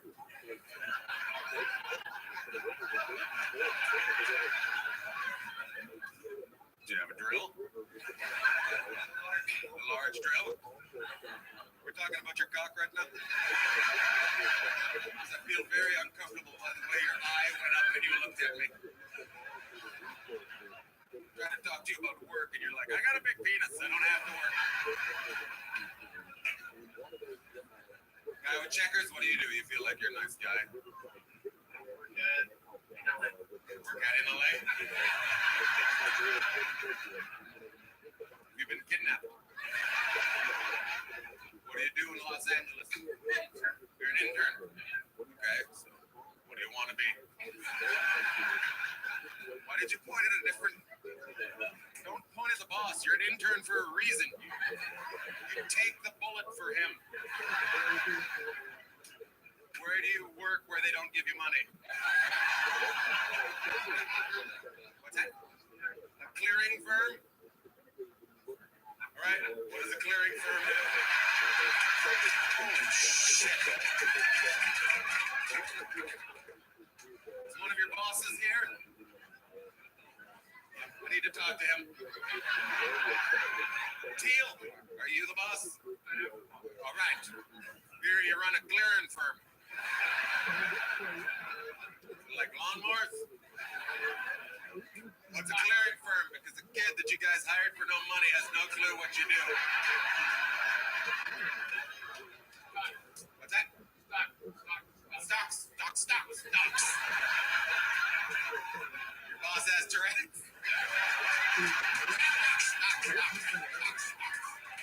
Stocks. I can see why you didn't want me to talk to that table. How did you become the boss? Stocks.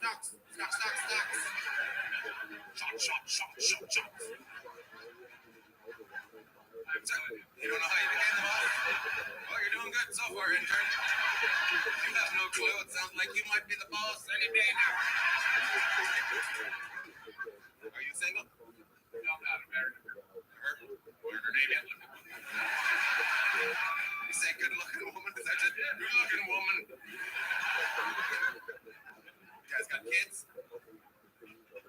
Holy shit, what is going on at that table? You guys have enough kids and then you still hired an intern? Hey, one of your kids work, for Christ's sake. Do you ever get invited to Christmas there, intern?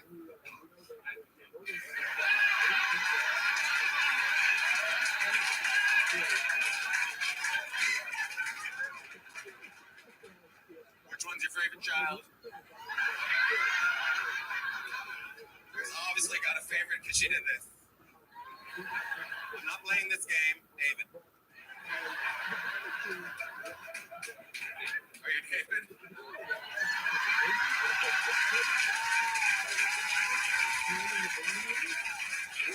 Of course.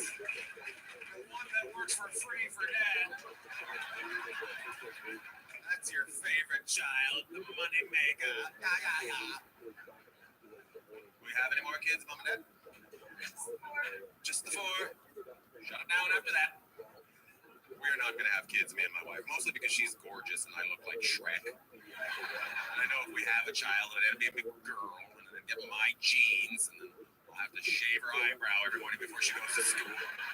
She'll just come running in. Daddy, is it time? Yes, baby. Thank you, Daddy. It's great to be here. I got to start off with some good news.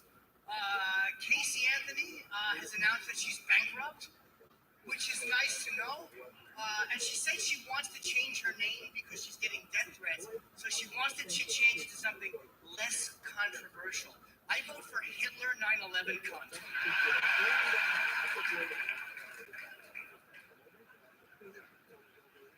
What a horrible woman. And worst case scenario, scenario, she killed her kid. In best case, she knew the kid was missing and she did nothing. I am this close from not wanting to fuck her.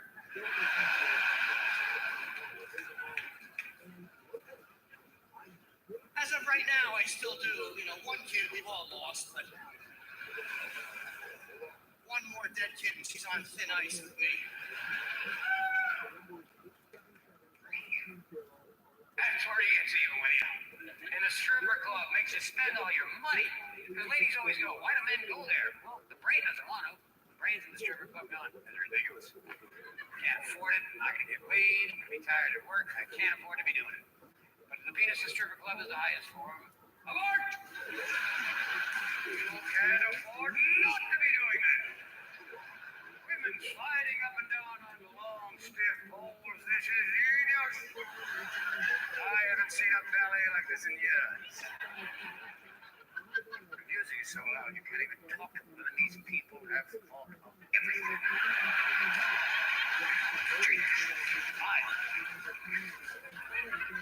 And the other reason men like the stripper club, ladies, is this. It's very emotionally satisfying for men to deal with strippers. Because strippers make a man feel intelligent. Yeah, because when you go to the stripper club, you don't have to worry what they want. You don't have to think about what they want. They don't want to know when you're coming home. They don't want to know why you left. They don't want to know where their relationship is going. They want the one thing that every loser, emotionally stunted fucking idiot has. They want $1. There wouldn't be one divorce in America if that's all your woman ever wanted. Oh, not one divorce in America. You go, honey, why are you crying? And she goes, I'm old and I'm fat. And I hate my stupid life. You go, well, sounds like somebody needs $1. There you are, my dear. Take it down to the 99-cent store and keep the change. Oh, what a life it would be. Striding around the house with a sack of magic bucks. Solving every problem. You never help with any of them. Thank you. Whenever my parents come over, you. Thank you. I want to have another child. Thank you, I'm fulfilled, dollar man. I'm not great at oral sex. I'm not great at oral sex. I'm enthusiastic. I'm passionate. I never know what to do with the balls.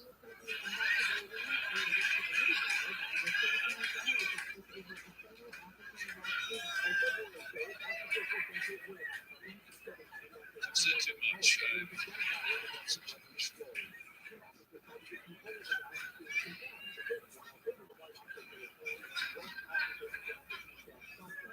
I don't like this. I don't like that I've had to perform with the microphone cord like this all night. This is a slight delay in my joke reaching the amplification device. It's ridiculous. Sinbad doesn't have to perform like this. I was raised by a single mom. Yeah, sure. It's my mom. Say, hey now! Fuck, it's grueling! Fucking grueling! I'm an only child, which is a weird relationship. It's like being raised by your roommate. Like now I'm an adult, so now my mom treats me like a friend who owes her money. That's the relationship. She's like, you want to give me back for 88? On school supplies? 5.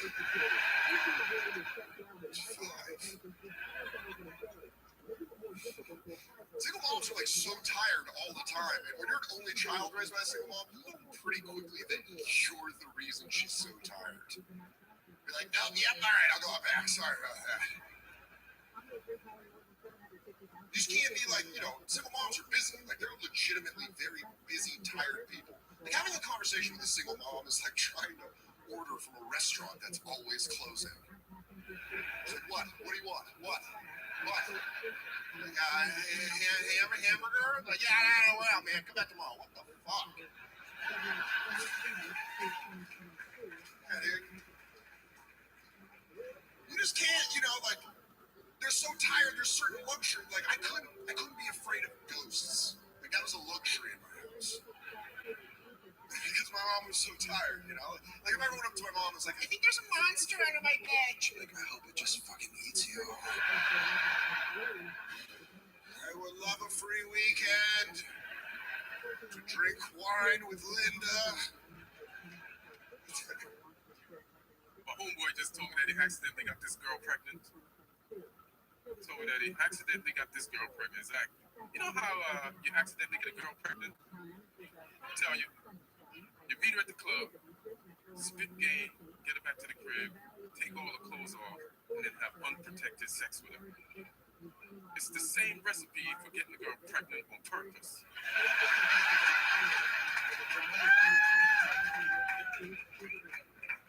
Like, how the fuck is this an accident, Craig? I know suicide bombers who are more careful than you, Craig.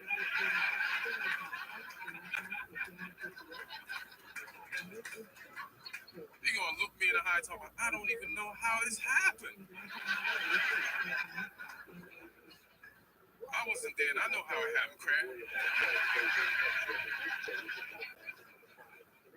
Didn't we take the same health class in high school? He's gonna ask me to talk her out of keeping it.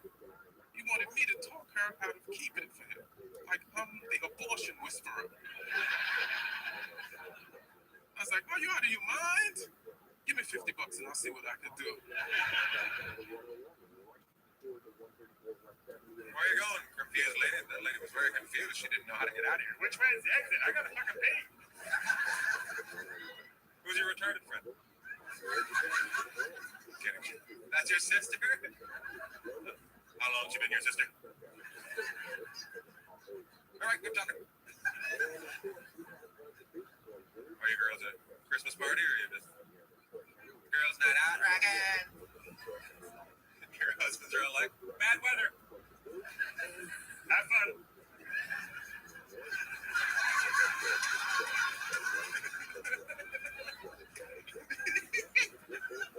Oh, that one's crying. I'm sorry. I didn't mean to make you cry. How long have you been married? 7 years. Any hints? You were gonna give him anti-itch cream for your anniversary? What the fuck does that mean? My boy's got the cramps, but I love him. Oh, 7 year itch. All right, fuck it. You might want to explain it to him before you fucking give him. Because fuck, there's a whole group of people here and we're like, that bitch is crazy.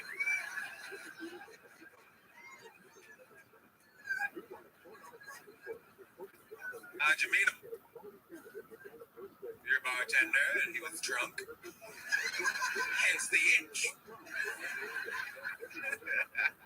Where were you bartending at? In Colorado. And you guys came down the mountain to Minnesota. Awesome. Well, welcome. What's your favorite part of a blowjob, fella? The ending? All right. Fuck, you thought about it. I like the way you thought about it. The ending. Muscles? What's your favorite part of a blowjob? Him? Did you just point at him? That was fucking weird. Fuck, you're very big, but still, you made fun of yourself there. I didn't fucking do it. No, fucking kill him. Stripes? What's your favorite part of a blowjob? You just look down and hope you weren't wearing stripes? Oh, fuck, I should have gone with plaid.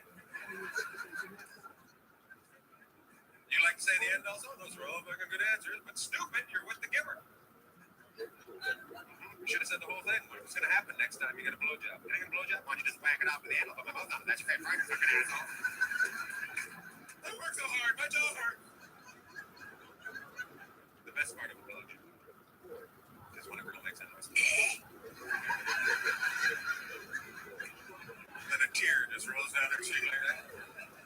Are you serious? If you're a guy and you're not laughing at that joke, it means you got a little penis and you don't know what I'm talking about. That's what it means.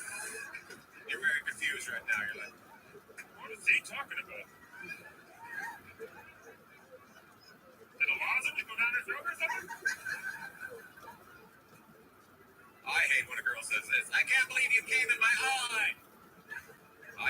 get scared if I cough that long. Have you never gardened before? If the hose moves, it means water's gonna come out of it. Fucking back off a little bit. Still keep staring into it. What's going on? Why are you shaking? Ah, my eye! You could have warned me. I did warn you. This is a warning.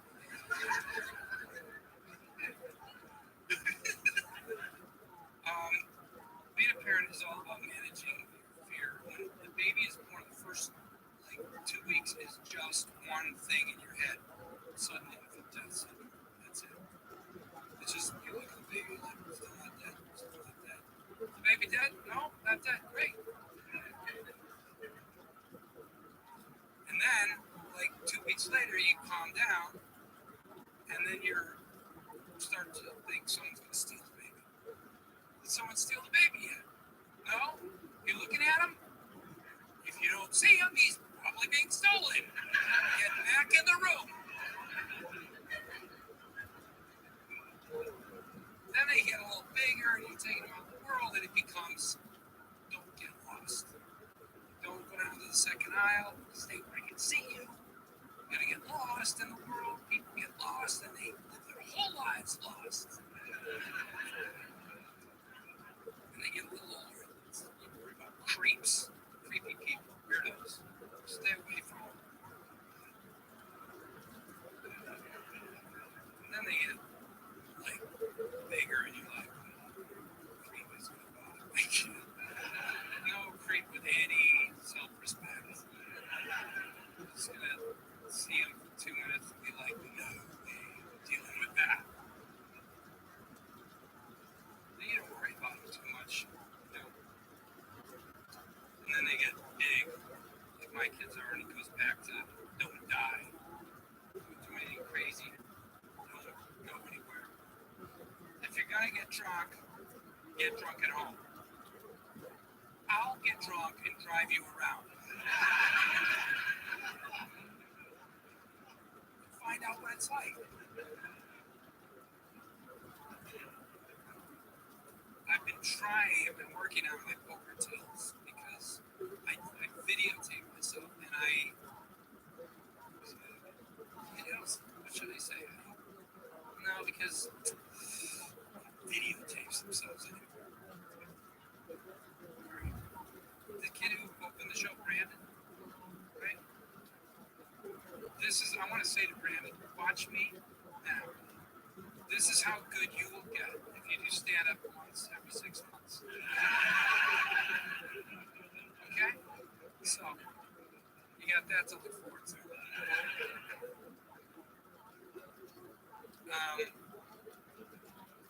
Anyway, I've been trying to get rid of my poker tells. I do have them. I made a little tape of myself, and turns out when I have a good hand, I kind of blink my right eye, and I usually raise my hand up to the side of my head, and I mouth the words, "I've got a good hand." Sometimes I say them out loud too. And then one more thing, because I watched the tape 5 times, I show my cards to everyone.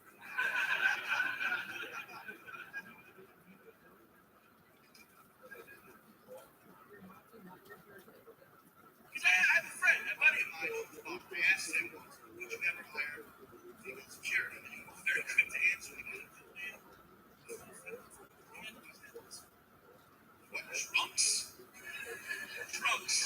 You ever wonder why the bouncers are policemen? Why every single bar in the country isn't overthrown by a coup of regulars? Every night, when they're like, last call, now! The fucking tyranny of the liquor license ends today! I'm sorry. They're drunk. Alcohol doesn't make you better at anything except being worse at everything. That's why we drink it, to let go. Please put your hands together for Mr. Bret Ernst, ladies and gentlemen. you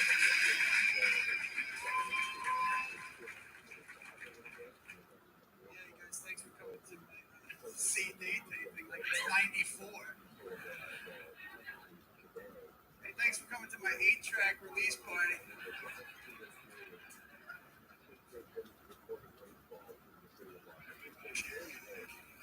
I don't know what to fucking call it. It can't be a CD. I don't know what it is. You MP3?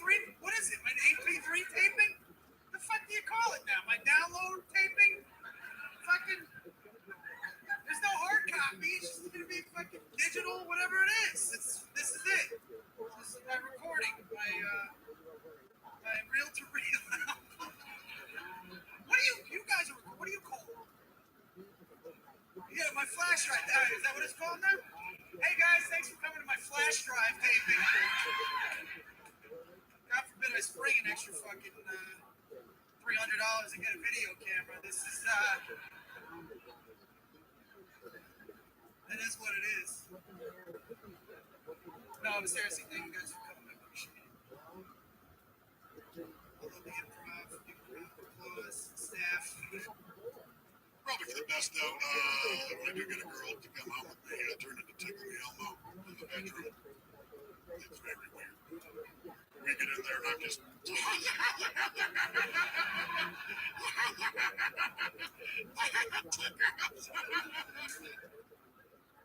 that's when she gets my belt off. So it's some awkward sex ahead of us. If I can leave you guys with any advice tonight, it's never try pillow talk in a Muppet voice. It's not as sexy as you think it's going to be. No one is getting excited when you say stuff like, Mama likes an anal bitch. It's just weird. It's just weird for everyone in the room. Piggy, I'm going to fuck you till God squirts out your ears. Why would Kermit say that? Never call your lady friend Piggy. That is terrible mistake. I think the only thing weirder would be Bill Cosby talking to you. Can you imagine that? You're literally going to hear it in a couple seconds. Can you imagine that? That'd be a weird episode of The Cosby Show. Claire, you and me are going to go to the upstairs of the house. We are going to strip down till we are bare naked and get freaky deaky Williams against the ball of football.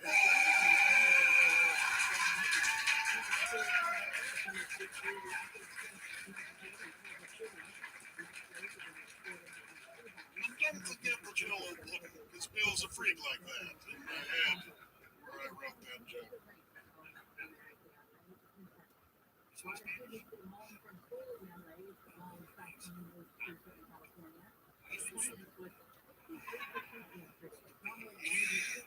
Accents turn me on, man. Like French. What they say?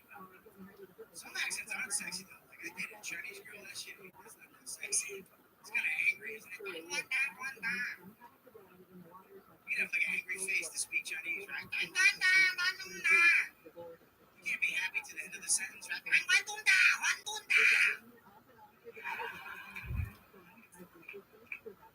You ever order Chinese food? It's always nice as shit when you walk in. Hello, welcome, thank you for coming here. God damn, thank you for having me. Shit. Give me some chicken wings. Okay.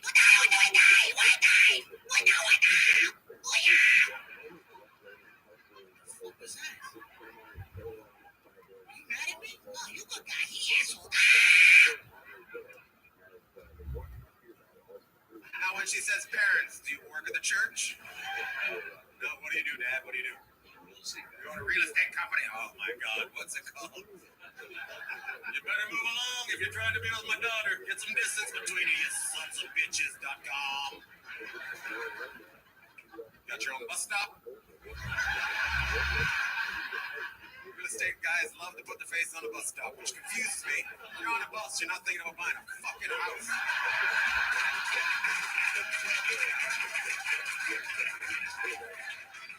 Thinking about renting a 2-bedroom, maybe getting a car. That's what you're thinking about. Do you work with them, Mom? Do you work with them? No, Oh, probably at the church with the girls, the daughters. Sell that house, Papa, sell that house, Papa. Do you have more kids or this it? These are them? That was a weird response. Sounds like you might have a couple hidden someplace else. These are them. They'll meet the other ones when they're 30. Her parents didn't get married or even meet until they're in their 40s. She's 21 right now. Makes no sense at all. Met on a website called Hey, This Is Bullshit.org. What'd you want to be when you're a kid? What'd you want to be? Fireman. Want to be a fireman? What happened? Yeah, it just didn't work out. What didn't work out? Too hot? Too hot? Didn't like washing cars? Nobody's ever drove by a firehouse? They're always washing their fucking truck. Gotta get clean, gotta get clean. Got a big calendar shoot coming up. Gotta get this red. I'm gonna be May this year. Well, good for you. What did he first say to you when he met you? Like when he was 21, you guys got all liquored up. He's like, hey, one day. Your nails? What did that mean? Your nails? Your nails. My back. Let's go.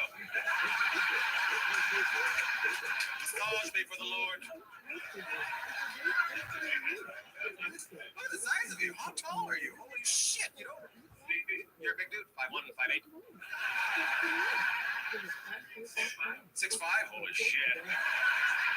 Mom seems much shorter than him. How tall are you, Mom? 5'6". Good work, Papa. Short girls are awesome. They got the small hands, so they make your dick look average. Everyone says 6 footer, big monster paws on her. Gives you handy in the parking lot. You like that? No. Any chance using 3 fingers so I poke out the top? What do you need, young lady? You're looking for a drink. You're like, what do you need? I know the waitress. They go. What are you drinking? Belgian Amber? Young waitress lady. These Christians need a beer.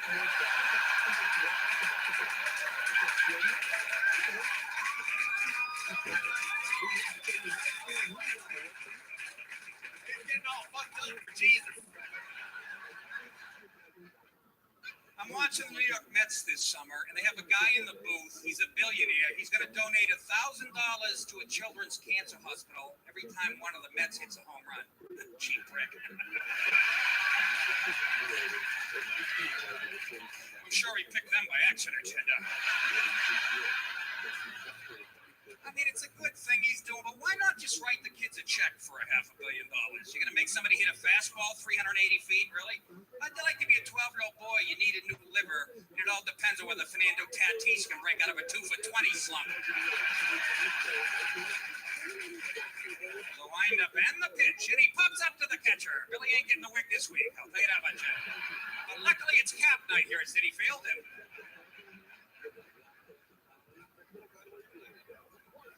Jason Bay steps to the plate.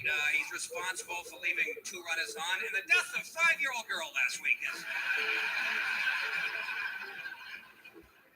Got a kid from the Make-A-Wish Foundation. Billy, what's your last wish? I don't know. Can we get a designated hitter in the National League? Don't build another Ronald McDonald house. Move the fences in at Citi Field, for Christ's sake. Look at me.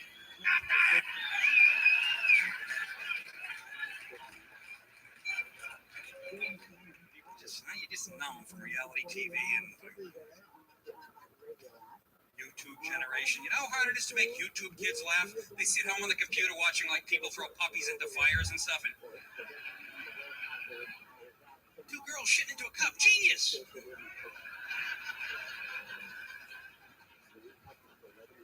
Here's a story of Hanukkah. I'll tell it to you. So you can talk about this in December with your bosses probably at work.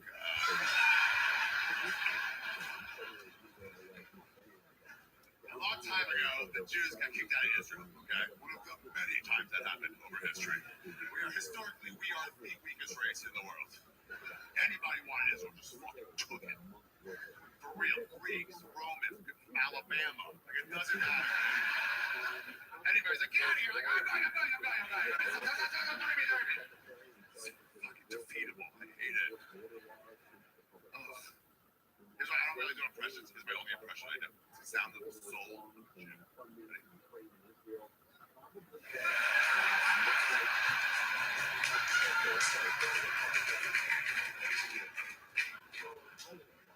Yeah, all our stories are about survival. They're never about succeeding.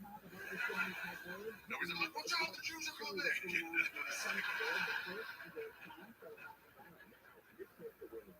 Yeah, Palestinians, we got them. All right, we broke our losing streak on that for sure.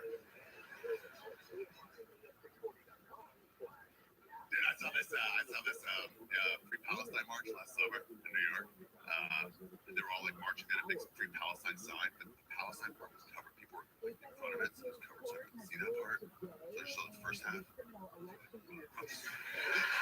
do they give it? Oh no!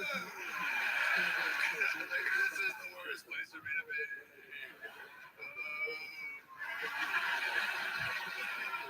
So sorry. They're all staring at me. I didn't know what to do. I just started scrambling. I was like, I'm just sending a little Palestine. They're all like, there is no little Palestine.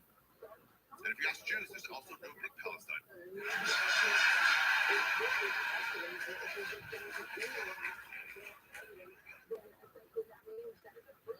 Yeah, so it's the Greeks.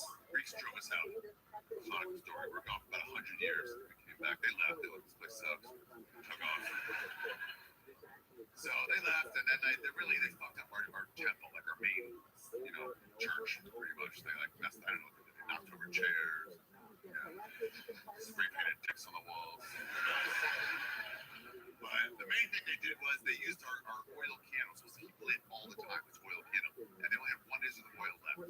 New oil was 8 days of it. What we gotta do? Lit. She was like, fuck it, light it up. See what happens. And somehow, 1 day's worth of oil lasted for 8 days. That Jews learned how to be Jew. The miracle of Hanukkah, everybody. Yeah, that candle was the miracle of Hanukkah.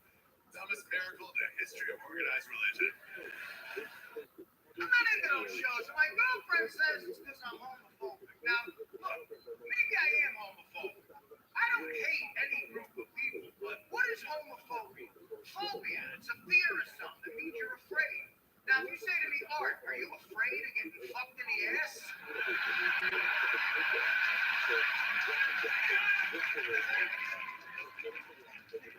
I don't want to offend anybody, but I'd have to say yes. It might be my single biggest fucking fear. Getting fucked in the ass. I'm also afraid of heights. But I have to put getting fucked in the ass right up there with heights.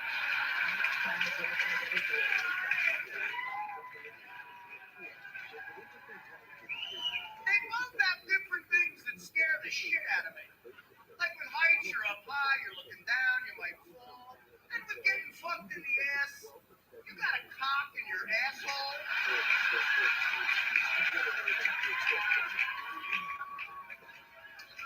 You know what would suck? I don't know about you, but this would be a shitty afternoon for me. Is if someone took me to the top of the Empire State Building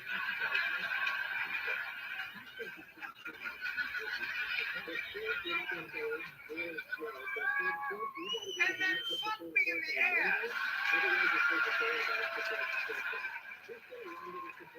don't know about you, Arizona, but that would suck for me.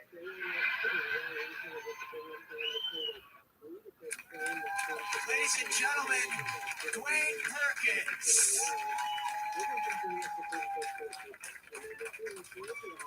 All right, I'm looking around. This is nice. It's a good look.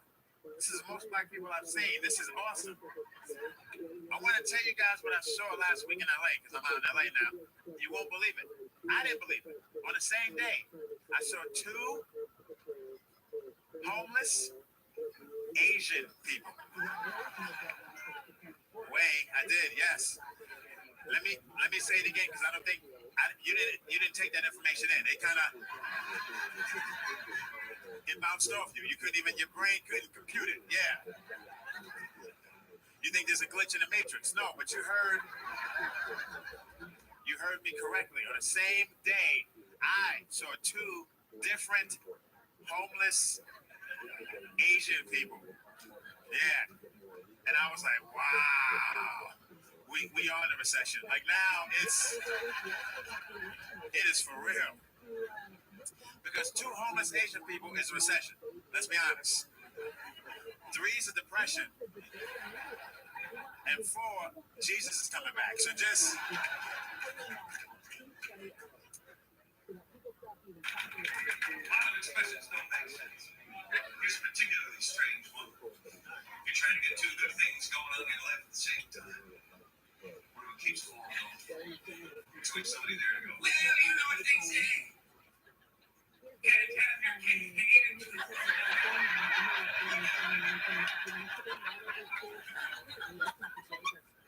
Fuck you.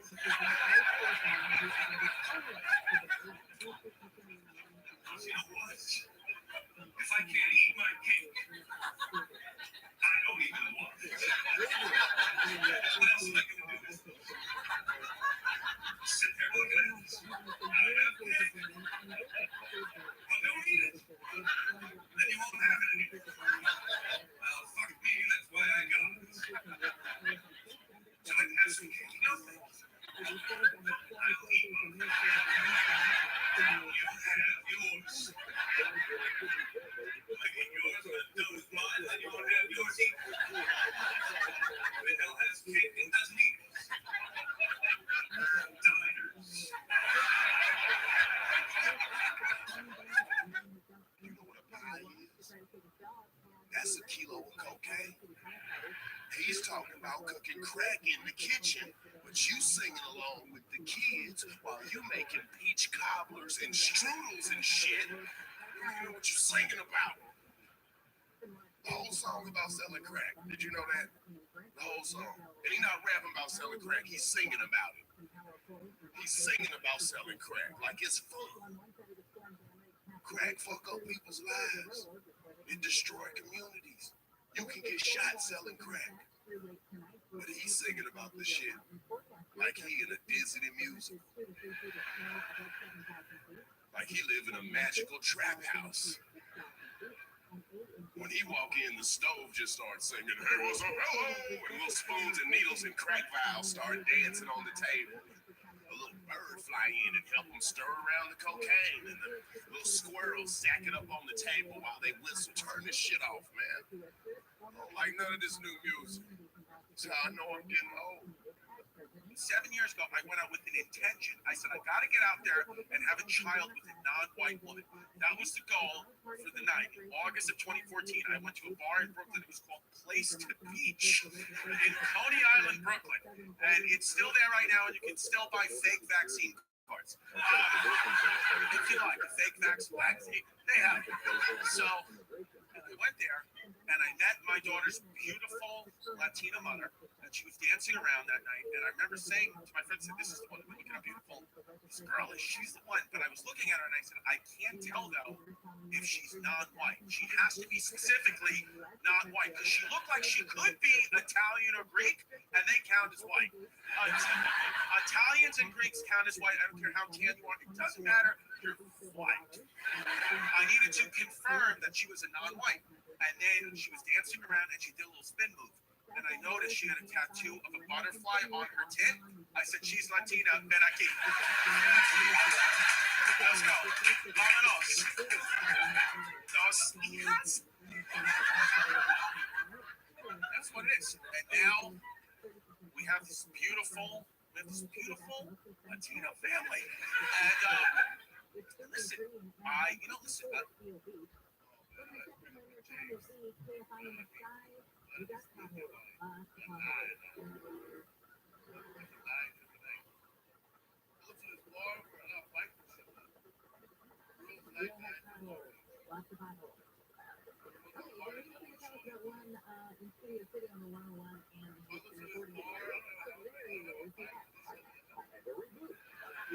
I take my helmet off in the club.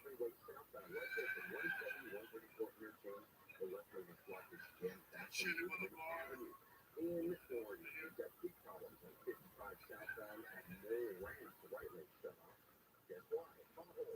Look that chick. Oh my God, that's how you come in. Some people should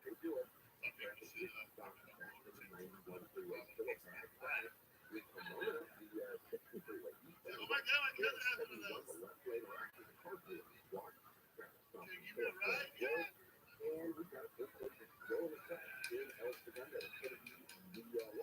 Taking party shots. This time last call. Walking out with the motorcycle that hit him like how many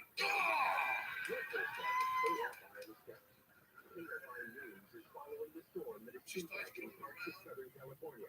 What happened? Somebody stole my motorcycle.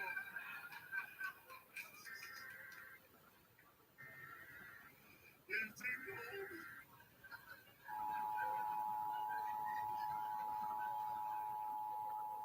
Oh, where the hell is man? Luke, I'm your father.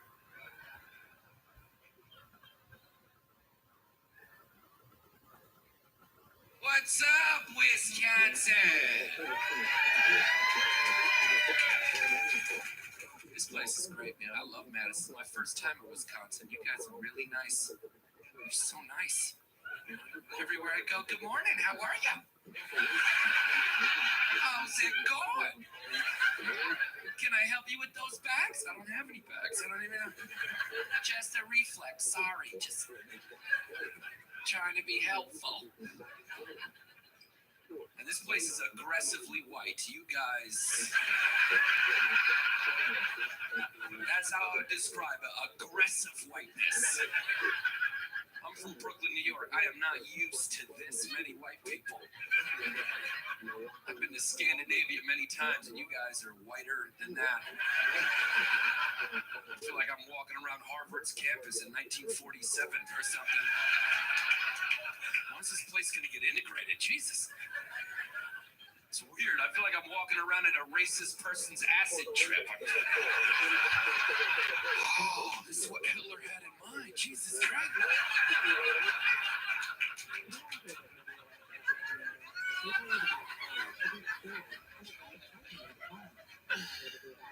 It's a charming town, though, man. Very charming. I like it. I'm from New York, so I gotta pretend like I'm impressed every time I go somewhere, or else people think I'm a dick. So every time I come to a new city, I just walk around like, wow, this is crazy. This is your downtown area right here? All 4 blocks? That's crazy. State Street, 3 blocks? That's what, oh my God. How does anyone even traverse that? That seems impossible. Such a far walk. You should get a bike or something. How are you gonna make it back and forth? You'll get tired. This is Madison, is this your skyline right here?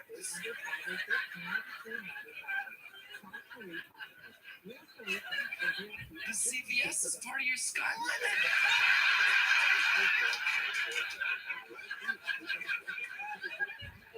Is this your skyscraper? Right? All 12 stories? That's impossible. How did you build that with slaves? That doesn't seem... How'd you get it up there? It's like the pyramids. I can't understand it. Does it have an antenna with a blinking light on top so nobody flies a kite into it by accident? That's it. Call air traffic control on that.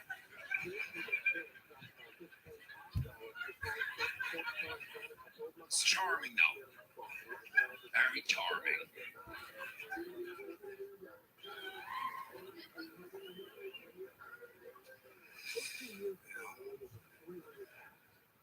I was thinking about my life today. I was thinking about like when I grew up, and I was raised in an orphanage about a block from my parents' house. And it's a joke. My father is Mexican, and my that's 6 of you here. father's Mexican, my mother is dead. So I'm half dead on my mom's side. And I'm half Mexican. A lot of people don't believe I'm Mexican. When I tell them I'm Mexican, they say stupid things. They say things like, how can you look like that? What do you mean, how? Like I'm trying to look, I'm not Mexican. I'm not Mexican at all. Then I get home like, oh, senor.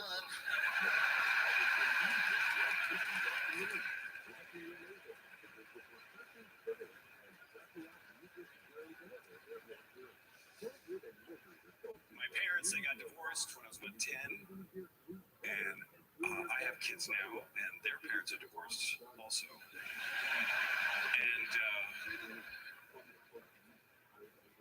I remember when we told our kids about that we're going to divorce. If you get divorced, you should tell your children. So we had to do it carefully because they're 5 and 2 years old at the time. So we had to put it in a way that they could comprehend. So I remember we sat them down and I said, okay, listen, you know how you love your dog? You love your dog. Like sometimes you give your dog food from your plate. You're not supposed to, but you do that because you love your dog.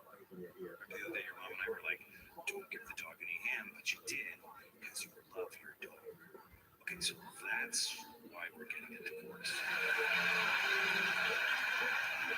Because you don't listen.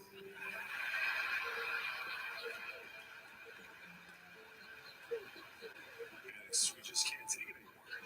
It's just too hard to not be listened to. So we're going to move to separate homes and each have you for half the week because neither of us wants to have you all the time anymore. Yeah, it's very sad because I love your mother very, very much. And she loves me so much. But we hate you more.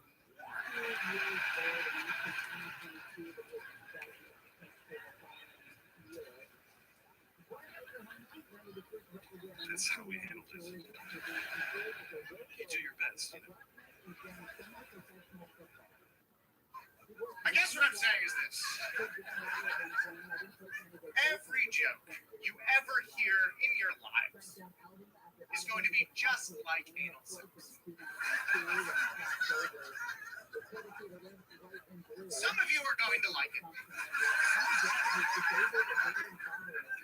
Some of you are not. But to figure out which person you are, the rules are the same.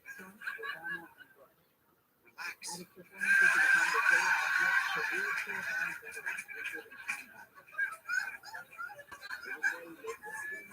Have a cocktail.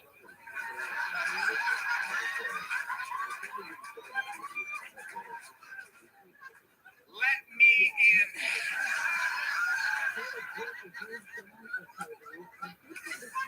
Because if you spend the whole time tensing up, it's only going to hurt. It's only going to hurt. Why would you do that to yourselves? Don't blame me for this. I'm good at it. Just let me catch a rhythm.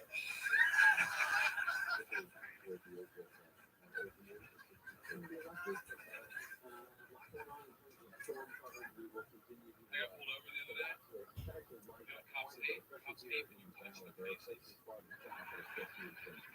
I was shocked. You should try this. Try this. If you're white, you're black, we'll fuck around. No, for real. Just in the video, we know how they do. You know what I mean? You know, just getting gas, wham on the butt. Why fucking? But if you're white, you want to punch her. This is what I'm telling you. Carpe diem. That's a white man preaching for that house. This is what you got to do.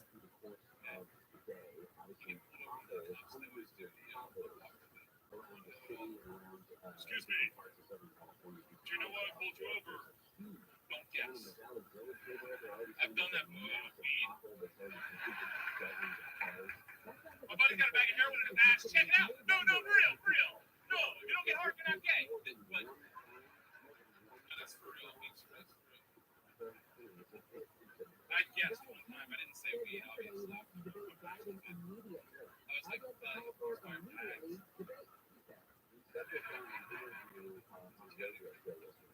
this has got to be like really bold, sweet, power, like prison rape for everybody to witness. Does anyone know that's happened in the blink of an eye? I'm being serious. You go in the shower, you fuck his ass, and you go home. Back to your cell, ass against the wall, shank under the pillow. That's how you sleep in prison, folks. This has got to be a power move. The prison shower.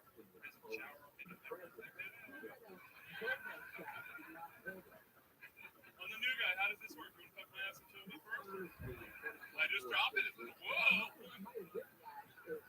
No. Power move. You got me? Power move. White guys. Power move. Especially we got some buddies in the bar to help pull them off you. But in the middle of that sentence,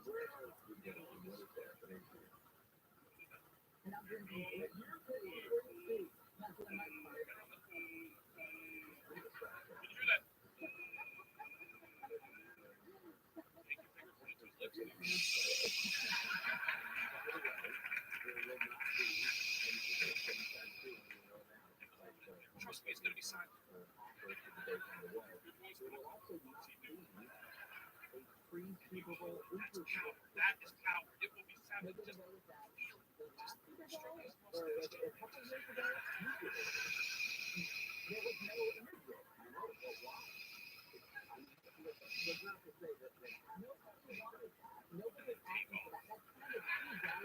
Shit works, I'm telling you, I swear to God. I swear to God. Look on the side of the back. Oh God, they're really killing no for real. Look out, stop it. Shut it, man. Because you know stories. We talk about and as men, we know that we bring a certain amount of problems to relationships. But we're not going to sit here and blame everything that's wrong in your relationship on the man. Because see, everything that's wrong ain't our fault. See all that little cackling laughing we've been hearing a minute ago, fellas? I'm finna shut that down. I'm back with you now, dog.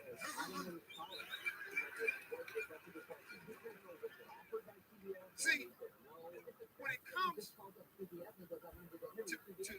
putting that spark back in your relationship, a lot of you ladies are disappointed in your man because you think the spark in your relationship is gone. Your love business in your bedroom ain't what it used to be. And you think it's because he done slipped in his department. But no, see, let me straighten you out. See, when it comes to being sexy, women, you have us beat hands down. There is no contest. You are the sexiest beat. Y'all just, sometimes when you pull the sheets back and you're just laying there, skin and them circles.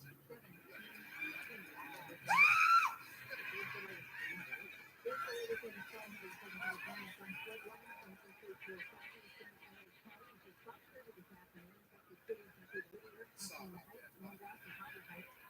Lost myself. See, but when it comes to being sexy, you all got us beat. See, you all can wear things to bed far sexier. See, if you want that spark back, sometimes you got to start, putting it back in there. It ain't a whole lot. We can come to bed and y'all got all kinds of stuff. Y'all go to Victoria's Secrets and the mall. You got whole departments with lingerie in it. There's a couple things you can wear to bed that just instantly put the spark back in it. Like a G-string. I'm trying to tell you, ladies, there's something in us. When we see a string go down the crack of your ass, oh, shit! I don't give a damn how big your ass is. I don't give a damn if when the string go down there, we don't see it no more. I don't care if your ass swallow that string up like it's lunch. As long as we know it went down in there and come up in the front, oh, it's going to be some hell up in here to see.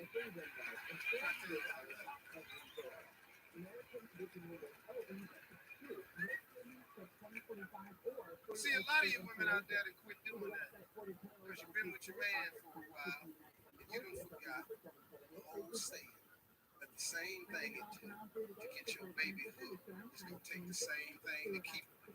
Oh, when you first met him, oh, you did it all. Candles all around the bath, too. Little sexy robe with his initial on it. Little spray all over the house. Come here, just he don't know where to start. Yeah, but now, what in the hell do some of y'all wear to bed now?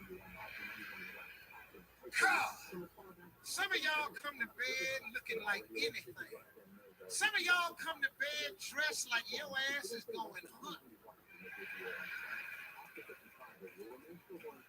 Thick ass socks, big bag ass sweatpants, big old t-shirt with a knot tied in the front, camouflage jacket. All you need is a skillet and a canteen.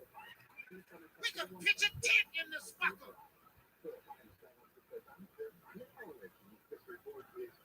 Now, let me ask you something. What the hell is bloomers? Where did you find a pair of drawers so big that they come all up over your stomach, right up under your titties? Where did you find them big ass drawers at? Some of your men ain't seen your navel in 7 years. You knew them drawers was too big when you hung them on the clothesline last week, and you looked outside, and the little boy next door had them climbed up in them and was outside swinging in your drawers.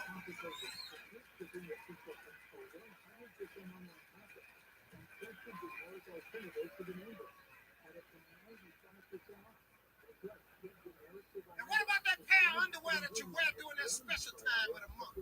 Where did you get that raggedy ass pair of drawers at? Elastic popping all loose at the top. It ain't tight round the thighs no more. You got 40,000 lint balls all over. Look like you ought to take a big shaver and razor shave that shit off. Coming to bed looking like you got a bathroom rug wrapped around your ass. Now you laying in bed talking about, why don't you hold me? Because your ass is itching, that's why. You feel like a Red Cross blanket.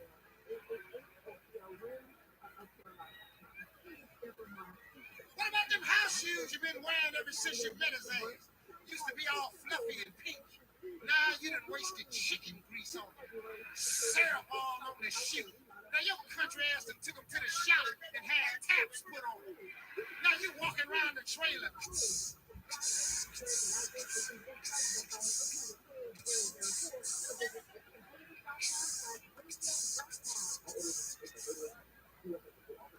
And what about that nasty ass rag you wrap on your head every night? When you gonna wash that nasty ass rag? Coming to bed smelling like Glover's Lane and Silver 8. I'm Steve Harvey.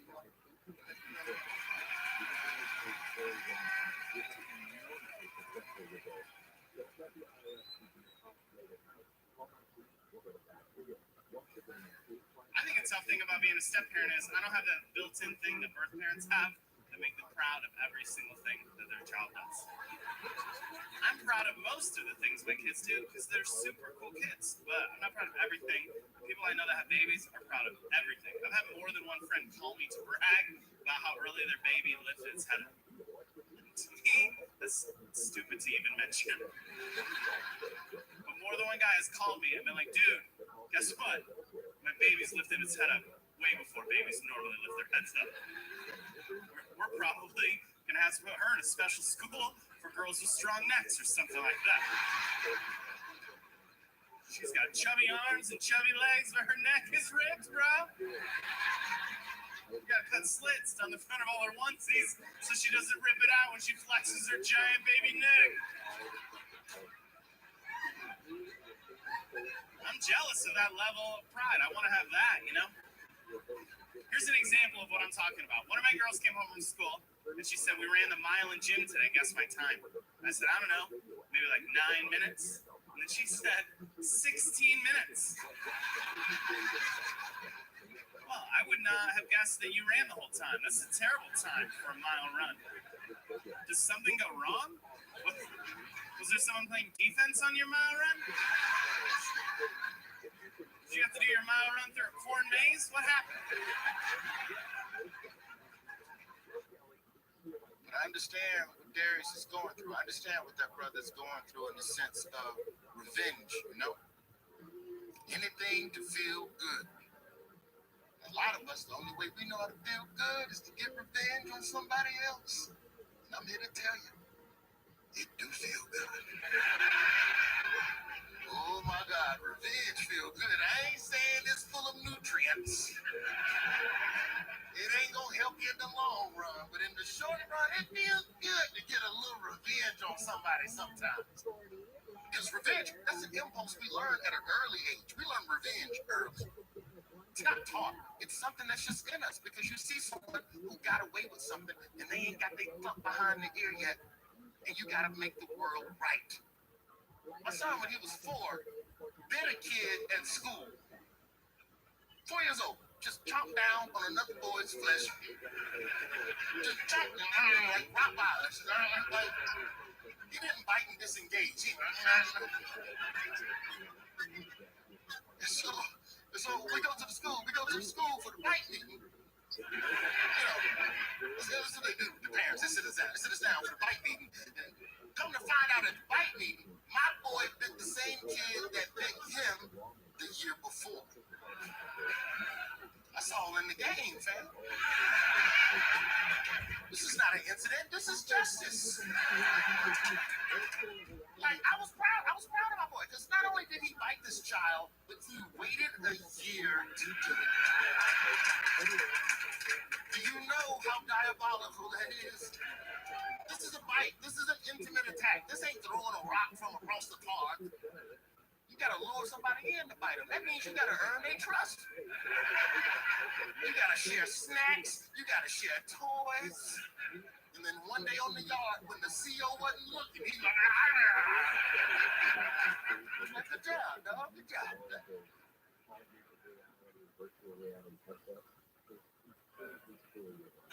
You gotta hit rock bottom to sober up. That's how everybody sobers up. I've never hit rock bottom. Well, maybe I have. It's all perspective. But I've never, you know, somebody else's rock bottom might have just been me going,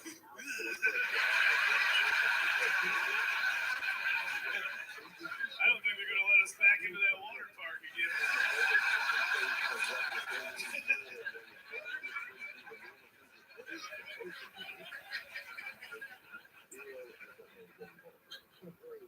I don't think I've ever hit rock bottom. I hit the sides all the time. All the time I hit the sides. Every time I get to a lower, I think this has got to be rock bottom. This whole new realm opens up. It's like, oh, get the headlamps and the climbing gear. We're going spelunking. We're going in search of this elusive rock bottom I keep hearing about. This fictional land. I took 3 weeks off from drinking. That was the saddest moment. Saturday at the end of 3 weeks being sober. That was rock bottom. To the Saturday night, and I was just cleaning my bathroom in absolute silence. Like, this isn't living. This isn't how you celebrate freedom. Doing chores on Saturday night, that's okay. But doing a bottle of wine, Motley Crue's greatest hits, you know? Too Fast for Love, squirt, squirt, squirt. Just Yosemite Sam and 2 bottles of Tilex into the ceiling. Oh man, this stuff says using a well-ventilated area. I don't even have windows in this bathroom. Oh my God. Oh, I gotta take a walk outside. The floor's sliding under the wall again. That's how you do it. On my knees like Clorox wiping off my own piss dribbles. Like, well, I guess this chore's done. Like, this is how inmates pass the time. That's not how someone who celebrates freedom. If you're not drunk, cleaning your bathroom, what are the troops even fighting for?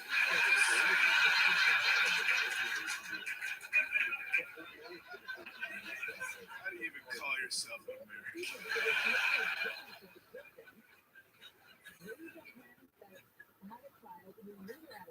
My My favorite equality story. Oh, some of you are going to hate this. My favorite equality story was that in New York City, there was an 18-year-old girl. She was going to walk during New York Fashion Week. She's a fashion model, and she has Down syndrome. And everybody in the world went, "Yay, equality!" And I went, "That's." Again, people are just there. Please tell us that's equality. We want to feel like it's equality so bad. But we have to ask some questions. What is a model's job? What is a model's job? Be attractive. Why? So the product can look attractive. So who can be attractive?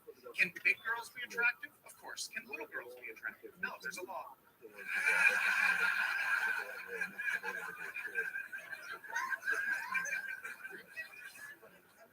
I don't know why you're hesitating on me. There's a law. And if you disagree with me, I will write you letters. In crayon, everybody, yes. Help your friends. I swear to Christ, the punchlines are in there for you to write on.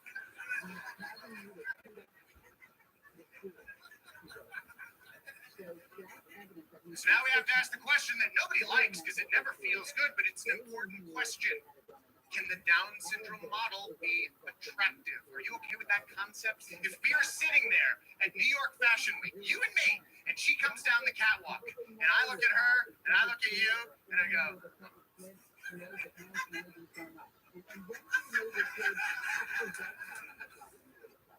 she's attractive. You're going to go, wait.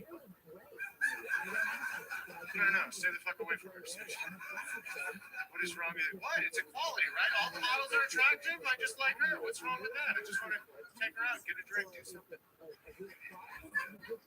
See how people are second guessing their feelings now?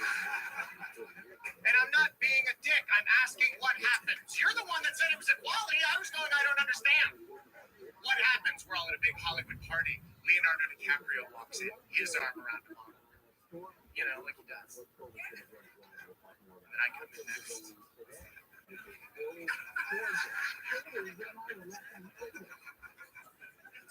Arm around my little chin. What are you feeling right now? Are you saying, "Yay, equality"? What happens? That's all I'm asking. What happens? You overhear some conversation. No, honey. No, it wasn't a weird-looking dog. No, it wouldn't chase the ball because it was a raccoon. No, we've been over there. They do have cute little hands. You're right, you're right.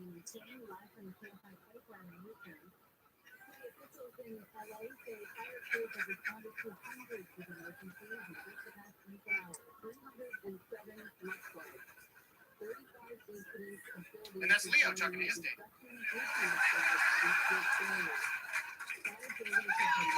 Yeah, and there it was, everybody. There it was. Totally fine when his date's a little slow, but when you thought it was my date that was slow, everybody in here.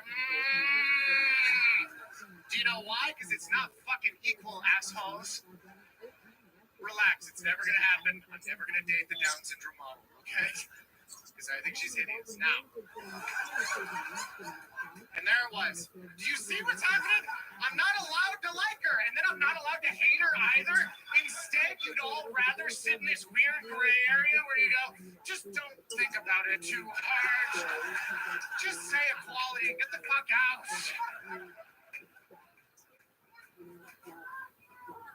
Thank you. That's her. She's the model.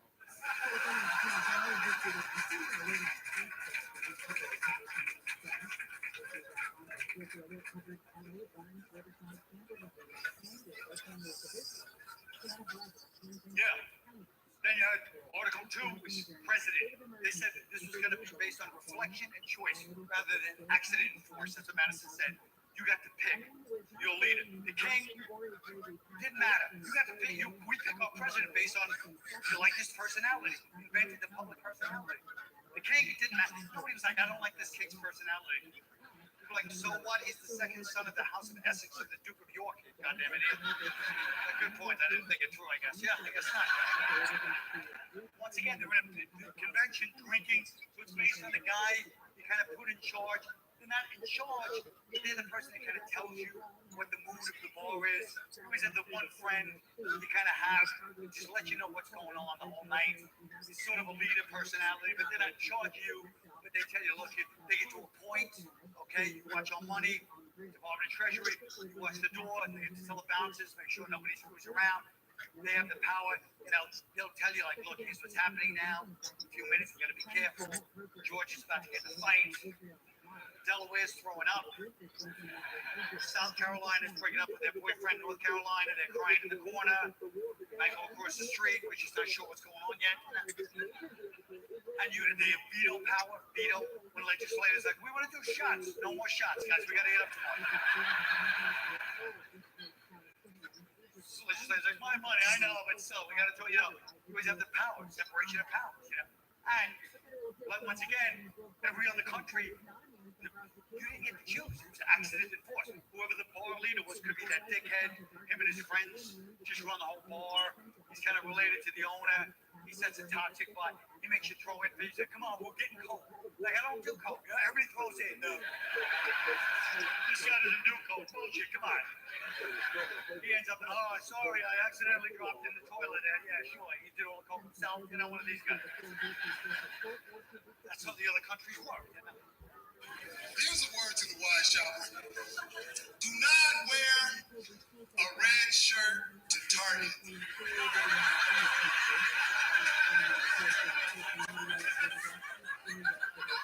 Learn from my mistakes. You will not shop in peace, my friends. You just walking around in there the whole time. No, work here.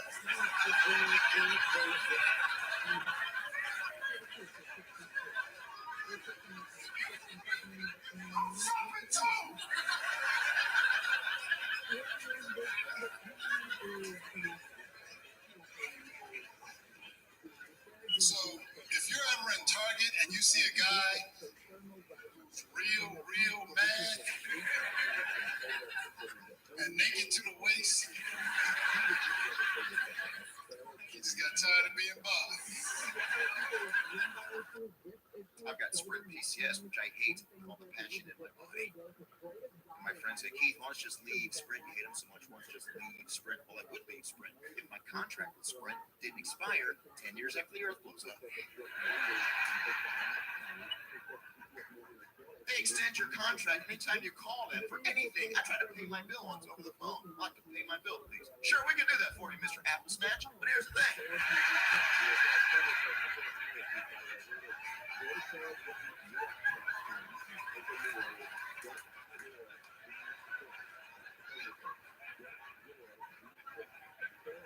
We got you now. That should be down there. That's too tall right there. You play basketball, Mr. Apple Snatch?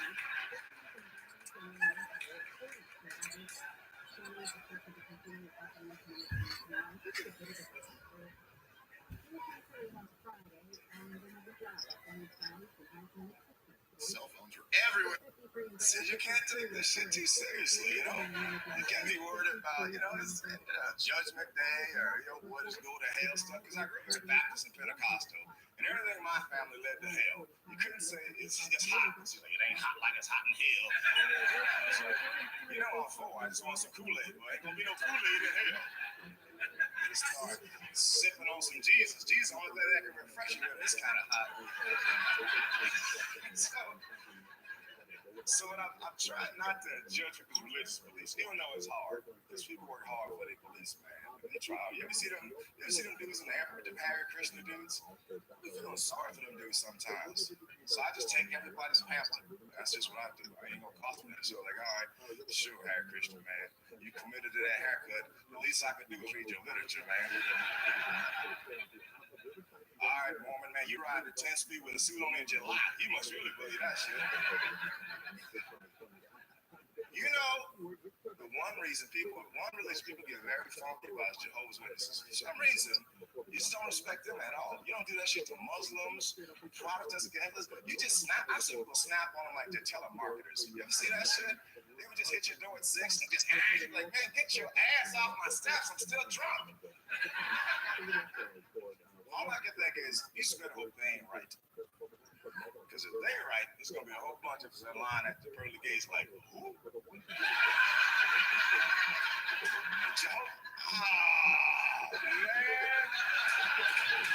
can't believe I hid behind the couch when they was knocking on the door.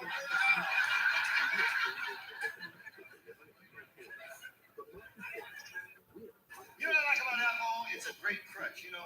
Sober people, if they fuck up, they got nothing to blame it on but their damn stupid self. If you're drunk, you can say, I was fucked up. Hey, listen, I'm sorry. I know I need some help. Now I'm going to get some help as soon as I finish this drink. You can get away with a lot of shit and just leave them out. You can hit on your best friend's wife and walk away. Your friends will threaten you. Put the finger all over your face and say, God damn it.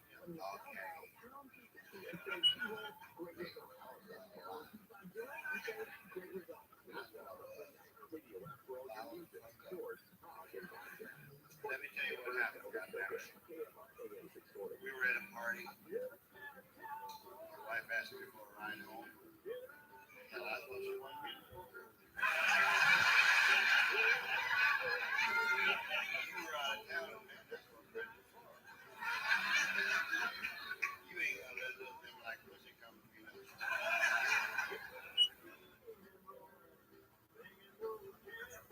What we think versus how we feel, it affects everything we do. Everything. There are things that we know are wrong. We know are wrong, like stealing. Stealing is wrong.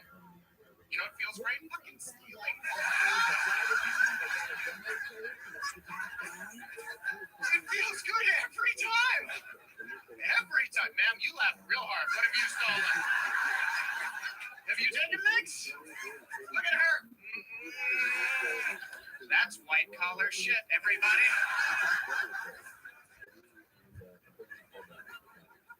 Stealing feels good because it feels smart. I'm not even sure what that sentence means, but I know it's true. There's something inside of all of us that goes, wait, it's not about everybody else works a job to get money to buy things.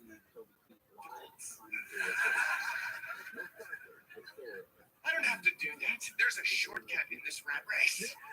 I'm just going to take things, and then I have them, and it feels good. Case in point. But sometimes our emotions lie to us. The other night, it's 2 a.m. I went through a fast food drive-thru. I ordered a chicken sandwich.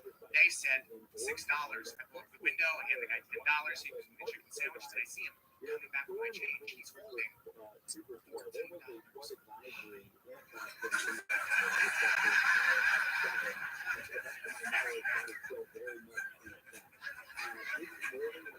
Now I'm on a decision. I have a choice to make. Option 1, honesty. I could say, oh, you thought I gave you a 20. It was actually just a 10. I don't want to steal from you. Here's your money back. That's option 1. I like how people laugh like that's not even option 1. You're not Jesus. You don't have to do that. Let's hear the other choices. Sir, you didn't even smile. You just went, don't be stupid. Option number 2, I could rationalize. I could tell myself, this isn't my problem. I don't own the business. I didn't hire the people who don't know how to give proper change. I should take the money just to teach them a lesson in capitalism. That would be the right thing to do on a global economic scale. And option number 3 is always played up. Well, clearly, they're paying me to eat here.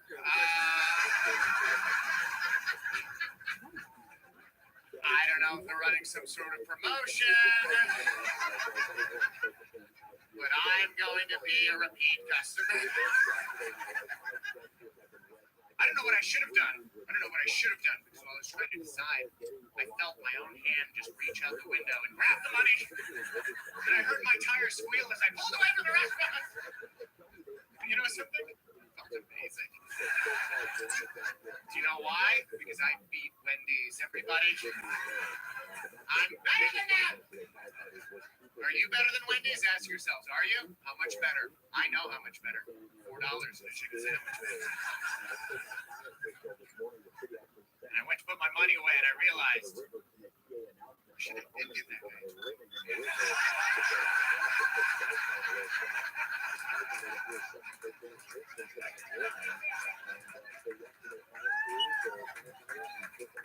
That's how good stealing is. It feels good even when you're not really even doing it. Those are my emotions lying to me. A lot of people get offended. A lot of people tighten up when you say the word Jew. I love Jewish people. I grew up with them in Jersey. Toughest people I fucking know. If you listen to them by the fucking stitch, you'll be successful. For example, last week I rear-ended a guy. Not last week, about 3 weeks. Could have been whatever, 4 or 5, 3 weeks ago. You know me, I don't know nothing. I'm a rural canyon. He stops for an ambulance. Just don't fuck. The ambulance is 2 blocks away. Go! Go! I don't stop unless the ambulance is next to me. You understand? But these fucking Gentiles, I'll stop and be politically correct. So I rear-end him. He gets out of the car. He's like, are you okay? I'm like, look at this fucking dummy. Rule number 1. The Jews tell you, you just fall out of your car. You get rear-ended, you just fall out of the car with your mouth open. You don't know nothing. I don't give a fuck. Stop traffic. Black Lives Matter, stop traffic. You can stop traffic too. I don't give a fuck. You don't say a word for 5 fucking days. You go to the hospital. On like Thursday, you finally crack when there's like 6 doctors in the room. You say the 4 words to get you 200,000. Did I pass out? That's it. A month later, you got $200,000 right there. In fact, as soon as you say that I pass out, a Jewish attorney pops up. Did I hear $200,000?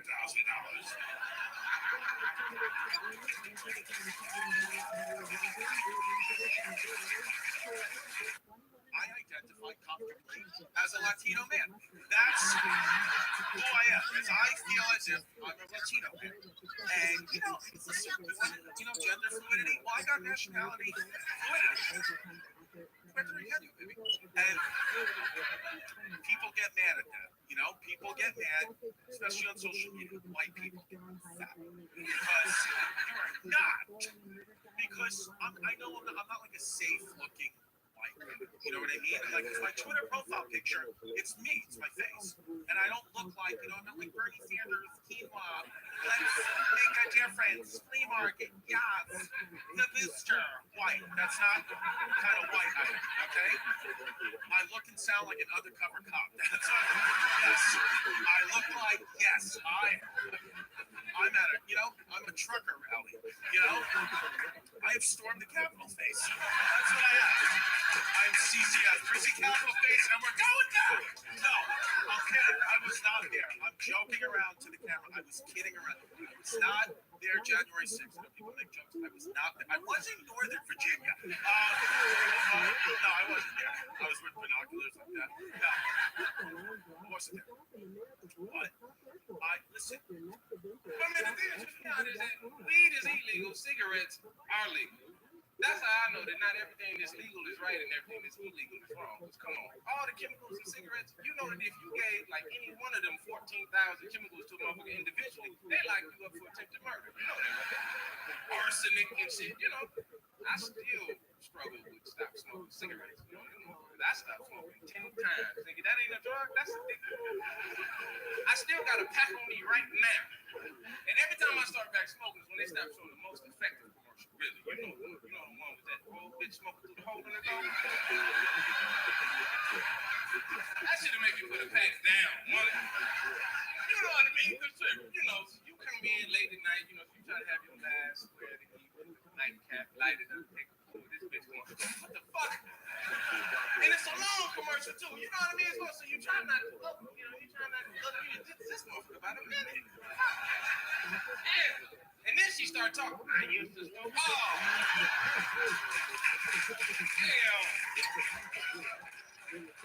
damn, bitch, you talking too? Shit.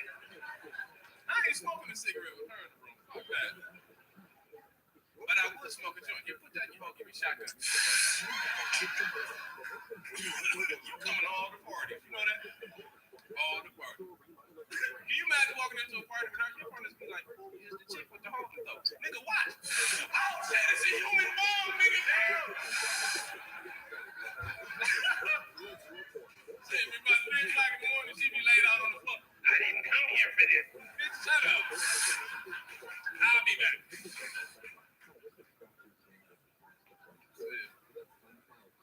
Enjoy your life, you said. Weather King, Volume 2. Look at America's hottest young comics. They were on their way to the top. First up, here's Martin Lawrence.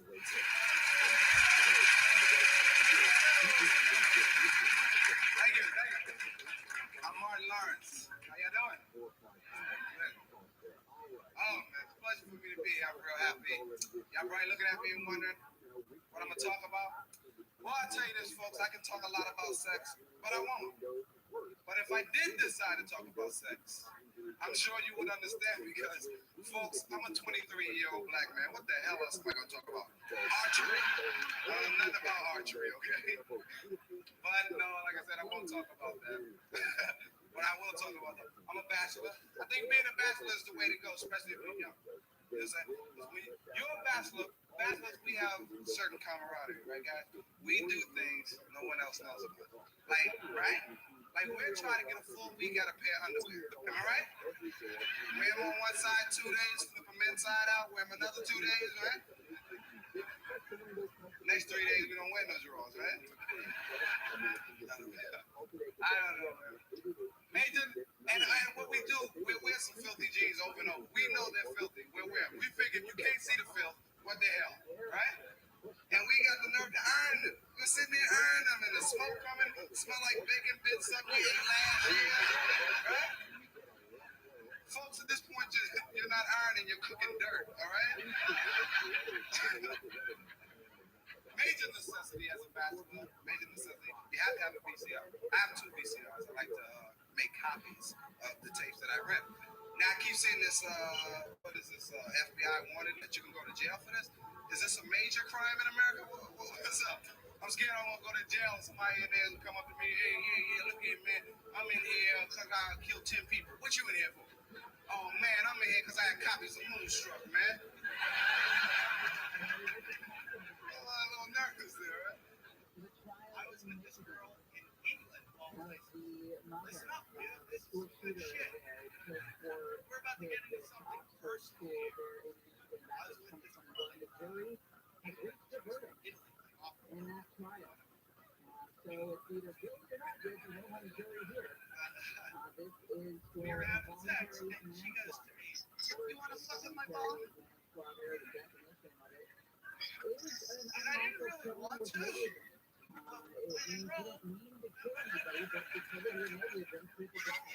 want to fuck on my ball? I was like, all right. And so I'd never done it. So I was like,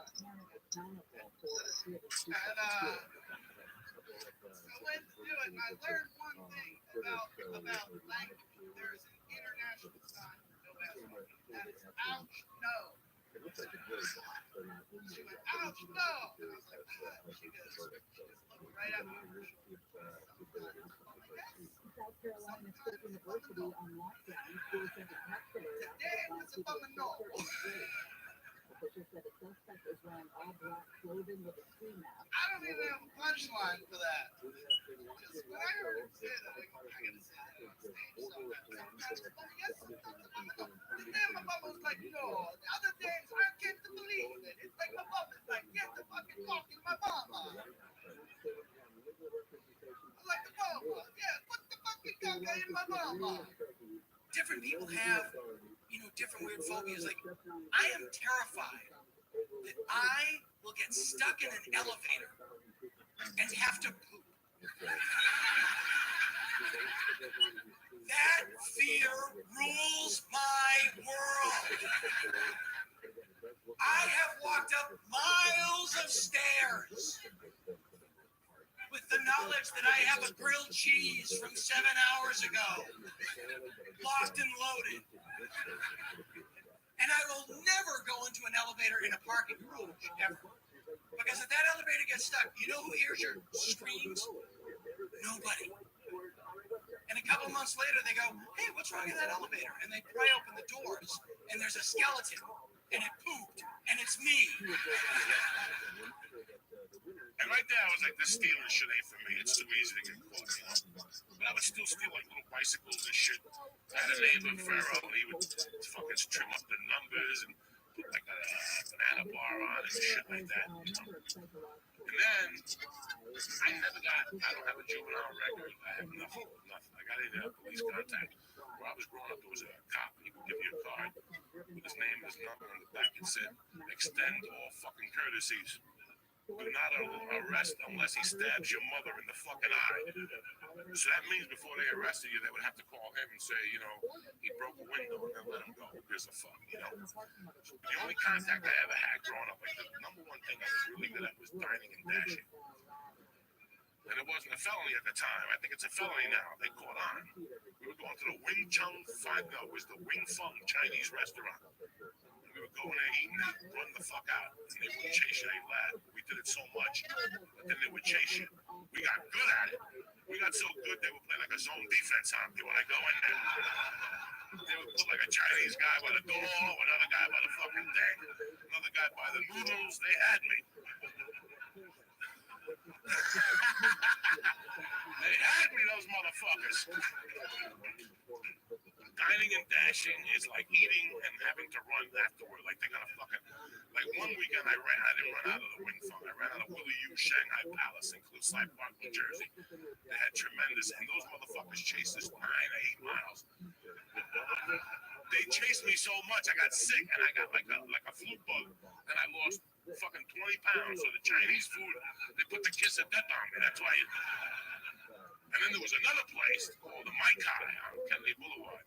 And they had all you could eat that was fucking amazing. One night they knew it because the reputation got out. They had like little wanted posters at all the Chinese restaurants.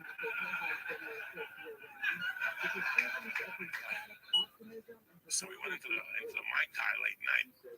And as we were running out, they locked the door on us. I'll never forget that. We banged the door. My friend looked at me and goes, where's the dishes, bitch? And that was it.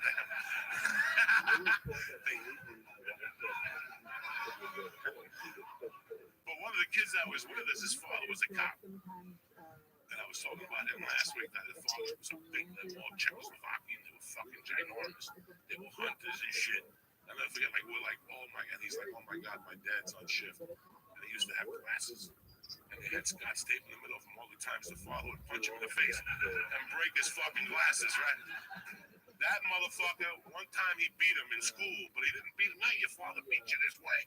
That's a traditional way, right? No. His father would stand next to him. He would be here, stand next to him. This is the teacher, yes. My son did that. Bam! And the kid would fall, and he'd pick him up. Get up, motherfucker. Damn! He just gave him backhands. Backhands. Like 8 of them in front of everybody. He didn't give a fuck. You didn't dial 911, then my dad hit you. He's a cop. What are you gonna do, bitch? So I'll never forget the dad came and took us outside and he put whatever $40 up and we had to pay him the next morning. And that's the closest I ever came as a juvenile to get the fucking arrested. That was it. Do you know who really impressed me after the Colorado shootings? Christian Bale. Because I always thought he was a real piece of shit, like a cranky, douchey actor. But after the shootings, he actually went to the hospital and talked to a bunch of the victims. I'm like, what a nice guy. And I wonder if any of them looked at him and said, where the fuck were you?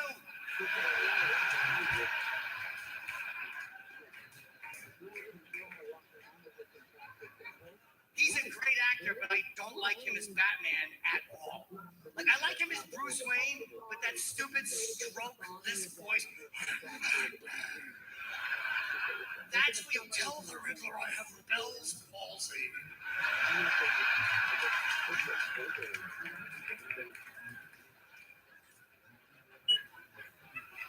I'll be doing the New Year's Eve countdown from now on.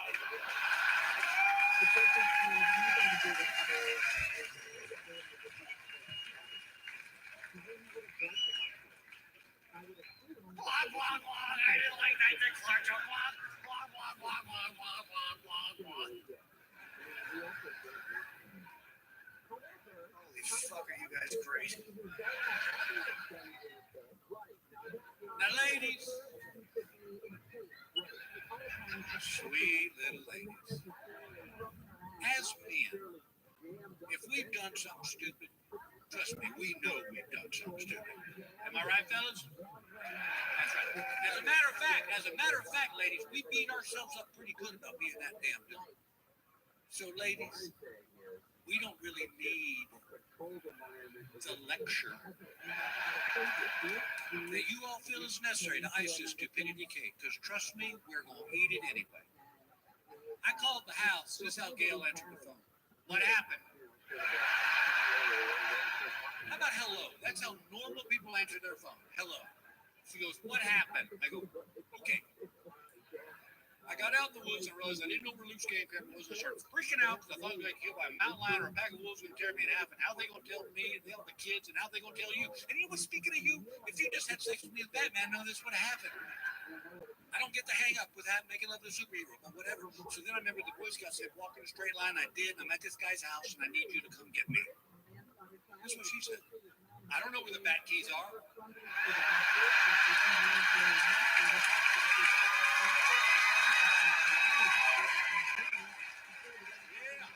that's funny. You think you come get me now, funny lady? She goes, are they in the bat cave? Because you're always changing the code. You're all freaked out like the Joker's going to get in there and steal your stuff. I don't get it. I go, could you just come get me, please? She goes, did you try Robin? I'm like, let it go, lady. I hang up the phone. The guy goes, how'd it go? I said, good. She'll be here shortly. So we're sitting in this guy's den and nothing is being said.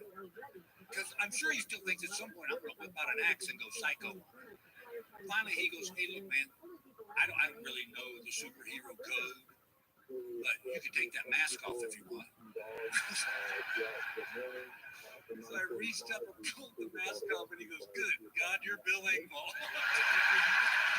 God bless you guys. Thank you very much.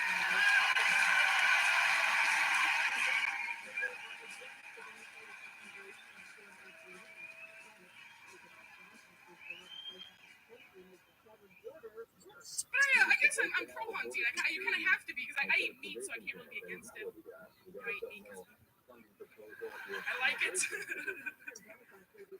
Any vegetarians in this whole state? Are there any? Everyone's like, maybe. I don't know. There's always one in the back that like just can't raise their arm to signal me. Like, I'm so tired. Whoa. I haven't had protein in 6 years. I think that's noble. Vegetarian, that's a very noble thing. I can't do it. Like, I mean, I am an animal lover. Like, I love animals. Every time I see a cow, I'm like, aren't you so cute and delicious as you are? I'm gonna turn you into a steak.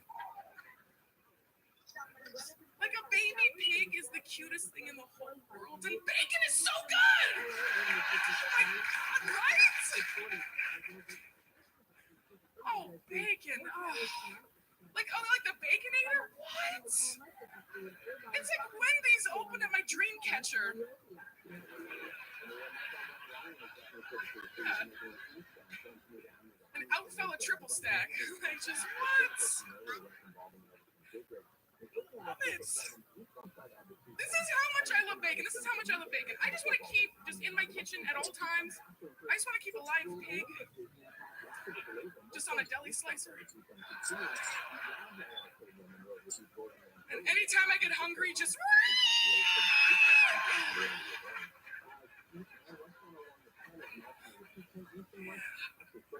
apologize for how graphic that was. Sound effect not necessary. You got it.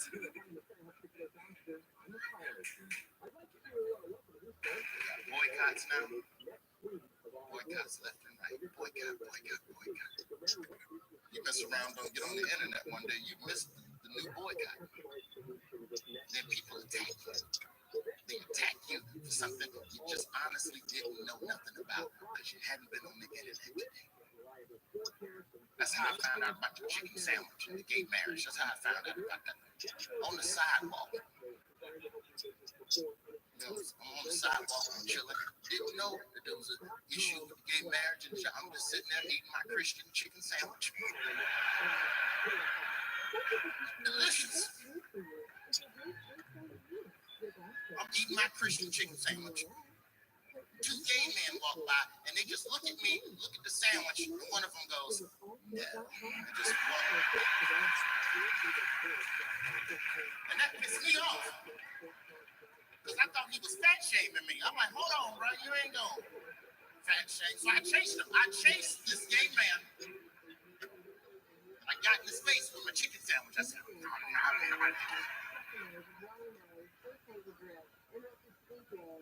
I didn't understand what that gesture meant at the time. I just didn't know. You know, you do better. That's how it goes. At this point, we're boycotting, man. We need an app. That's the only way to keep up with all these boycotts. These boycotts be coming down so damn fast, you can't keep up with all these damn boycotts. You just need an app, just on your phone. You just punch in your political beliefs, and then anytime you get too close to one of them stores, your phone just goes, I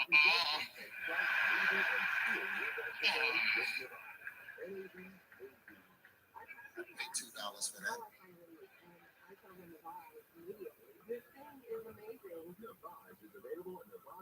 People hate beards. Can you believe that, Portland?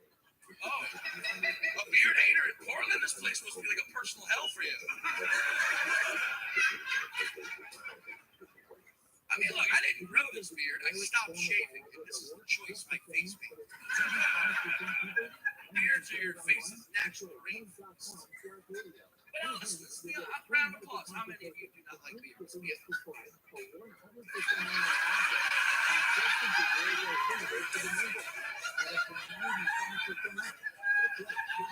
I bet you were a C-section, baby. Huh? You don't like anything natural. Your existence isn't natural. You had to be cut from your mother's womb because of your horns and your hooves. You fucking centaur. Don't take it out on our facial hair choice. We have gotten soft. We have gotten soft. Hudson. I don't even know if you're a millennial or if you're post the problem of the millennial. But these millennials are out here. Where are people in their 20s? That's the most annoying people in our society. These, look at them. Look at this guy right here. No, look at you. Yes, you. How old are you? 27. You are dumb. You are dumb. He's so dumb, he's laughing while I'm calling him dumb. Kid, what is your name, buddy? Perry. What a masculine name.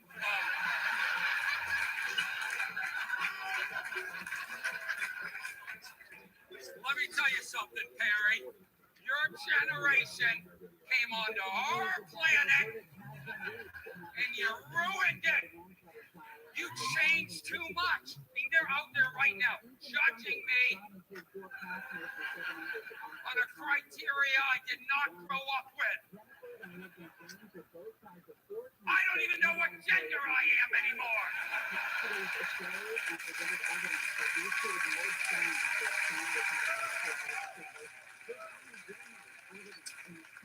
I mean, I'm not being flipped. There's a lot of new choices, and I haven't done all the research. And, you know, maybe I fit into something else, and I'm fine with that. I'm ready for a change.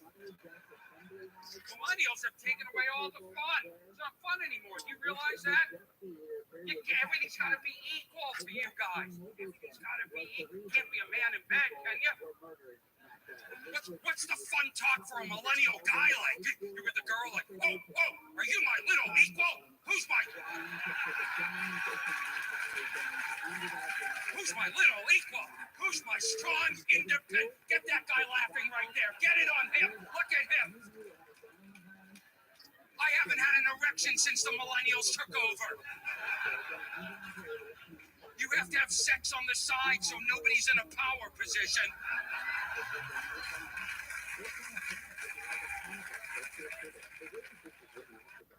New York's an intimidating city, partly for that reason, also because I feel like everybody is better dressed than I am every time I leave the house. I feel like every time I leave the house, it's picture day and nobody said anything to me.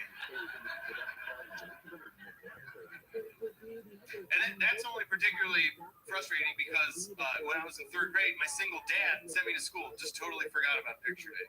Just sent me to school. I walk into the classroom. I look around. I see everybody is in their little sweaters and their dresses and they're combing their hair. And I'm like, hey guys, why y'all dressed up? And they're like, it's picture day. You didn't know that, Jim? I'm like, no, I didn't. We're in 3rd grade. I don't know how you knew it. But I'm here, so I hope you don't mind if I photobomb your class picture with these green sweatpants and this dirty Bart Simpson t-shirt. Also, I haven't showered in 3 days, and I'm pretty sure this Kool-Aid mustache is permanent. Oh, do you want to put me in the back? You can't. Actually, I'm too short, so it looks like my parents' divorce is everybody's problem now.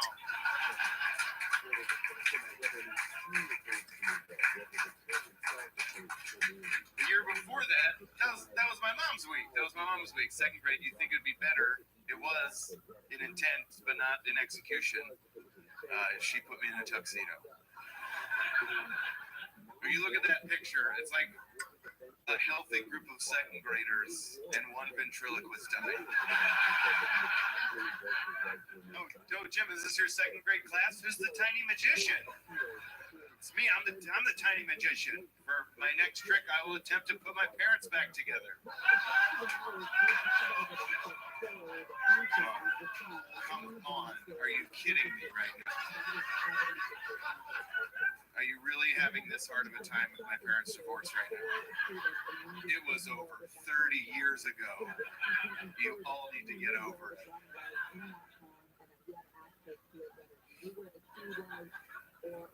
Everything's fine now. We all hang out.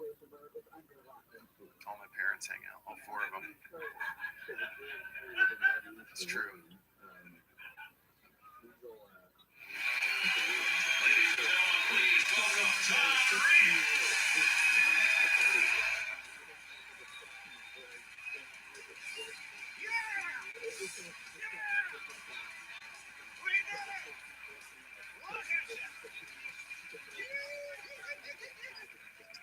I'm excited too. Look at you, good-looking people, man. I don't know if you could tell. I heard a little sippy last night, a little too much. I haven't heard this stuff. Malort. I said I bought some guys like, can I get you a drink, Malort? It's coming John, but yeah, I'll take it. Malort. Yeah, I love Chicago. I'm glad to have you guys came. It's good to see beautiful people, smiling faces, with all your teeth and their bright whites. I'm 40. That's all I have. And I'll tell you, this has been a tough year to turn 40. It's kind of a rough year, so it's been rough to go through that milestone during this rough year. 2018, my New Year's resolution was don't kill yourself 2018. A big drop off from my 2017 resolution, which was to be unstoppable. Good news, I achieved that goal. And I also learned an important lesson, which is sometimes you should stop. You should really stop. I give it up for Mr. Brian Stoller, ladies and gentlemen.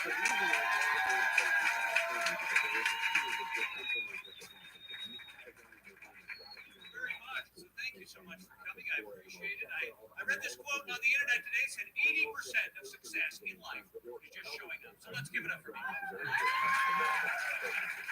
Thank you so much. Thank you. I am 20% away from a standing ovation in my head right now. Thanks for performing at that lovely Absolute Comedy. It's all, I gotta be honest, it's always been on my bucket list to perform across the street from a Magic Mushroom show. So this is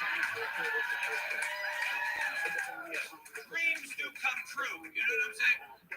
No, it's a beautiful club. I performed a lot of difficult situations. I did a show last week in front of a buffet. I swear to God.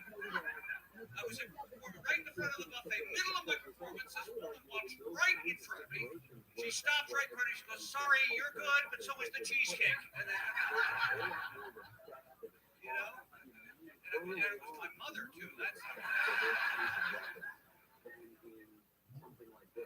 Oh, so it's nice to be doing some stand-up comedy. Stand-up comedy is the only profession where the position of your body is in the job description. Right? I'm standing up, I'm doing comedy, right? You don't hear this with any other profession. Right? Hey, what do you do, sir? I'm a sit-down accountant. That's very good. How about you, ma'am? I'm on my back prostitute. Okay, very good. I asked a guy last night in the front row, "What do you do, sir?" He said, "I'm unemployed. I guess I'm a fold-out drunk." That's what he said. That was very clever. Drank so much sangria. Oh, it's good. Oh, it's delicious. Real sangria. Up until then, the only sangria I had was Boone's Farm sangria. Wait, how many of you, by round of applause, do not know what Boone's Farm is? Oh, well, allow me. Okay, so Boone's Farm is a wine, right? A quote-unquote wine. Now, if you took a real bottle of wine, like a Napa Valley Pinot Noir, and asked it, "Napa Valley Pinot Noir, what do you want to be when you age and grow up?" That bottle would probably say, "I'd like to be the most expensive wine served on the most exquisite wine list at the most Michelin star-rated restaurants in all of the land." And then if you replied, "You ain't never gonna be that shit. You're gonna be drunk out of a paper bag by a dirty-ass hobo on a street corner in Baton Rouge, motherfucker. You ain't shit. You ain't shit, wine." That bottle of wine would start crying. And if you bottled up those tears, there you have it. Boone's Farm. That should be its slogan. The tears of heartbroken wine. Like I told y'all before, my son, he's in here. I love him to death. One thing I do love him, man, I try to spend time with him. He loves it, but I hate it. It's fishing. We go out and be out there for 8 hours to catch 2 fish. I told him all the time, we just passed all these fishes marks. We can go in there motherfucker and get whatever fish your heart desire of catching. If it make you feel bad, when I get it home, I'll put it on a hook for you. I'll run some water in the sink. You can get your rod in that motherfucker, and I'll put it in the sink, and I'll hold the string while you fighting for tension.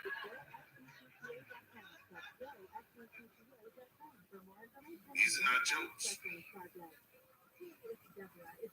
We got this show on TV, extremely fucking cheap people. Remind me of my brother, that nigga's real cheap. And I see a lot of people on this show washing their clothes in the pool. Y'all know who do that. My Coach Cajun brothers and sisters. But they did have a black man on there. I was surprised that he had a woman. This motherfucker was making his own liquor. Cooked his food off the top of the heat of his engine in his car. My sister was with him. I said, ooh, she really, the pickings must be real slim.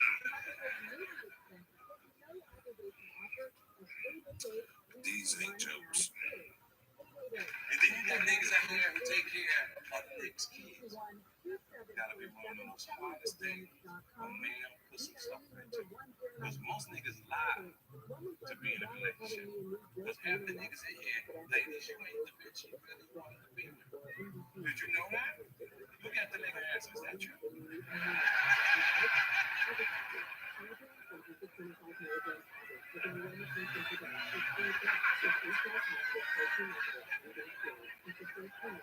Because all these niggas in here lie. All of them. We got be built a certain type of way to raise another next kid. You gotta be mentally involved and partially retarded. Because why would you do that when there's a group of college graduates going to It's a whole new team coming out here. Because niggas lie because they think that's what the girl want. I want to marry you. Sometimes bitches want to be out. They don't want to get married. I want this to be my family. Nigga, your family right the character that niggas man. But sooner or later, you're going to get caught. Sooner or later, you're going to be at the barber shop one day. You're going to have your side, you're going to have her side. And your money ain't going to be right. You're going to have to show favoritism. You're going to be like, get my son to fade. His mom.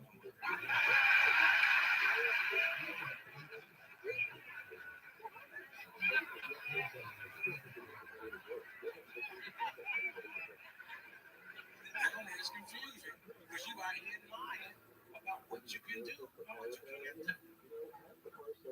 I love my wife very much, but sometimes, I've been with her a while. That's a creepy thought. It kind of seems out. I used to work the door at my buddy's bar, so I'm very intimidating. And one time this woman came in and she put her ID out of her bra, and I could feel the tip warmth off her driver's license. Maybe that's a good warmth, okay? If there's good warmth and there's bad warmth. If I sit on a public toilet seat and it's still warm, I'm like, I made a huge mistake,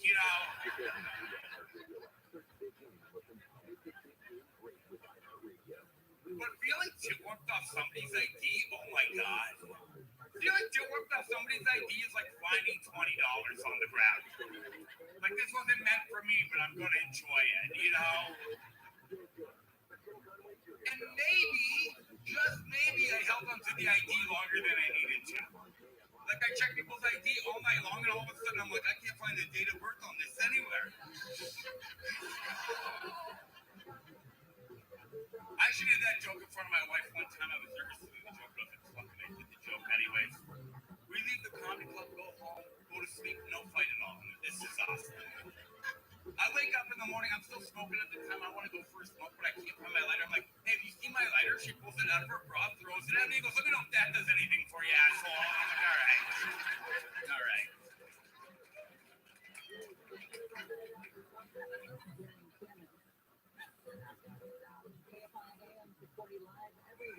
Ladies and gentlemen, please welcome the man of the hour, Mr. Glenn Wood.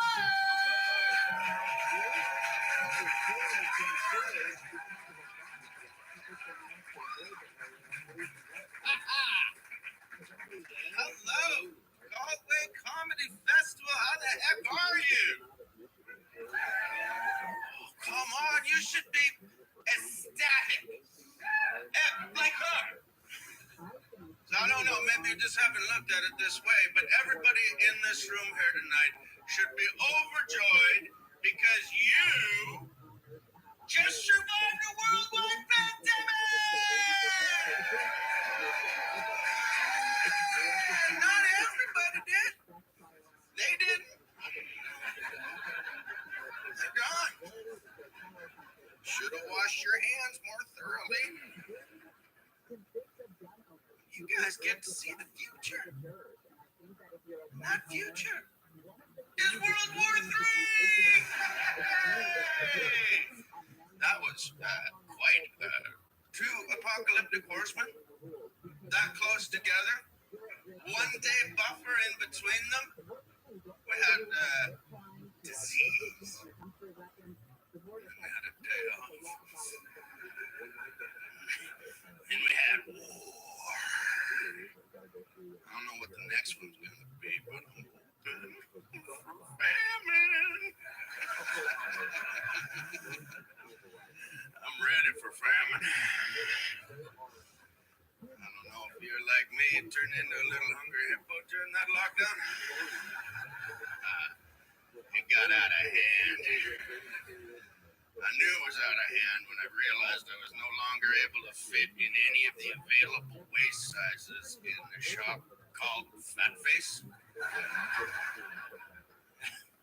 It's like, you got these in a 44? guy's like, nope. No, you're looking for fat fucks. Just on the edge of town. Really big parking lot. Large doored establishment. Good for your gay. That's a prick. It got right out of hand, man. At my heaviest during lockdown, that's 280 pounds. That's more than I'm getting for this gig.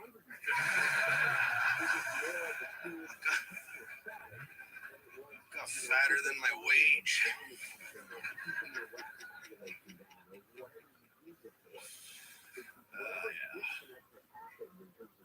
This next song, for sure gonna lose a couple of you on. But I don't know if you guys, any of you remember that song. My name is David. Yep. I see your fupa. Okay, you can't laugh at man boobs and not at fupa. That is not okay. Either all the jiggly body parts are funny or none of the jiggly body parts are funny. But you don't get to fucking pick just because you might have one doesn't mean that shit's not funny. So either you laugh at both or you laugh at neither, but you can't fucking pick and choose, everybody, okay? Now, if you don't know what a fupa is, that's legit. Ask your neighbor. Somebody at the table next to you definitely knows. Do you guys know? Neither one of you know?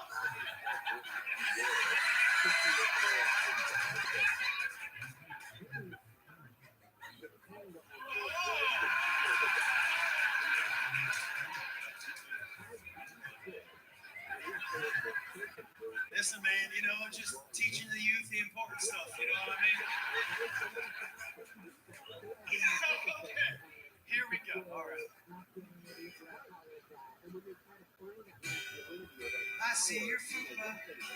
Your pussy has a second floor. That's all I got right now. I think it's going to be a pretty good song once I finish it. I think that really is going to be a fucking good song.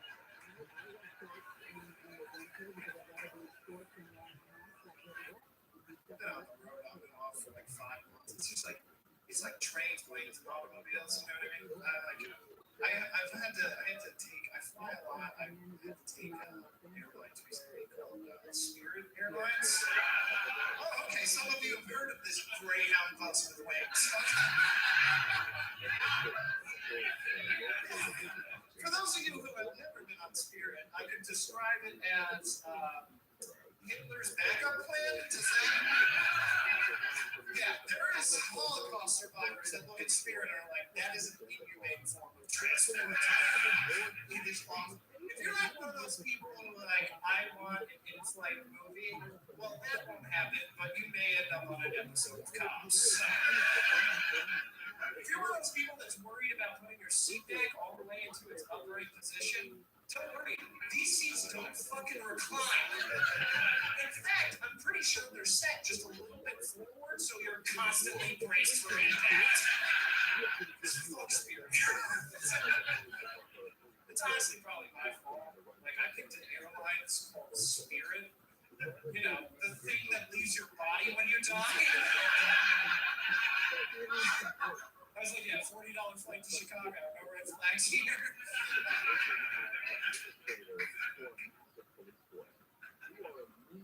They can make square chapstick, you know that?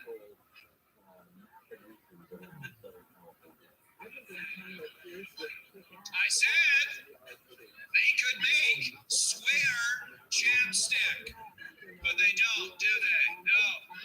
They make circular chapstick. Why? Because when you drop circular chapstick, it's gone forever, isn't it? No one's ever finished a tube of chapstick. But if they made it square with hard, right angles. Oh my God, I dropped my square chapstick. Where did it go? Right where I fucking dropped it. I'm gonna pick it up and I'm gonna use it for 6.5 more years. But no, they make it circular and diabolical, and I bought 58,000 tubes of chapstick last year. Fuck you, chapstick.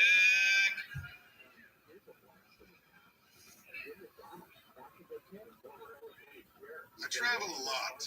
for this job. I've actually gone coast to coast in this country in the winter time. And it doesn't matter where you go in Canada in the winter time. It is bullshit. I love this country. It's my home, but let's be honest, a good 8 months out of the year, it's seriously suggesting we move. It's not a hospitable climate. And that's one of the reasons I came here, because I know you guys understand the winter. This is Winnipeg. This is a city that regularly hits maybe to 50. That's colder than the average surface temperature of Mars. I'm not a scientist, but that sounds impossible. I don't know everything, but I do know that Mars is farther away from the sun than Winnipeg. I know that. That is a fact. You know what I'm saying? So if I fuck you, I'm doing something with my hand. Don't worry, I ain't pickpocketing you. I pickpocketed you one time when I was eating the pussy. I had the money to get home. You know what I'm saying? And it was fucked up. She had all the dollars on top. I'm down there doing the fuck. I got the 20. I got 50 quarters in my meter. I didn't even have a car. I had a fucking bike. You people are real up here. No, everybody in Hollywood walks around the floor HIV ribbons and shit, you know? Like, how are you? You know they piss me off? Because growing up in New York City, I caught gonorrhea and the crabs. I never got a ribbon. And I caught the crabs too. So you got up in your eyebrows. That's a fucking nightmare right there. You gotta shave it off at the time. It's not even Halloween. You know what I'm saying? Why do you think we're the chicks? Ew, how do you think I got the crabs in my eyebrows? I don't give a fuck. You know what I'm saying? You guys been great. Thank you very much.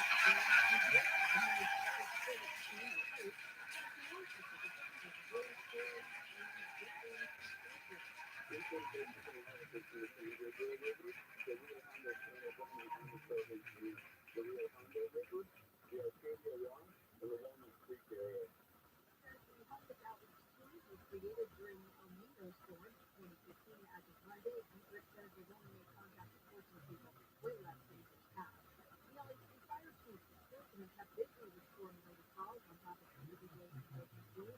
Chief Christian Crowley says they responded to 207 mudslides yesterday and 35 building inspections related to mudslides and flow failures. He described buildings with red tags and 7 yellow tags, which means they are not safe for people to stay in. We went to the Valley and Encino and Studio City with Councilwoman Rahman, where we saw backyards destroyed and cars swept down driveways. That's when Golden Hills without the Brent River impact, which is nearly 54,000 people in the city who lost power and had it destroyed. Scientists have corrected social media claims that the storm battering Southern California is a worst-case scenario megastorm. Our family, the name is created for a synthetic model. Psychologist Dr. Lucy Jones says the goal was to predict a storm that overwhelms flood control systems. It's derived from an atmospheric river, which is what we're getting right now. And that's basically a river in the atmosphere that doesn't rain on the state. And our storm is an atmospheric river that doesn't stop and ends up doing much higher than the damage. Basically, imagine the storm risky repeating for a month. Jones says the last storm in 1862 killed 1% of the state's population. Or Ben Carson, Friday. The LA Council is considering rescinding so-called no street vending zones, which have been around since 2018. It aims vendors from popular shops such as the Hollywood Walk of Fame, the Hollywood Bowl, Dodger Stadium, and the LA Live area. The city council is also considering lowering the cost of street vending permits from $541 per year to just over $27 per year. The House is expected to vote later today on whether to impeach Homeland Security Secretary Alejandro Mayorkas. ABC's Kevin Portnoy says the measure contains 2 articles of impeachment. First, the legislative release the migrants into the country. Alejandro Mayorkas has violated the law. The second article claims he has breached the public trust, falsely testifying before Congress. The border is secure, and Afghan refugees have been fully vetted. The Biden administration calls the charges baseless, says decided to update, the Dow is up 103, S&P 500 up 5, NASDAQ down 25. Shower weather, showers, light campus thunderstorms, high to 50s in metro LA. Low to mid 50s in the valleys and the IP is 40. High desert, over 50 for the weekend. In windows, see more showers tonight. Right now, it is 52 in Seal Beach, the same as Runner Park. 52 as well in Gore Hills, and 53 in Truman. The Golden Cross on the 91 Riverside. It's a night when you sound like people get the islands and friends walking across the land, the left lane, and also the Riverside. People from north on right at Central, they're holding lanes during the break to fill some potholes there. In Grand Terrace, people think out on Rockabina. Travel accident blocking the right lane, but there is debris across all of the lanes. It's going to be wet until late number 10. In Plaza, 10 westbound before Lago Kings Road, got that crash on clear from the left lane. In Chino, 60 eastbound before you get to Reservoir Street, hold the up. There are some huge potholes in the 2-1 lane. It looks like it is a fall coming away from the 57. Also, it's Irvingdale, 6 miles south of the Maryland Highway. Coming off Big Walk in the right lane, you're on the bridge from the 610 in the Virginia. Number 1 westbound before you get to the 110, west crash is blocking the right lane. Stay behind the center and stepping there, faster, 5-1. It seems like everywhere you look right now, someone is sick. This year, prepare your family for airborne invaders like bacteria, pollen, and yes, germs with Navage nasal care. Navage flushes ultra-pure refreshing saline in one nostril, around the back of the nose, and out of the other nostril. Navage sucks out viruses, dust, and other airborne particles.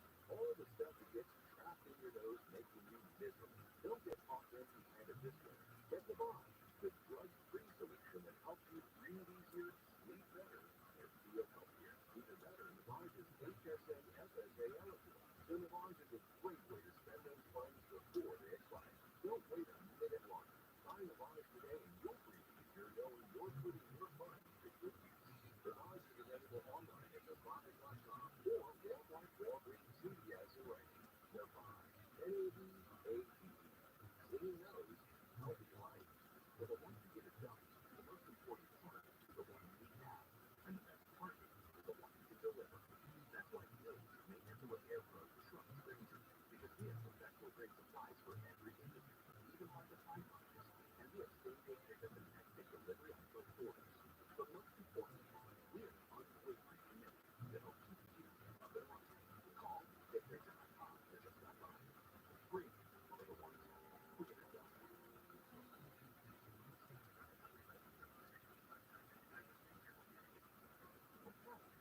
And part of these was labor. That used to be more fun. I learned really with food digestion. That's what I heard, right? Yeah, sports naturally really helps you to figure out where you're at. But you have vitamins and stuff. Food digestion, that helps you prepare food for other energy. Do benefits? Life actual. Overnight bloated plus food digestion from the #1 doctor recommended probiotic brand. Get $5 off at AliveProbiotics.com. Listen on the free Iger radio app for all your music, sports, talk, and podcasts. Free. Never sounded so good. AM 640.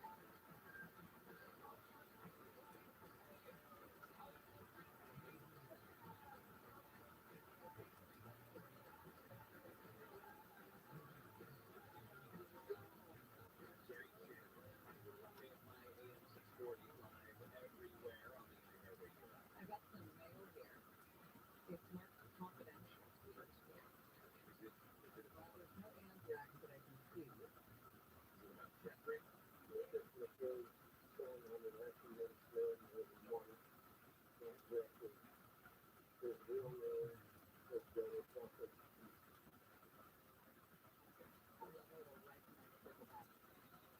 This is confidential.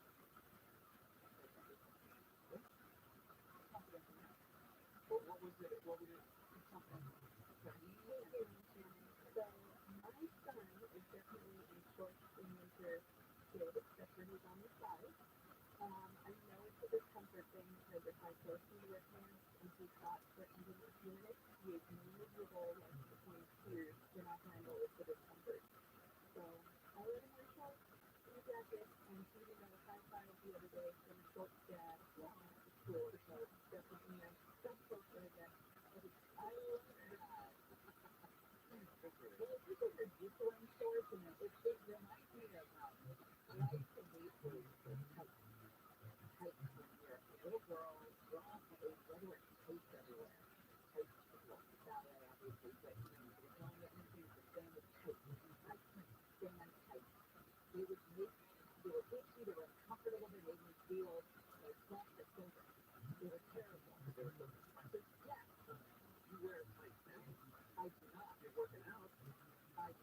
I wear like your sweat.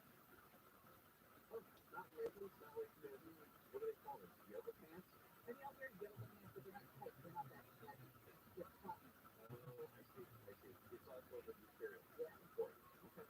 Hey, Shannon, you're talking to Blake Foley right now.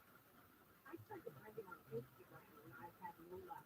What are you up to? I'll first slide into Blake Foley's DMs. You're damn right I can. On Twitter, you find him at Blake Foley, BLAKAPL, Foley, CROLI. Some stuff a bit strong. On Instagram. I'm trying to. Where is he? Where did he go? Maybe he got in trouble for it. Maybe he got. Maybe he did. Yeah. Sometimes when you show a little bit too much, they'll take you right off of it.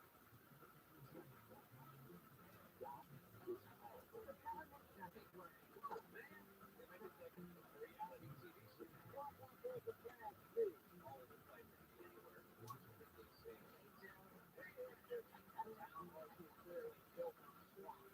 So many ways, still a swamp. That's a bunch of malarkey. Yeah, there's still a lot. You know the thing? Well, what is it threatening? There's a couple of big stories coming out of D.C. Perhaps the biggest is the ruling that came out from the appeals court that former President Trump does not have immunity in a case related to the 2020 presidential election. Trump's campaign has already said it's going to quickly ask the Supreme Court to overturn this decision. The court said today, three-judge panel wrote in their opinion, we have balanced former President Trump's asserted interests in executive immunity against the vital public interests that favor allowing the prosecution to proceed. And we conclude that in terms of public policy, especially as illuminated by our history and the structure of our government, all the rejection of this claim of immunity in this case. One of the things that they were saying in this opinion was that whatever he claims he was doing, you can't just be the president and then be protected from all criminal charges. The specifics of it are that, or at least the idea of it, is that you would be protected while you're doing the things that your office is required to do. For example, if you listen, Barack Obama, for example, he said he ordered the killing of American citizens somewhere else outside of the United States of America. Now, that guy was a bad guy by all accounts, right? He was a Taliban member, but should Barack Obama be held accountable for that? Criminal. People can debate this, and I'm not saying it's a set of argument necessarily, but that's kind of what the idea of that presidential immunity or executive immunity would give you. What this court was saying, these judges were saying is, the things that Trump is being charged with did not fall within his presidential responsibility. It's not the president's job to get involved with counting of ballots, affecting electors, things like that. And those are the things that he's accused of doing. The timing of this is really going to be what matters the most. If they can push this thing past the election, assuming Trump's elected, he could pardon himself. So we'll have to keep an eye on that. Of course, the special counsel wants to push this thing forward right away. But you're going to see a lot of dragging with the heels. And will the Supreme Court even decide to take it out? We don't know yet. The president, the former president, calling on the sitting president, Joe Biden, to debate him immediately, by the way. There are a couple of reasons. I think that Trump is trying to circumvent any sort of Nikki Haley interference, any sort of debate you would have to have with Nikki Haley. He doesn't want. He's looking past her. He's basically sending a signal that there is no race left, there is no primary left. He is the candidate. And also saying, you know what, let's just do it now so we can put to bed the fact that this is a two-person race. You only have one option, and it's not senile Joe Biden. I don't think he can run, but I'd like to for immediately debate. I'd like to debate it now because we should debate. We should debate for the good of the country. So this is a brilliant move on his part because now the onus is on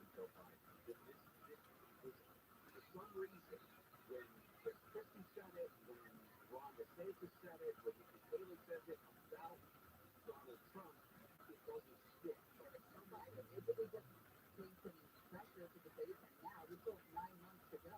It's not one of those things where he's calling Joe Biden out as like, oh, you're scared of me because you won't do it. There's no reason for them to debate right now. It won't happen on but because it's Trump saying it, they're going to ask him those questions. They're going to ask the president questions about it for at least the next several days, if not a couple of weeks. What I don't think is smart on Biden's behalf is what he did today when he came out and talked about the border and essentially admitted that Trump is the puppeteer of Congress.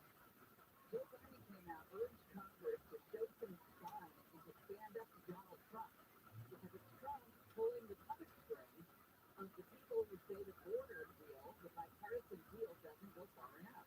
Really recognize this issue and actually solve it. So for the last week, I received nothing on the great factory Republican House and Senate to threaten him and try to intimidate him to vote against his proposal. You're essentially saying he has power over your Congress. You're the sitting president. I would not concede that. Over the Democratic control of the Senate. So what I've heard out of Oklahoma is one of the guys who I was negotiator basically for Republicans on this bill. It said there's a lot of talk going on. We released the actual text of the bill so that people can check it out themselves. But he said they need to do this. They need to actually get this thing moving so they can actually debate the size of the bill. People are just worried that things out there and that they doesn't do these things or it's an amnesty and that's the other flavor out there that people are throwing out as amnesty. That's zero amnesty in the bill. That's the part that's disappointing to me. If you're going to disagree with it based on the facts of the bill, not something that's actually factual and true. I've got an update on shorts. Men who wear shorts in the winter. Patrick wrote in, Shannon, I think guys wearing shorts is a matter of laziness. It's easier and faster to put on shorts. I wear pants and jeans, but sometimes, especially after the gym or whatever, it's a pain. Same reason I prefer wine with the trim cap versus the shorts, and short tops versus the longer ones. Now that is an argument I can get behind. I agree with that. And now, what do you want to do in that time? I don't know. Okay, so you save 24 seconds of time putting your shorts on as opposed to long pants. I get it. I get it. I know, me too. You gotta get something there for you. I know. Gary and Shannon will continue to swamp one. Jeff Lamar is live in the KFI 24-hour news show. Beaches in Long Beach and Korea Beach are closed. There was two spills and they poured millions of gallons of contaminated material into the ocean. The LA Health Department said 5 million gallons of fluid discharged into the Community Channel yesterday. Secretary of State Anthony Blinken has met with Egyptian leaders to help them out about the ceasefire in the Israel-Hamas war and the release of hostages. And Honda is recalling more than 750,000 vehicles in the U.S. because a faulty sensor could cause the front passenger airbags to go off when they're not supposed to. The recall covers various 2020 through 2022 Honda and Acura models. The 91 that major in an accident can change your life, and we want you to be a coward in that situation. That's why we have been telling you all sweet things.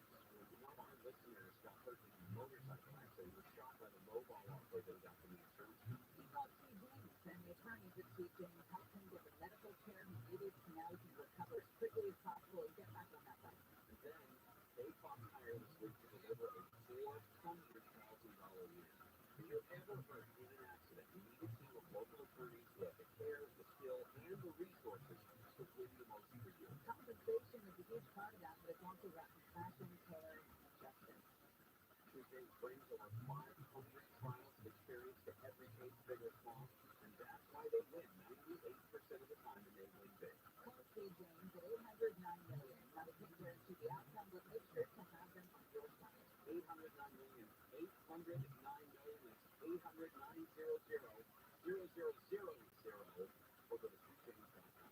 We're going to a track on the 91 in Carson. The 91 westbound flag at Main Street. We're just looking for walking the right lane. It's not turning away from Central Avenue. And anyway, 105 west on Wilmington Avenue. Driving people blocking the right lane in the 30th floor line. Coming away from the 710. In Don't forget Burbank Boulevard closed eastbound, westbound between Balboa Boulevard and the 405 due to flooding. Also in Pomona, and eastbound, 460 to 57. The brand new exit carpooling is going to be blocked in Riverside, 98 back for Arlington Avenue, 78 segment carpooling there as well. KFI Style helps get you there faster, bouncing on at Victory Planet, sponsored by your Amazon Fresh store. This Valentine's Day, find something to love at your local Amazon Fresh grocery store. Make the night bigger with heartwarming essentials. From roses to chocolate to delicious lobster cookies. Share the love with help of your local Amazon Fresh grocery store. Find a store near you. iHeartRadio Earth is here with a new way to enjoy our beautiful planet.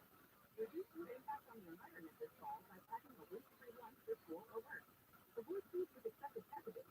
Use reusable cutlery, napkins, cups, bags, and containers, and recycle or compost any waste when possible. Brought to you by iHeartRadio Earth and the National Environmental Education Foundation. To find more tips for smarter, sustainable living, or to take action in your own community, go to iHeartRadio.com/Earth. iHeartRadio Earth is here with little tips for a healthier planet. When dining out or shopping at the grocery store, watch for sustainable features. By choosing sustainable features, you can help reduce overfishing, blackouts, loss of top predators, illegal fishing, and other harmful environmental impacts. Brought to you by iHeartRadio Earth and the National Environmental Education Foundation. To find more tips for smarter, sustainable living, or to take action in your own community, go to iHeartRadio.com/Earth. What did you just know? The best food for you is a waste based on you with ROTHSCHILD, not some based on anyone else. But if you like good food, you should say yes. Yes to know. Visit ROTHSCHILD.com or call for a quote today. Why choose Sleep Number Smart Bed? Because no two people stay the same. Only the Sleep Number Smart Bed lets you each choose your individual firmness and comfort, your Sleep Number setting. The Climate 260 Smart Bed is so smart it actively cools and warms up to 13 degrees on either side for your ideal sleep temperature. And now during our President's Day sale, save 50% on the Sleep Number Limited Edition Smart Bed, plus free home delivery when you add an adjustable base and swim bed. Find a store near you. Visit sleepnumber.com. Are you suffering from back pain, pulling your legs and feet? Do you suffer from leg cramping? Pain you off? Numbness, especially in your tingling sensations? Have you tried all the pain treatments, the shots, the pills, yet you're still suffering with chronic pain caused by peripheral neuropathy, spinal stenosis, or a failed back surgery? Here is good news from the Laser Regen Pain Institute. There's now hope of reducing or even eliminating your pain with a new non-surgical, painless, laser-guided stem cell treatment that may reduce or eliminate your back, leg, and foot pain in minutes. If you're in pain, here's a special offer. Call now for a special $97 back, foot, and leg exam that includes an infrared laser joint inflammation scan, a Neuro 7 nerve test, and X-ray MRI review. This exam is normally $375, but if you call today, it's just $97. On your cell phone, dial #250 and say pain-free. With a special $97 exam, on your cell phone, dial #250 and say pain-free. Are you a business owner, CEO, or responsible for marketing? If you are, iHeartRadio can help you reach your goals and find new customers. We reach more consumers in your target area than anyone else. So we can give you access to those potential customers to walk off effectively. Across radio, digital, podcasting, and social. We'd love to show you how iHeartRadio can work for you. Get started today. iHeartAdvertising.com. That's iHeartAdvertising.com. For the ones who get it done, the most important part is the one you have, and the best part is the one you can deliver. That's why we answer repair pros and strong experiences, because we have professional-grade supplies for every industry, even hard-to-find products, and we have same-day pickup and next-day delivery on your orders. But most importantly, we have an unwavering commitment to help keep you up and running. Call thegranger.com. There's a stop by. Free for the ones who get it done. Are you so tired? Or are you actually just listening? Now I want to say to help make you feel better. To help you.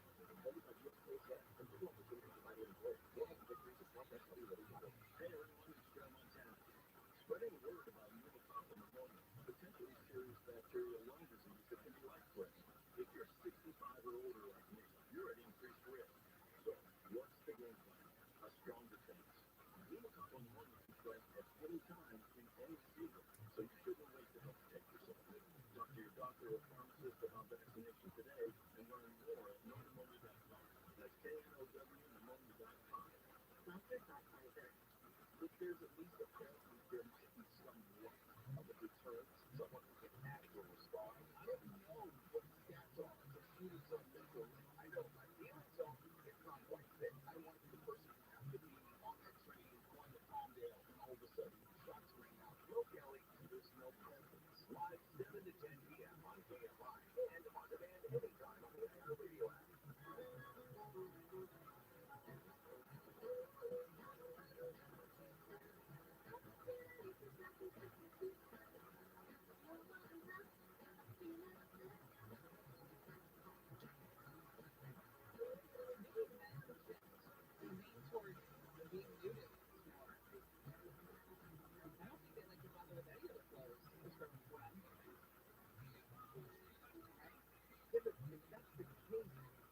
You would think that there would be just as many women who felt the same way.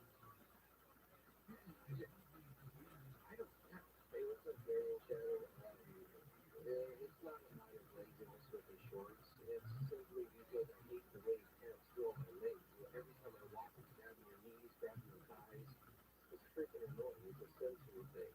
I can't stand it. I have to walk around without a shirt on my back. I really. Now, it would be one thing. It is one thing. I will say that in the summertime, when I wear shorts a whole lot more, I definitely feel the difference. Like, you can pay attention to it more. When you get into like September, October, it starts to go up, and you think, oh, it's probably a better idea. But I don't think about it all day. It sounds like some people think about it all day. Like, oh, it's stupid. And here's the other thing. Really good thing. I would wear shorts a lot more if I was a dude. Because dudes don't have to worry about cellulite. You don't have it. If I had gravy, if I had a dude's leg, I would probably wear shorts all the time. But as a woman, you're worried about that kind of stuff. And then you add a layer of worry to the day, and then you have to wear the pants. Yeah. If I do my like, we are in the midst of a Swamp Watch sponsored by Sweet James Accident Attorneys. If you're hurt in any kind of accident, call Sweet James at 1-800-9-million or sweetjames.com. So your chance at $1,000 is ready to pick it up now. Your chance to win $1,000. Just enter this nationwide keyword on our website. Credit. That's credit. CREDIT. Enter it now at AFIAM640.com/cash. All right, make sure you keep an eye on your email. That's where we're going to let you know if you won. One more chance to our house show to win $1,000. You want some hot Chris Christie news? Chris Christie no longer ruling out a third-party presidential bid. Yeah, I saw that. He had repeatedly dismissed the idea of running on that no-labels ticket while competing for the nomination for the Republicans, but he's been out for a month now, and he says he has not closed the door on the no-labels ticket. I don't know if he's talking about teaming up with Joe Manchin out of West Virginia, or was it Mary Copeland? He said there would be a long conversation between him and Mary Pat. I can guarantee you that, he said, while talking tonight on Good Morning America. Should we stop pretending that we're going to talk to our rights when we're politicians? We're going to talk to our rights probably in 20 years. The other thing he's going to have to do is overcome our opinions. By the way, just posted a video on social media of himself wrangling a rattlesnake. And you know he's a falconer? I do now. Okay, just saying that guy's got a whole lot more momentum than Chris Christie and Joe Manchin. This is also what he told George Stephanopoulos this morning on ABC about the future of the election. He will be President Trump. He will be more likely than not a convicted felon, but he gets on stage at the nominating convention and you survive in Milwaukee. Now think about that. He's suggesting that one of the criminal trials will have started and be completed with a guilty verdict by July. That, I think, is perhaps some pretty high in the sky. Yeah. I agree with you. Would you like to play Jeopardy? Today? Yeah, today. Webcam for $600. Answer. In 2019,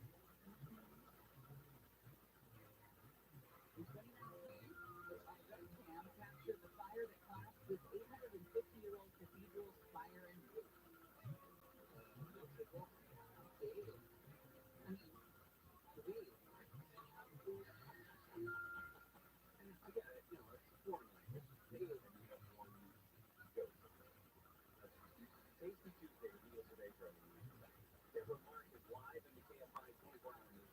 Those trees have fallen over in Brentwood and taken some powerful switch paths with storm damage. This is blocking North Glen Beach Drive all morning. A man who lives in the area says it has not been fun. No power and no coffee this morning. So KPLA, one of the trees fell on its fence, which is the local law knew it was going to happen because it was planned in the city a year ago, but the larger tree hasn't been trimmed. LA County Sheriff's deputies have been searching riverbeds for homeless people during the storm. For years, the homeless have set up living spaces amongst the shrubbery bushed alongside riverbeds. But when there's rain in the forecast, the department's homeless outreach services team responds. Their main focus is to warn those that are in and around the waterways of the impending storms and the dangers that those bring. Jeff Diedrich says they've been focused on the San Gabriel River, the Rio Hondo River, South City, and Washington Homeless Creek area. He says Monday they've only made contact with 14 people. That's way more than years past. Steve Weber, KFI News. President Biden has called on Congress to pass the immigration and foreign aid agreement reached in the Senate and get it on his desk. He blames former President Trump for holding it up. Donald Trump thinks it's bad for him politically. Therefore, he doesn't need more help people. The country is not for it. He'd rather weaponize this issue than actually stop it. Trump posted on social media that only a fool or a radical left Democrat would vote for what he called a horrendous border bill. Biden's bill would secure the border, speed up the asylum process, and provide much-needed funding for Ukraine. A federal appeals court has rejected former President Trump's claim that he is immune from prosecution for trying to overturn the results of the 2020 election. The U.S. Circuit Court of Appeals for the District of Columbia ruled Trump has no basis to assert former presidents have parental immunity to prosecution for any act committed as president. Trump is expected to appeal the Supreme Court. Southland weather from KFI showers, light temperatures camp and thunderstorms, highs in the 50s for metro LA, low mid-50s in the valleys and the IE, mid-40s in the high desert, upper 50s in Phoenix, and there'll be more showers tonight with a chance of thunderstorms. Right now, 52 in Cypress and in Brea. We're going to a crash on the 71 in Chino Hills. You've got a 71 northbound Atlantic to Grand, and right now, all the lanes are stopped with a gas and which stacked up in Chino Hills, Parkland, and Brea. 57 south, Ray Lambert Road, they're clear west on the left lane. Over the street, Pecan West after Journey, got crash over on the right shoulder. In Carson, 91 west on Main Street, that accident still blocking the right lane. In Carson, Canada west end before Marble Kingdom Road, the right lane still taken out with an accident there. KFI is down, I'll get you there faster, I'm Jimmy Harman. Hey, it's Deborah Marcus, your driveway is a disaster. Has your patio seen better days? Is your backyard down by spillway? It's time to call my friend, the System Pavers, the nation's leading outdoor remodeling company. This February, System Pavers will kickstart the outdoor remodel of your dreams by demolishing your cracked, crumbling old hardscape for free. It's a limited time offer that will save you up to $8,600. For more than 30 years, System Pavers has delivered award-winning service for a stress-free experience. From design and project management to installation and beyond. From driveways and walkways to patios, pergolas, turf, outdoor kitchens, and now decking in your area, System Pavers does it all. And you get total peace of mind knowing all projects are backed by the best warranties in the industry.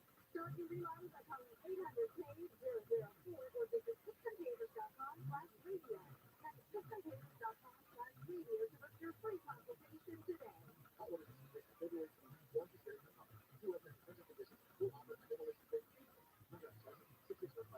Instead, your favorite tax refund from Jackson Hewitt. Prepare to shop. Jackson is huge, yeah, from the rooftop. Even if you don't get your biggest refund, you get your money back. Plus $100.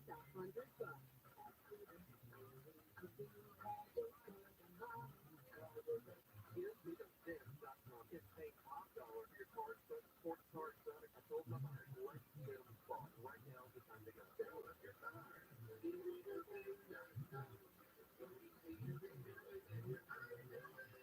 all hear the radio ads about the IRS. They tell you to be afraid, to be scared, and they try to frighten you at home. I'm not here to do that. Tax relief advocates is different. DRA is here to tell you that if you owe money to the IRS, whether it's $5,000, $50,000, or $500,000, we have a solution. It doesn't matter if you're sitting in your car, at work, or with your kids. No matter where you are, call now. 800-506-9295. Bill-free television. DRA can eliminate or reduce what you pay to the IRS. There is zero risk to you. If we can't reduce your tax debt, then you pay nothing. Our passion is taxes and helping individuals fix their IRS problems. We have a 5 Uber and Yelp, and an A+ for the Better Business Bureau. You don't need to be afraid of the IRS any longer. Enter tax finance today by visiting us online at TRA.com or call 800-506-9295. That's 800-506-9295. Tax relief advocates. Real solutions for real people. If you're hiring, it can feel like you're trying to find a needle in a haystack. You can hope the right person comes along, or you can just use ZipRecruiter. And now you can try it for free at ZipRecruiter.com/radio. In fact, ZipRecruiter has helped a lot of business owners find their needle in a haystack, like Martha, president of operations at Telly Tires and Auto Centers. Because Telly Tires has grown a lot in the last few years, Martha needed to hire everyone from a receptionist to a store manager to a head mechanic. ZipRecruiter helps you find all the right people, even on difficult jobs. ZipRecruiter helps me keep my business. Take it from Martha and millions of other businesses who use ZipRecruiter. ZipRecruiter can help you find the needle in the haystack. See why 4 out of 5 employers who post a job on ZipRecruiter get a quality candidate within the first day. And right now, you can find ZipRecruiter for free. That's right, free at ZipRecruiter.com/radio. That's ZipRecruiter.com/RADIO. ZipRecruiter.com/radio. ZipRecruiter, the smartest way to hire. Hello, by 640. The news, what it means, why it matters.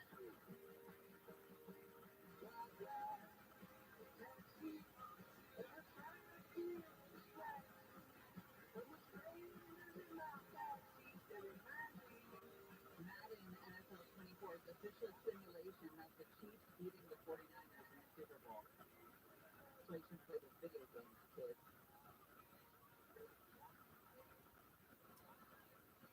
Drop the fresh air and keep that brain right away. Yeah, it makes you think.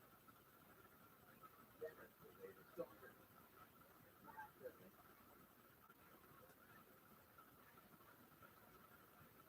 Is there anything else you'd like to say football with it?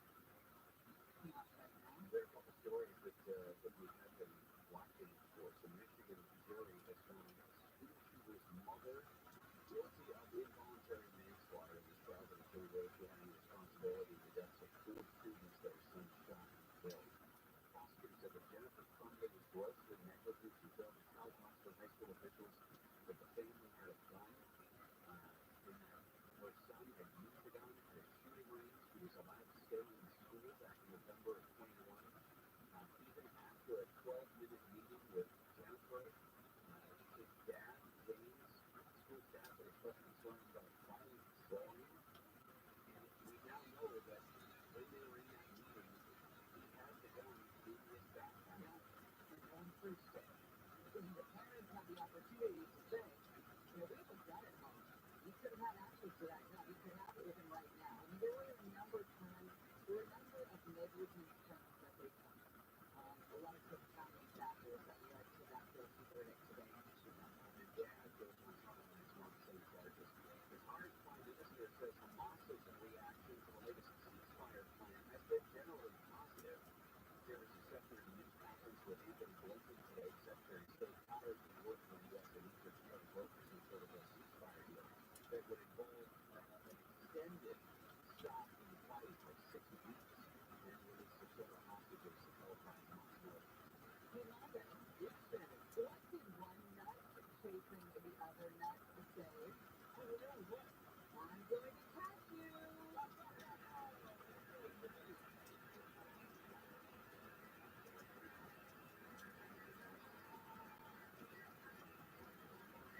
There's something peculiar about the cashews. They're not grown like other nuts, and they're on the tree.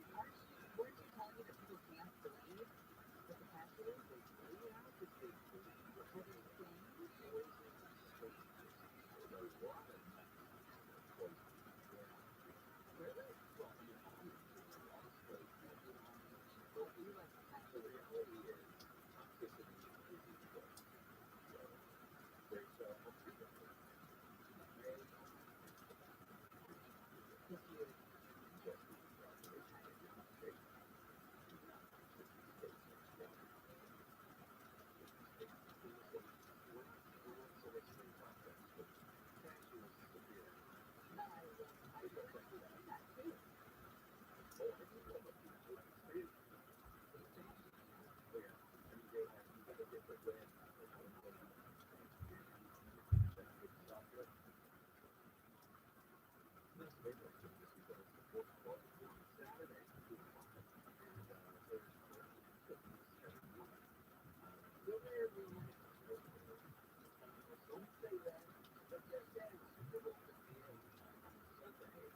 people like to continue their food. Kansas City kind of makes sense. Kansas City's got some great barbecue. It's easy to do a typical connoisseur, great meat that you can have a good part of the completely barbecue. Let's be honest, people here, the grill, and even grill barbecue stuff. Yeah, well, we have great barbecue places all over Southern California. Really? Yeah. We've got a couple of them come in. Yeah, there's some good stuff. I mean, I'm not saying about the ones that come here because they're great. But we have a problem in Southern California. But believe me, we should have more consistency with our food barbecue. That would be nice. It's a big frustration. Real Texas barbecue is great. PCH there in Orange County. Love it. In Steele's barbecue does good job. Oh, yeah, I just love food stuff. Chicken. Yeah, I do like that. I do Dave's segment too. It's very specific. I think there's still like a lot of when it comes to food. Like you said, it's not really like good. Yeah, restaurants where you can go pick up, an external ribs or whatever. This is a whole Sunday go party. There was a suggestion for a seafood sandwich that I guess is fairly well does be a barbecue. This one has smoked brisket with provolone cheese that in the city style barbecue sauce. They just sweet spice it with a molasses base meat and onion rings. They put on a nice one. And then put it in your face. They come in. I go to Kansas City once a year, and we usually go to 239 in Midtown or Kansas City.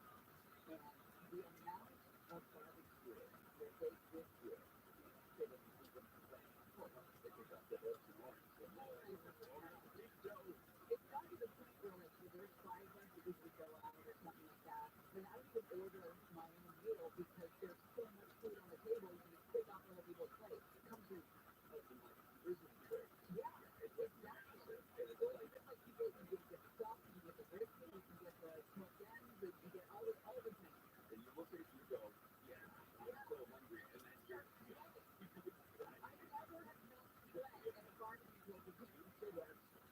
Right. Yeah, it is a real thing. But there's nothing more beautiful than that. And, joking aside, when it comes to Southern California, it's interesting. We do have some great stuff here. But you think that we have it set up. If you go to Kansas City, a worst place, of course it's going to blow you. Yeah.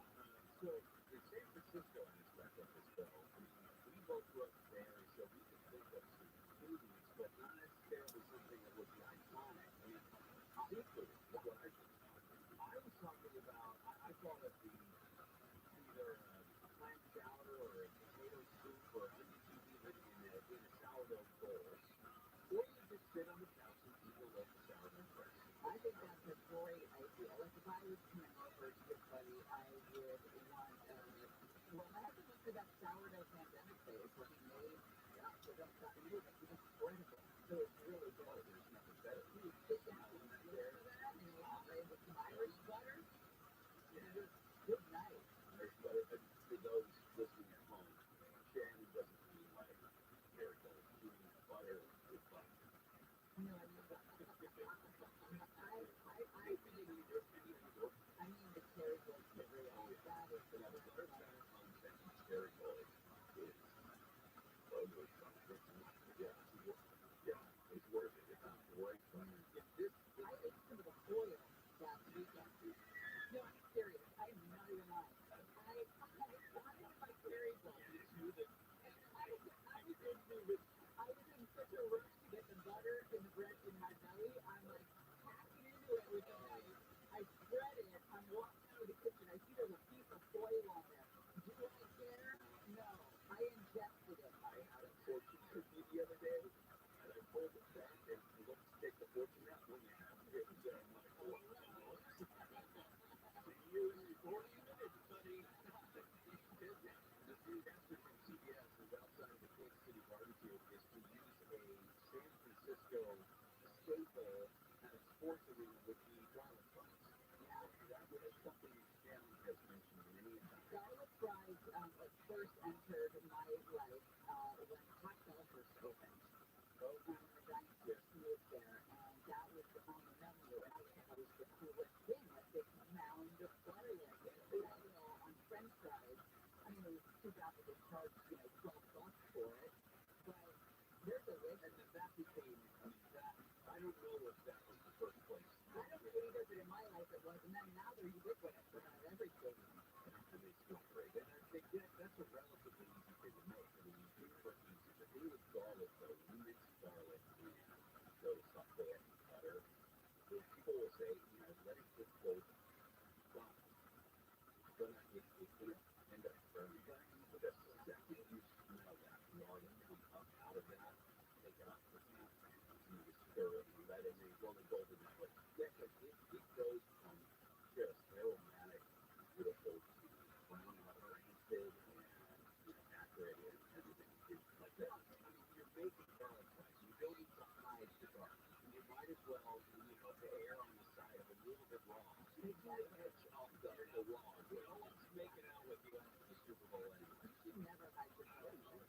Let your garlic fly. Let me say that. No one's making out with me after the Super Bowl.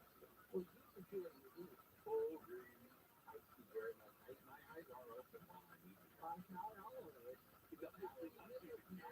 I've seen you getting some nachos. Putting things in front of him on a plate while watching the game and he eat it. I can't believe it. There you go. I will miss the veggies that you always provide at the Super Bowl party because I'm probably not going to eat a vegetable this week. Like a potato? My wife vegetable ranch. That's what I call them. She puts out vegetable salads. Or people put the ranch on.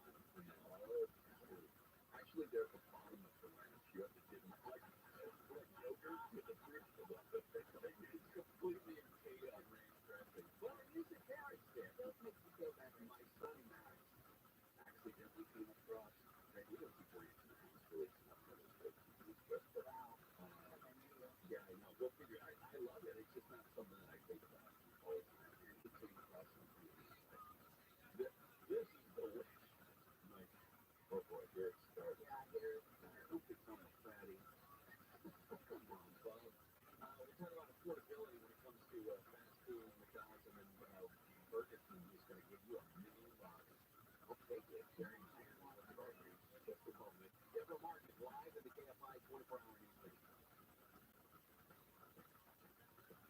LA police have arrested 2 men for allegedly selling cocaine at a homeless camp in the Westlake district. A search warrant served in Hollywood last week led investigators to an RV parked on South Wheaton Avenue. Cops say its only purpose was for illegal drug sales and consumption. The owner of a hookah lounge in downtown LA has been sentenced to 10 years in federal prison for illegally selling guns, including ghost guns, and for possession with intent to sell meth.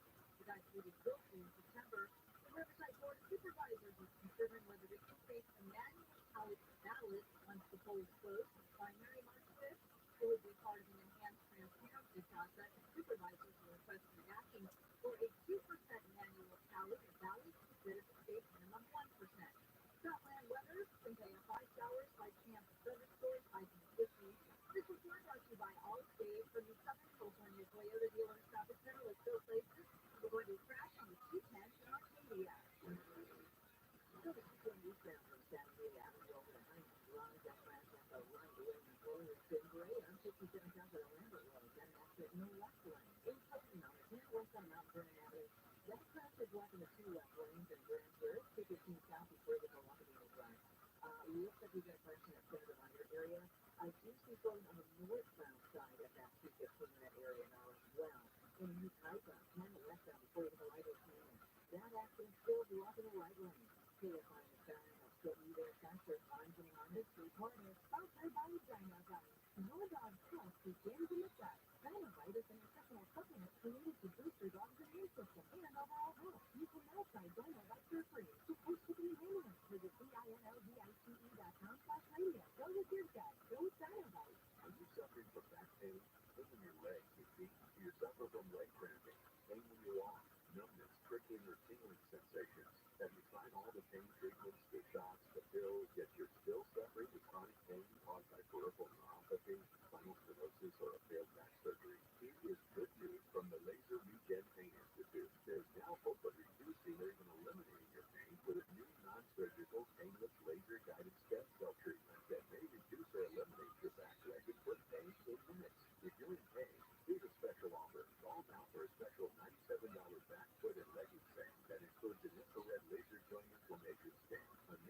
7 nerve test and X-ray MRI review. This exam is normally $375, but if you call today, it's just $97. On your cell phone, dial #250 and say pain-free.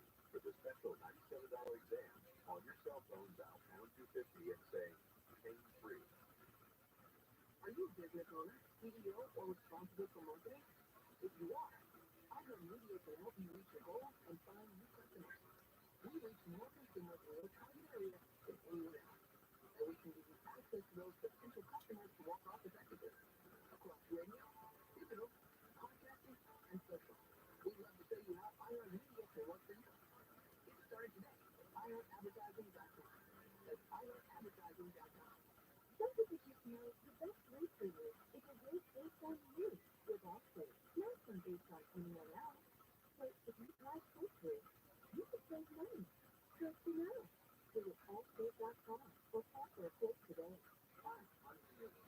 My eyes are very important to me. My eyes connect me to things I love. I love my late father-in-law series. People didn't see it at the living, but his vision dimmed today. He had age-related macular degeneration, or AMD. And since partnering with Appellate, I've learned there's an advanced form of the disease called geographic atrophy, or GA. This struggle with vision loss made me want to help others know about GA's warning signs. For some, straight lines seem late, like when looking at a door. For others, blurring or missing spots can make it hard to read or see loved ones' faces. Many have trouble seeing in real life, making driving at night difficult. GA gets worse over time and cannot be reversed. If you've been diagnosed with AMD and notice vision changes, don't wait. Talk to your eye doctor about GA today. Learn more at gawon'twait.com. That's gawon'twait.com.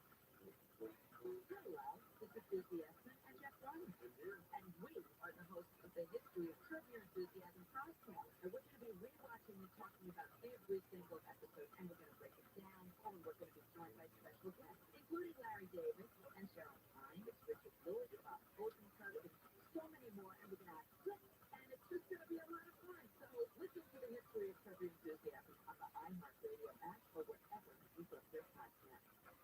Get ready for the big game of the free iHeartRadio app, the official partner of the NFL Podcast Network, featuring the biggest names in the game, like Ross Tucker and his daily NFL podcast, NFL Now, and many more. Search NFL and listen now. iHeartRadio.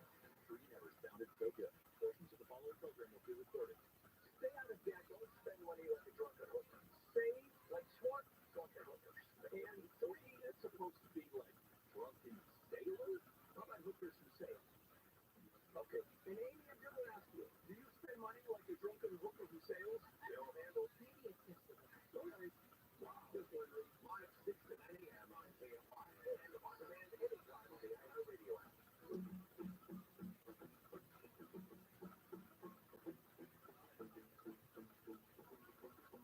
Jerry Jennings, KFI AM 640 live everywhere on the iHeartRadio app. Hey, coming up in the next hour, True Crime Tuesday kicks off. The true story of Griselda Blanco. I got into Griselda on Netflix and could not put it down. It is a limited series, which means it's 2 Ultra Teams. It's 6 episodes, and it is the story of Griselda Blanco. It is fascinating. If you're into Scarface, those types of movies, and you also like Chingona, you like badass women, you're going to fall in love with this story. And it also teaches you kids not to smoke crack, because that's what you don't want. Not to give away, give anything away. Watch Sophia Vergara. You can do that too. She's Griselda. Yeah. Look up the real one. We did. I ruined it for him. I'm totally This is moving that TJ. I went down that hole and I'm like looking for Griselda Blanco, the real one. I'm trying to find one good picture of her, right? Like just one good one where you could be like, oh, okay. Nope. There's none. There's none. You have to put her in the steps to just But it works so much better with a beautiful knockout in the role. Oh, I bet. Because you have to portray the power. Yeah. Because, Yeah. you know, it's hard to do. The rain that's still falling today, there's some expectation we could see as much as 3 inches of rain in some areas. But if you go basically a line from Oceanside up to Murrieta and Corona, there's a very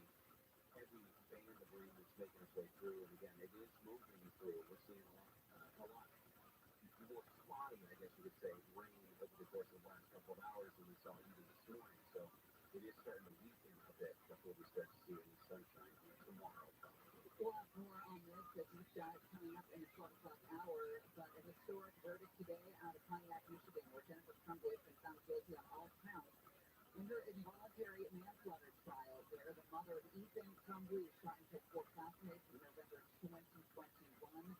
She and her husband both charged with involuntary manslaughter, 4 counts, and prosecutors saying, and the jury agreeing today, that they ignored signs of their son having mental health issues. Fast food is probably one of the easiest ways for us to study economics. I want to point out a story out of Seattle. In their great infinite wisdom, the city of Seattle imposed a $5 fee on DoorDash and Uber Eats orders so that the drivers could make a living wage. Orders on those apps dropped by 50%, so now these people can't even pay their rent. McDonald's is coming out, and because of the increase in minimum wage prices, minimum wages, they've had to raise prices along their menu items. And McDonald's CEO has had to come out and talk about affordability because of the prices for things like hash browns at $6, or the Big Mac combo now that is now similar to a burger in a steakhouse for $18. So yeah, you're knocking on the door of $20. Yeah, at that point. And you can see this has been going on for a while in Toronto, but in certain places you would notice it more clearly, like in areas that are close to touristy places, or maybe one that's closer to the coast where you're going to have different kind of traffic. You see it there. But slowly this is making it more inward, the inner city, in places where people would do it not only because it's quick, but because it's affordable. And it's broken that. I noticed it recently. My son likes the hash browns a lot, like the crispy whatever. And I drove by one morning to grab one on the way home. That's all I got. And it was about $4 or something. It wasn't 6, but it was 3 something, where I just, paid and then drove off and went, wait a second. I had to look back at it. I thought you should order a bunch of stuff. But you don't know. That's what I'll do next time. Dad's got to eat this. I had to order it, so I don't know how much it costs. But here's your head, child. I'm not going to be rolling around in the kitchen. Yeah, not a good. Oh, I was talking to Amy King the other day, and she was saying that she loved they brought some bagel sandwich breakfast sandwich back from McDonald's. And she's like, I love it. And she did, that's good. And I said, that's probably the heaviest, other than the big meal, but probably the heaviest thing calorically. And sure, it was like almost 600 calories for that versus 310 of a regular egg. Yeah, I think you don't go to McDonald's to count the calories. But it's funny enough, you go there for quick, tasty, and inexpensive. So this is the battle. I recently put down in a 2-day span 2 sausage McDonald's. In one sitting? No. You said over the course of 2 days? Yeah. Is that impressive or something? Usually I don't have salads back days. I do it like it's a special treat. But I have noticed something, and maybe this says more about me than McDonald's, but I'm not super grossed out when I eat it anymore. Like, I don't eat it and then feel that filthy feel in your mouth after you eat fast food sometimes.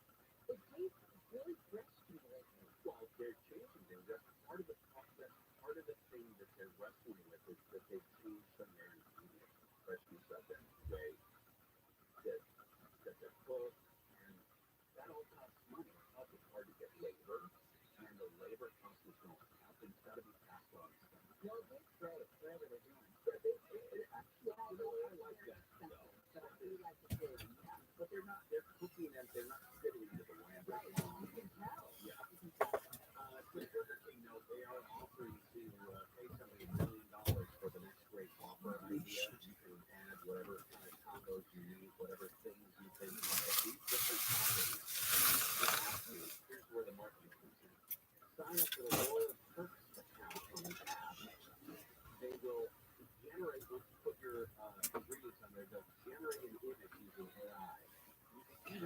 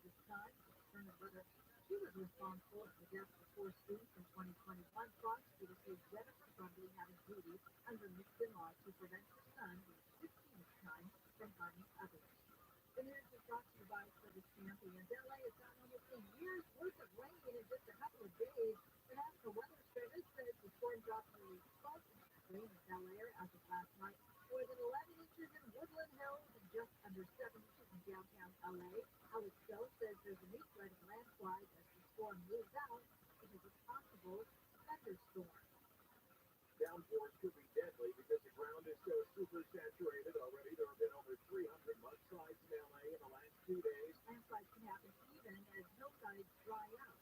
City officials in LA say fire crews have responded to hundreds of storm-related emergencies in the past 24 hours. 307 mudslides. 35 incidents of buildings requiring destruction due to mudslides and smoke failures. 5 buildings have been red tagged and 7 buildings have been yellow tagged. Fire chief Kristen Crowley says the rain may be keeping up, but the hillsides are still soaked and still a threat. Evacuation orders are still in effect in the City Canyon, Sun Valley. LA Mayor Bass said soft and mudslide damaged firsthand yesterday. She says she will call President Biden to be asking for help. Actually, they spoke last night on the phone, so I'm not sure if she's going to be calling again today. The storm drenching Southern California is not the mega storm that has been predicted to bring catastrophic consequences. Seismologist Dr. Lucy Jones, people on social media, have been incorrectly calling this atmospheric river an Arctic storm. Every day has some probability that the storm's going to turn off, and the atmospheric patterns that allow the atmospheric river to get in here will switch, and it will turn off the fireplace if you would. Jones says an Arctic storm would be like the storm that's in Southern California this week being repeated all month long. She says an Arctic storm is a USGS model that was created to predict a mega storm that overwhelms flood control systems and happens about every couple of years. A man in LA has been sentenced to 26 years in prison for supplying the fentanyl to 2 people. The fact they Willie Bolton was also charged in the 5-count indictment with being a felon in possession of 2 9mm dose guns, despite having been convicted of 2 dozen felonies since 2004. Bolton admitted to selling the fentanyl at hotels in Redondo Beach on consecutive days in 2020, which caused the 2 people to fatally overdose. The man was also ordered yesterday to pay more than $12,000 in restitution. Corbin Carson, KFI News. The LAPD will be investigated by the state attorney general's office over a fatal officer-involved shooting. On February 3rd, officers were sent to a warehouse on East 7th Street after a 911 call said there was a drunk guy with a weapon threatening employees. When officers tried to get control of the guy, he stood to comply. But then, while holding a white object in his hand, rushed officers and grabbed a team-down shotgun until officers opened fire. The man died a short time later. He was holding a white plastic fork. In state law, the Attorney General's office reviews all fatal uses of force where the person killed was unarmed. Steve Gregory, KFI News. We're going to go to the 5 next. The customer experience, that is the priority at American Vision Windows, and here's why. Bill and Kathleen needed new windows years ago. It's had a horrible experience, so they decided to act on that. They created a company that provides a wonderful home installation experience. That's how American Vision Windows was formed. They found it was the people who make the difference. American Vision Windows is built around a team of home improvement experts who take real pride in what they do and can tell. One reason why I'm a repeat customer. You don't forget the big value out of your home, the curbside appeal, and the money you save.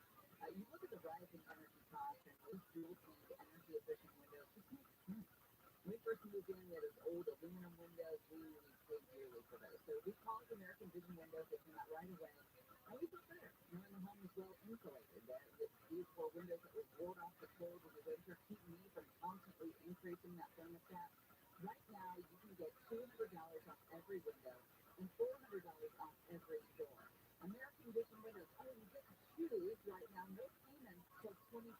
5 or free expert installation. See the website for details on free credit offer expires 2/29/24. CSLB number 778322. KF5 financial update. The Dow is up 60, S&P 500 up 3, NASDAQ down 18. Southland weather for KF5 showers with a slight chance of thunderstorms. High 50s for Metro LA, low to mid 50s for the Valley from the IE, 40s from the high desert, upper 50s for the beach, and with those 3 more showers tonight, chance of thunderstorms. Right now, 50 in Tustin, 52 in Laguna Beach, 48 in Fontana, 52 in Van Nuys. We're going to attack on the 5 in Santa Ana. 205 north on Lake Grand Avenue, the carpool lane is going to block the road. In Irvine, 5 south of Culver Drive, get permit, followforfollow in the bushes on that right shoulder. Anaheim North, 98 South Lakeview, got a wreck in the left lane, fast track lane. Heading to Glendale, 134 westbound Glendale Boulevard, got crash. High speed from the 2 left lane. They're holding all in from the move that right now. In Pomona, 71 northbound to Rio Rancho Road and Mission Boulevard. The right lane is shut down due to weather-related conditions. In Colton, 10 westbound right now, Grand Avenue. Got a crash in the center divider area. West blocking 2 lanes. They're still going to be closed on the 215. In the central on the 10 westbound to Orlando Canyon Road. Then earlier crashes here. In this area, 15 north of the Main Street, got a wreck with a bridge blocking the right lane. And a lot of road work in that area. That 15 southbound between Main Street and Joshua Street.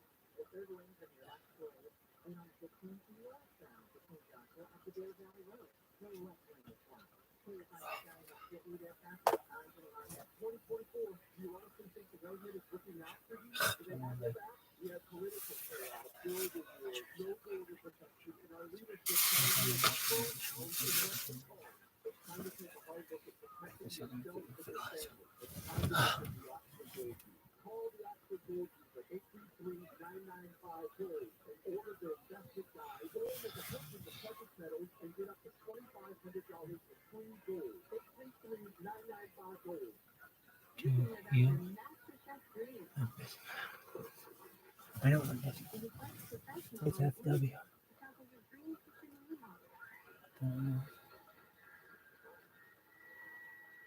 Connect with skilled professionals to get all your home projects done well. Inside to outside. Repairs to renovation. Get started on the Angie app or visit Angie.com today.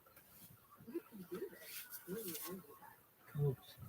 Listen on the free iHeartRadio app for all your music, sports, blog, and podcasts. Free never sounded so good. AMI AM 640.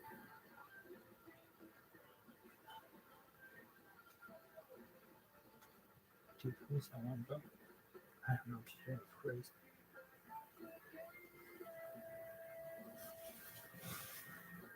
Before I forget, tomorrow's supposed to work on Wednesday, and I was mentioning that I watched Griselda and Bruce Griselda on Netflix.